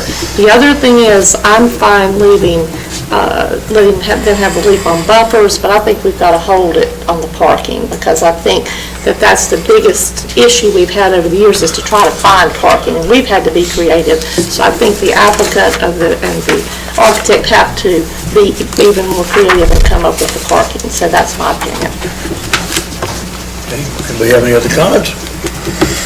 When you look at the history of apartments in Belmont, if you go out to Wilkinson Boulevard south of Aldi's, and I think most people here are familiar with the yellow garden-style apartments when you drive up Wilkinson Boulevard there on your right, and that's not what I would call a project that fits into town.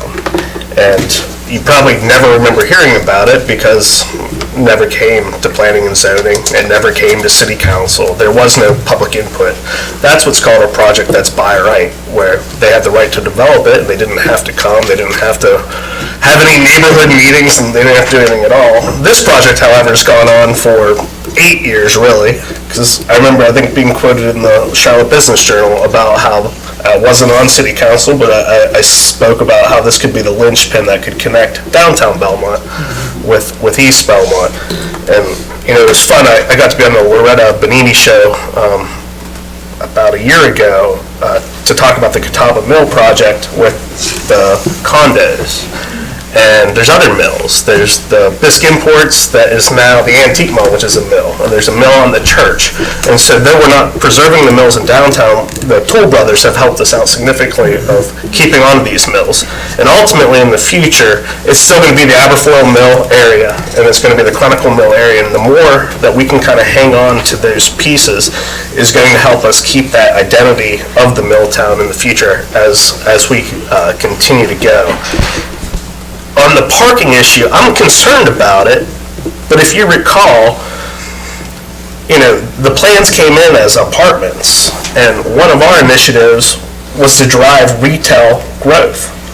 We wanted to have retail as a part of this, and that's what's skewing the parking situation. It's not the apartments, which will cause its own parking issue. I mean, all apartments will, but it's really the retail that council has required as an additional component that we wanted. And I mean, we've continued to provide direction from the staff and city council. I saw an email Richard sent about, we all love this project, we got to find a way to make it work. And so when we lost the historic tax credits, it kind of makes me nervous that eventually we're going to tack on too much that's going to make the project not feasible. And they still have to go and talk to 100 neighbors and get 70 people who live next door to work out this. The amount of just loopholes and things and just holes and everything that you have to drive through, it's a lot. And if we lose this mill, I think Mayor Boyce was right, that's on our watch, and I don't want that to be on my watch at all. Could I ask planning and zoning a question? This is DDCD, right? All right, so conditional district means that we negotiate with the developer and the owner for enhancements, and we have that ability to negotiate. All right, let's say John and them tear it down. It's DD. What can be built there? Any of the uses that are permitted in the downtown district. So can we build apartments there like the Palisades? Apartments are a permitted use. We do have a requirement for street-level commercial. So that part would be required in any buildings adjacent to Catawba, but the remainder of the property could be developed with building types and uses that are allowed in that district. And what are those uses specifically?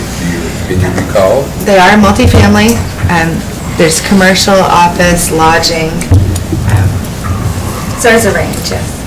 So you actually could tear the building down and still put different kinds of things in there, mixed-use things that would not be maintaining the history of the building, the appearance of the building, and we really can't control the architectural standards of those buildings. Right. Is that correct? Where now we do have a little bit of an input into that type of thing, and we do have a little bit of control over that because it's CD. You are correct. But I agree that the parking needs to be maintained. I agree with that. I agree with Ann Britton about that. We need to be sure we have the parking.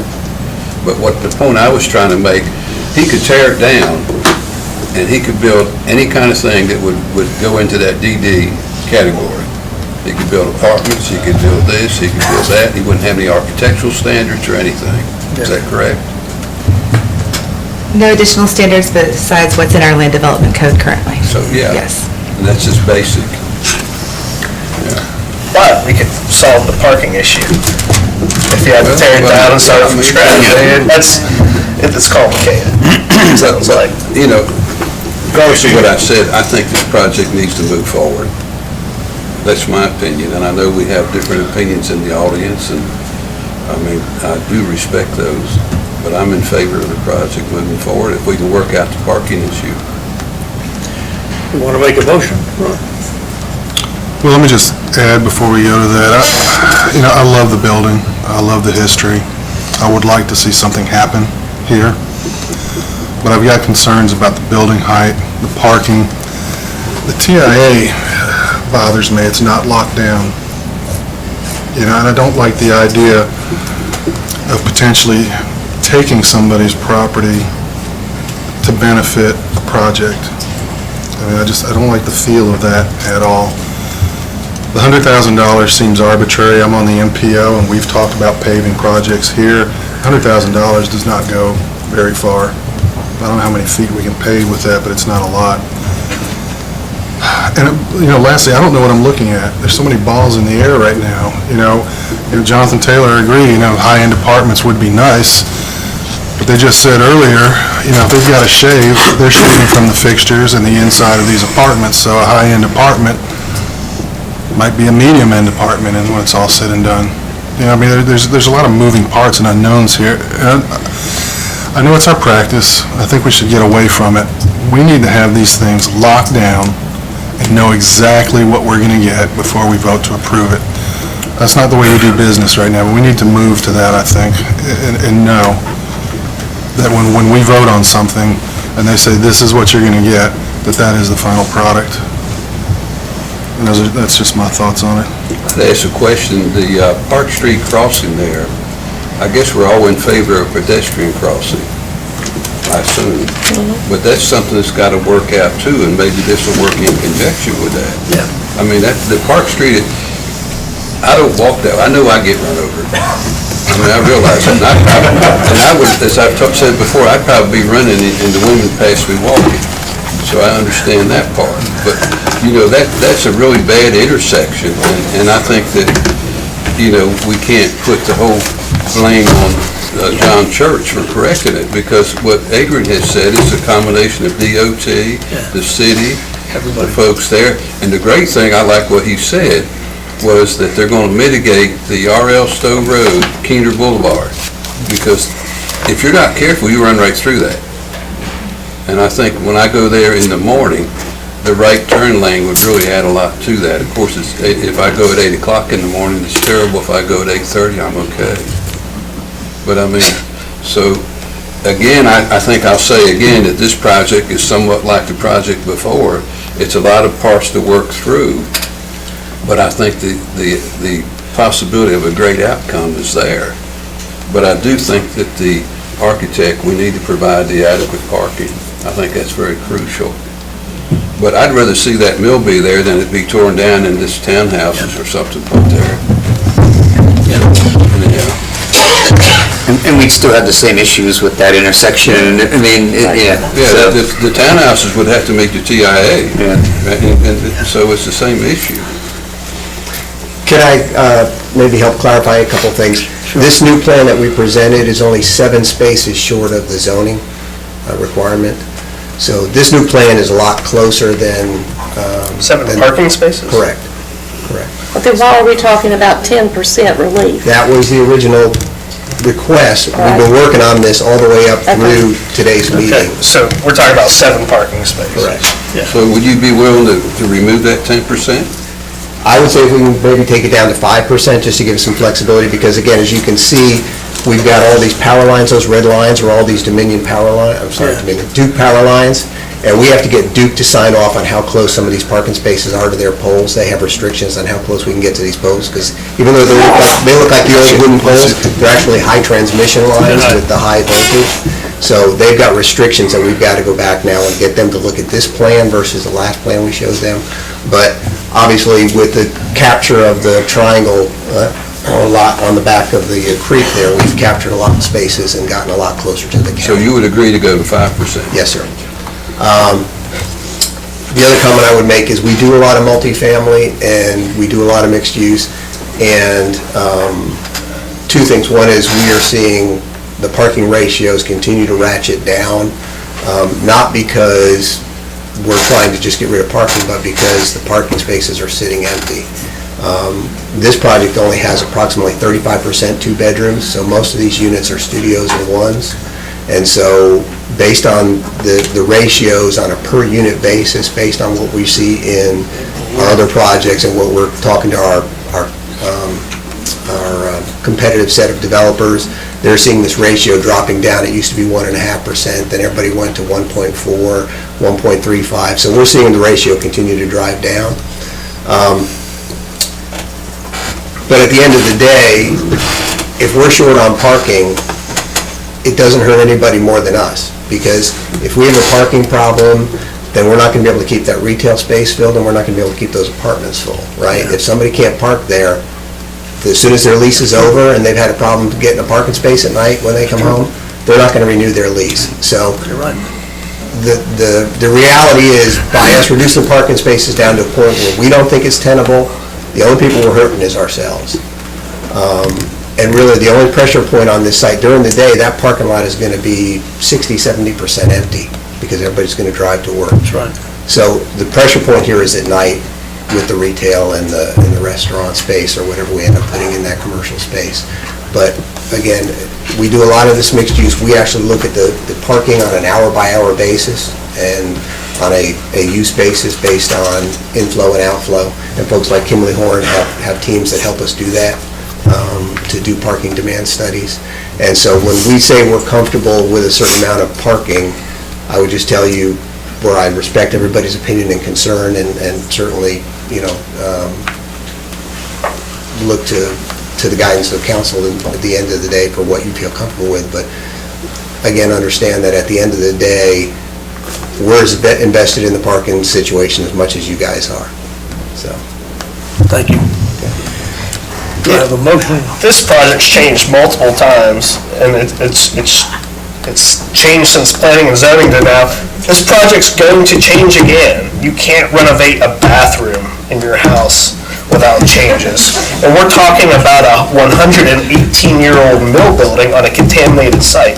So if you don't think there's going to be times where they're coming back looking for more relief, I think we're crazy. I mean, can you build a $200,000 house without changing the walls, the paper, all these, it's just so complicated. So I think what we need to vote on tonight is really, are we comfortable with the fifth story? Are we comfortable with the product mix? Are we comfortable with the people who are trying to build this and invest in? And I mean, we will have opportunities to revisit some part of this. You just can't build I don't know how many millions this is, project without having some sort of change in the future. And I think everybody in here knows that. And I just want to be the one that says it. I just would like to keep him at 5%, because he said he would. He probably would go to zero if we push him hard enough.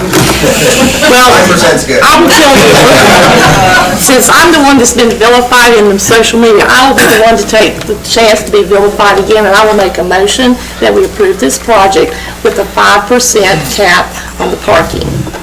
I'll second. Got a motion and a second. All in favor, say aye. Aye. All opposed? Opposed. Do we have to do one of those long statements? Yes, we do. I will gladly do it for you. Thank you. So I make a motion stating that this project is consistent with our land use plan, and that it provides a healthy tax base and mix of uses that will promote a choice in housing, mobility, and recreation. That supports our economy, because it will help foster a vibrant economy and a diversified tax base. It balances residential growth with employment and commerce in the city. And it also is consistent with community character. The project will allow adaptive reuse that will help preserve and protect a historic resource that would otherwise be demolished. And furthermore, this one's a long one, fourth one. The uses allowed within the proposed zoning district and the combination of adaptive reuse as well as infill on green and brownfield sites are consistent with the uses and development patterns identified within the city center core district of the city center small area plan. You're welcome.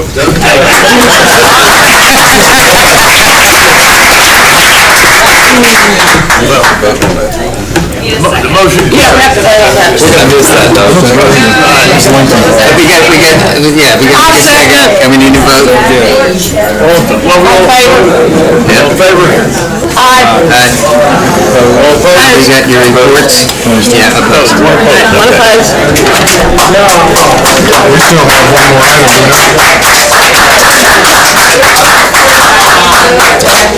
Yep. Water and sewer. Water and sewer. Go to sleep and then vote. All right, next item on the agenda is consider the award contract for water treatment plant renovations. Chuck? And Mayor, so for the water treatment plan, I would request that we defer this until the December meeting. Okay. There's some issues that we want to work through with staff before we make a formal recommendation based on the outcome of the bidding on Thursday. So do we have to make a motion that we defer this till December meeting? Motion and a second, all in favor, say aye. I make a motion we adjourn. No, I can't do that. We gotta have the other part. I'm sorry. All right. You need to go up to the speed, Adrian. Okay. There's your levels low. The next several items are just reports and minutes from various committee meetings. Let's just, So for your information, item 7 is the manager's report. I've got a list of upcoming events and meetings and closings associated with the holidays.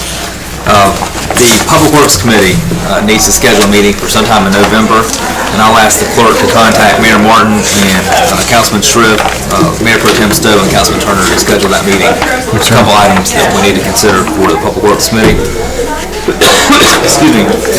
Just a couple follow-up items from previous council meetings. If you recall back in, I believe, July, you approved a commercial property maintenance code. Code Enforcement Officer Chris Ray has held the required hearings for the automated card feeder property at 7212 Wilson Boulevard and the Victorish USA International Building on Casement Street. He found them to be in compliance of the ordinance. He gave them 90 days to either bring them into compliance or to demolish the structures that are not in compliance. That 90-day period ends November 17th. If they're not brought into compliance, then he'll have an ordinance for your consideration December the 2nd to demolish those structures. Okay. So that'll be our first opportunity to use that new ordinance. A couple other items for follow-up. I'm not going to read all these since it's late. I do want to mention that our new Belmont Middle School has really been a test case for the new general statutes regarding who pays for what for traffic impacts for schools. DOT was not going to require a traffic signal at the entrance at the new middle school. They have finally relented and are requiring the traffic signal because they're going to have to pay for it. They were not going to require a right turn lane on southbound South Point Road because DOT would have to pay for it. We fought them pretty hard and they relented and are now going to require, they're going to allow a right turn lane that the school is going to pay for. Good. Not having that deceleration turn lane into the school would have been a nightmare for traffic on South Point Road. DOT is not requiring curb and gutter on that section of South Point Road because there's not curb and gutter currently, and DOT doesn't require curb and gutter. Our ordinance requires curb and gutter, so the school is now saying that if we want curb and gutter, we're going to have to pay for it. Statutes give them that authority to make us do it. The city will have to pay for it. Yes, and I asked for a cost estimate from the school's engineer, and it's roughly $150,000 for the curb and gutter and associated stormwater drainage improvements. That's obviously not in our budget. It's not something that I feel like we're in a position to pay for. They are going to be doing they would be doing ditches, the street trees, and the 8-foot wide sidewalk, but they don't want to do the curb and gutter. So if we want curb, and we don't have to decide this tonight, but if we want curb and gutter, we're going to have to come up with $150,000. Okay, they won't negotiate at all on this topic, is that what? That's something we'll have to meet with them. Okay, yeah, because I think they should. Yes. Water will be their issue. Right. Yeah. Right. So I just bring that to your information as staff. We have had these discussions, but it probably needs to have a city council and school board discussions. Yeah. I am happy to let you know that the police department is officially under contract with CALEA for their accreditation. So that's underway. Good. We did apply for the MPO planning grants for the South Point corridor and Southeastern Gaston County corridor that we talked about last month. You had the ribbon cutting at Linford Park this past weekend. And then the last item, I just want to get your consensus to either proceed or wait. We've been talking about a recreation center for a long time. And Zipsto has drafted a request for qualifications for design services for architectural engineering firms to get started with the design on the rec center. That part of that project is included in this year's budget for design services.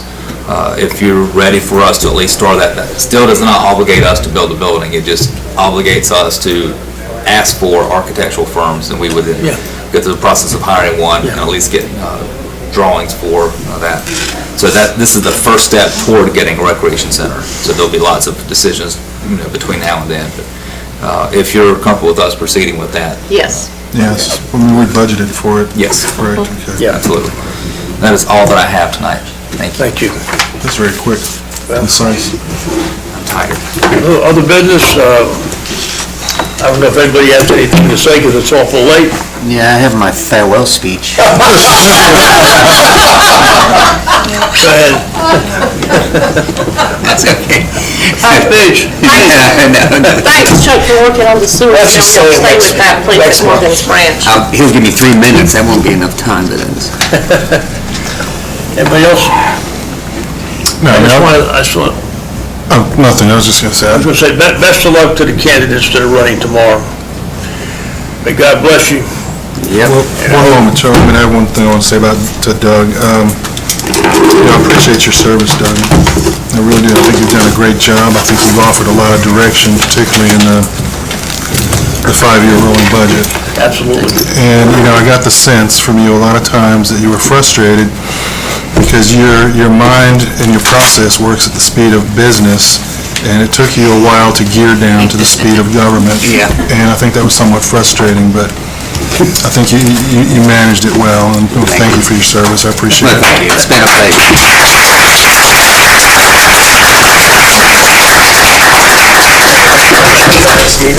We're going to regular match. Motion to adjourn? Okay. We have a motion to adjourn, sir. I'll second. Got a motion to adjourn, got a second, all in favor, say aye. Thank you. Doug, thanks again, man. Oh, my pleasure. You've done a great job. Then good. Yes, thank you so much.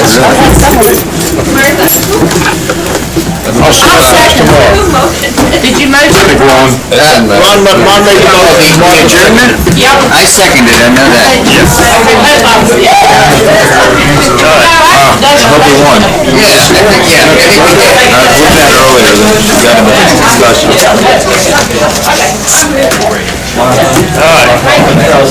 Thanks, Dave. Oh, God.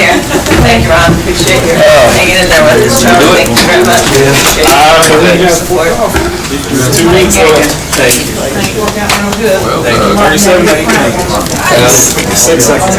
I'll be all right. Well, it went from really close to not being really close.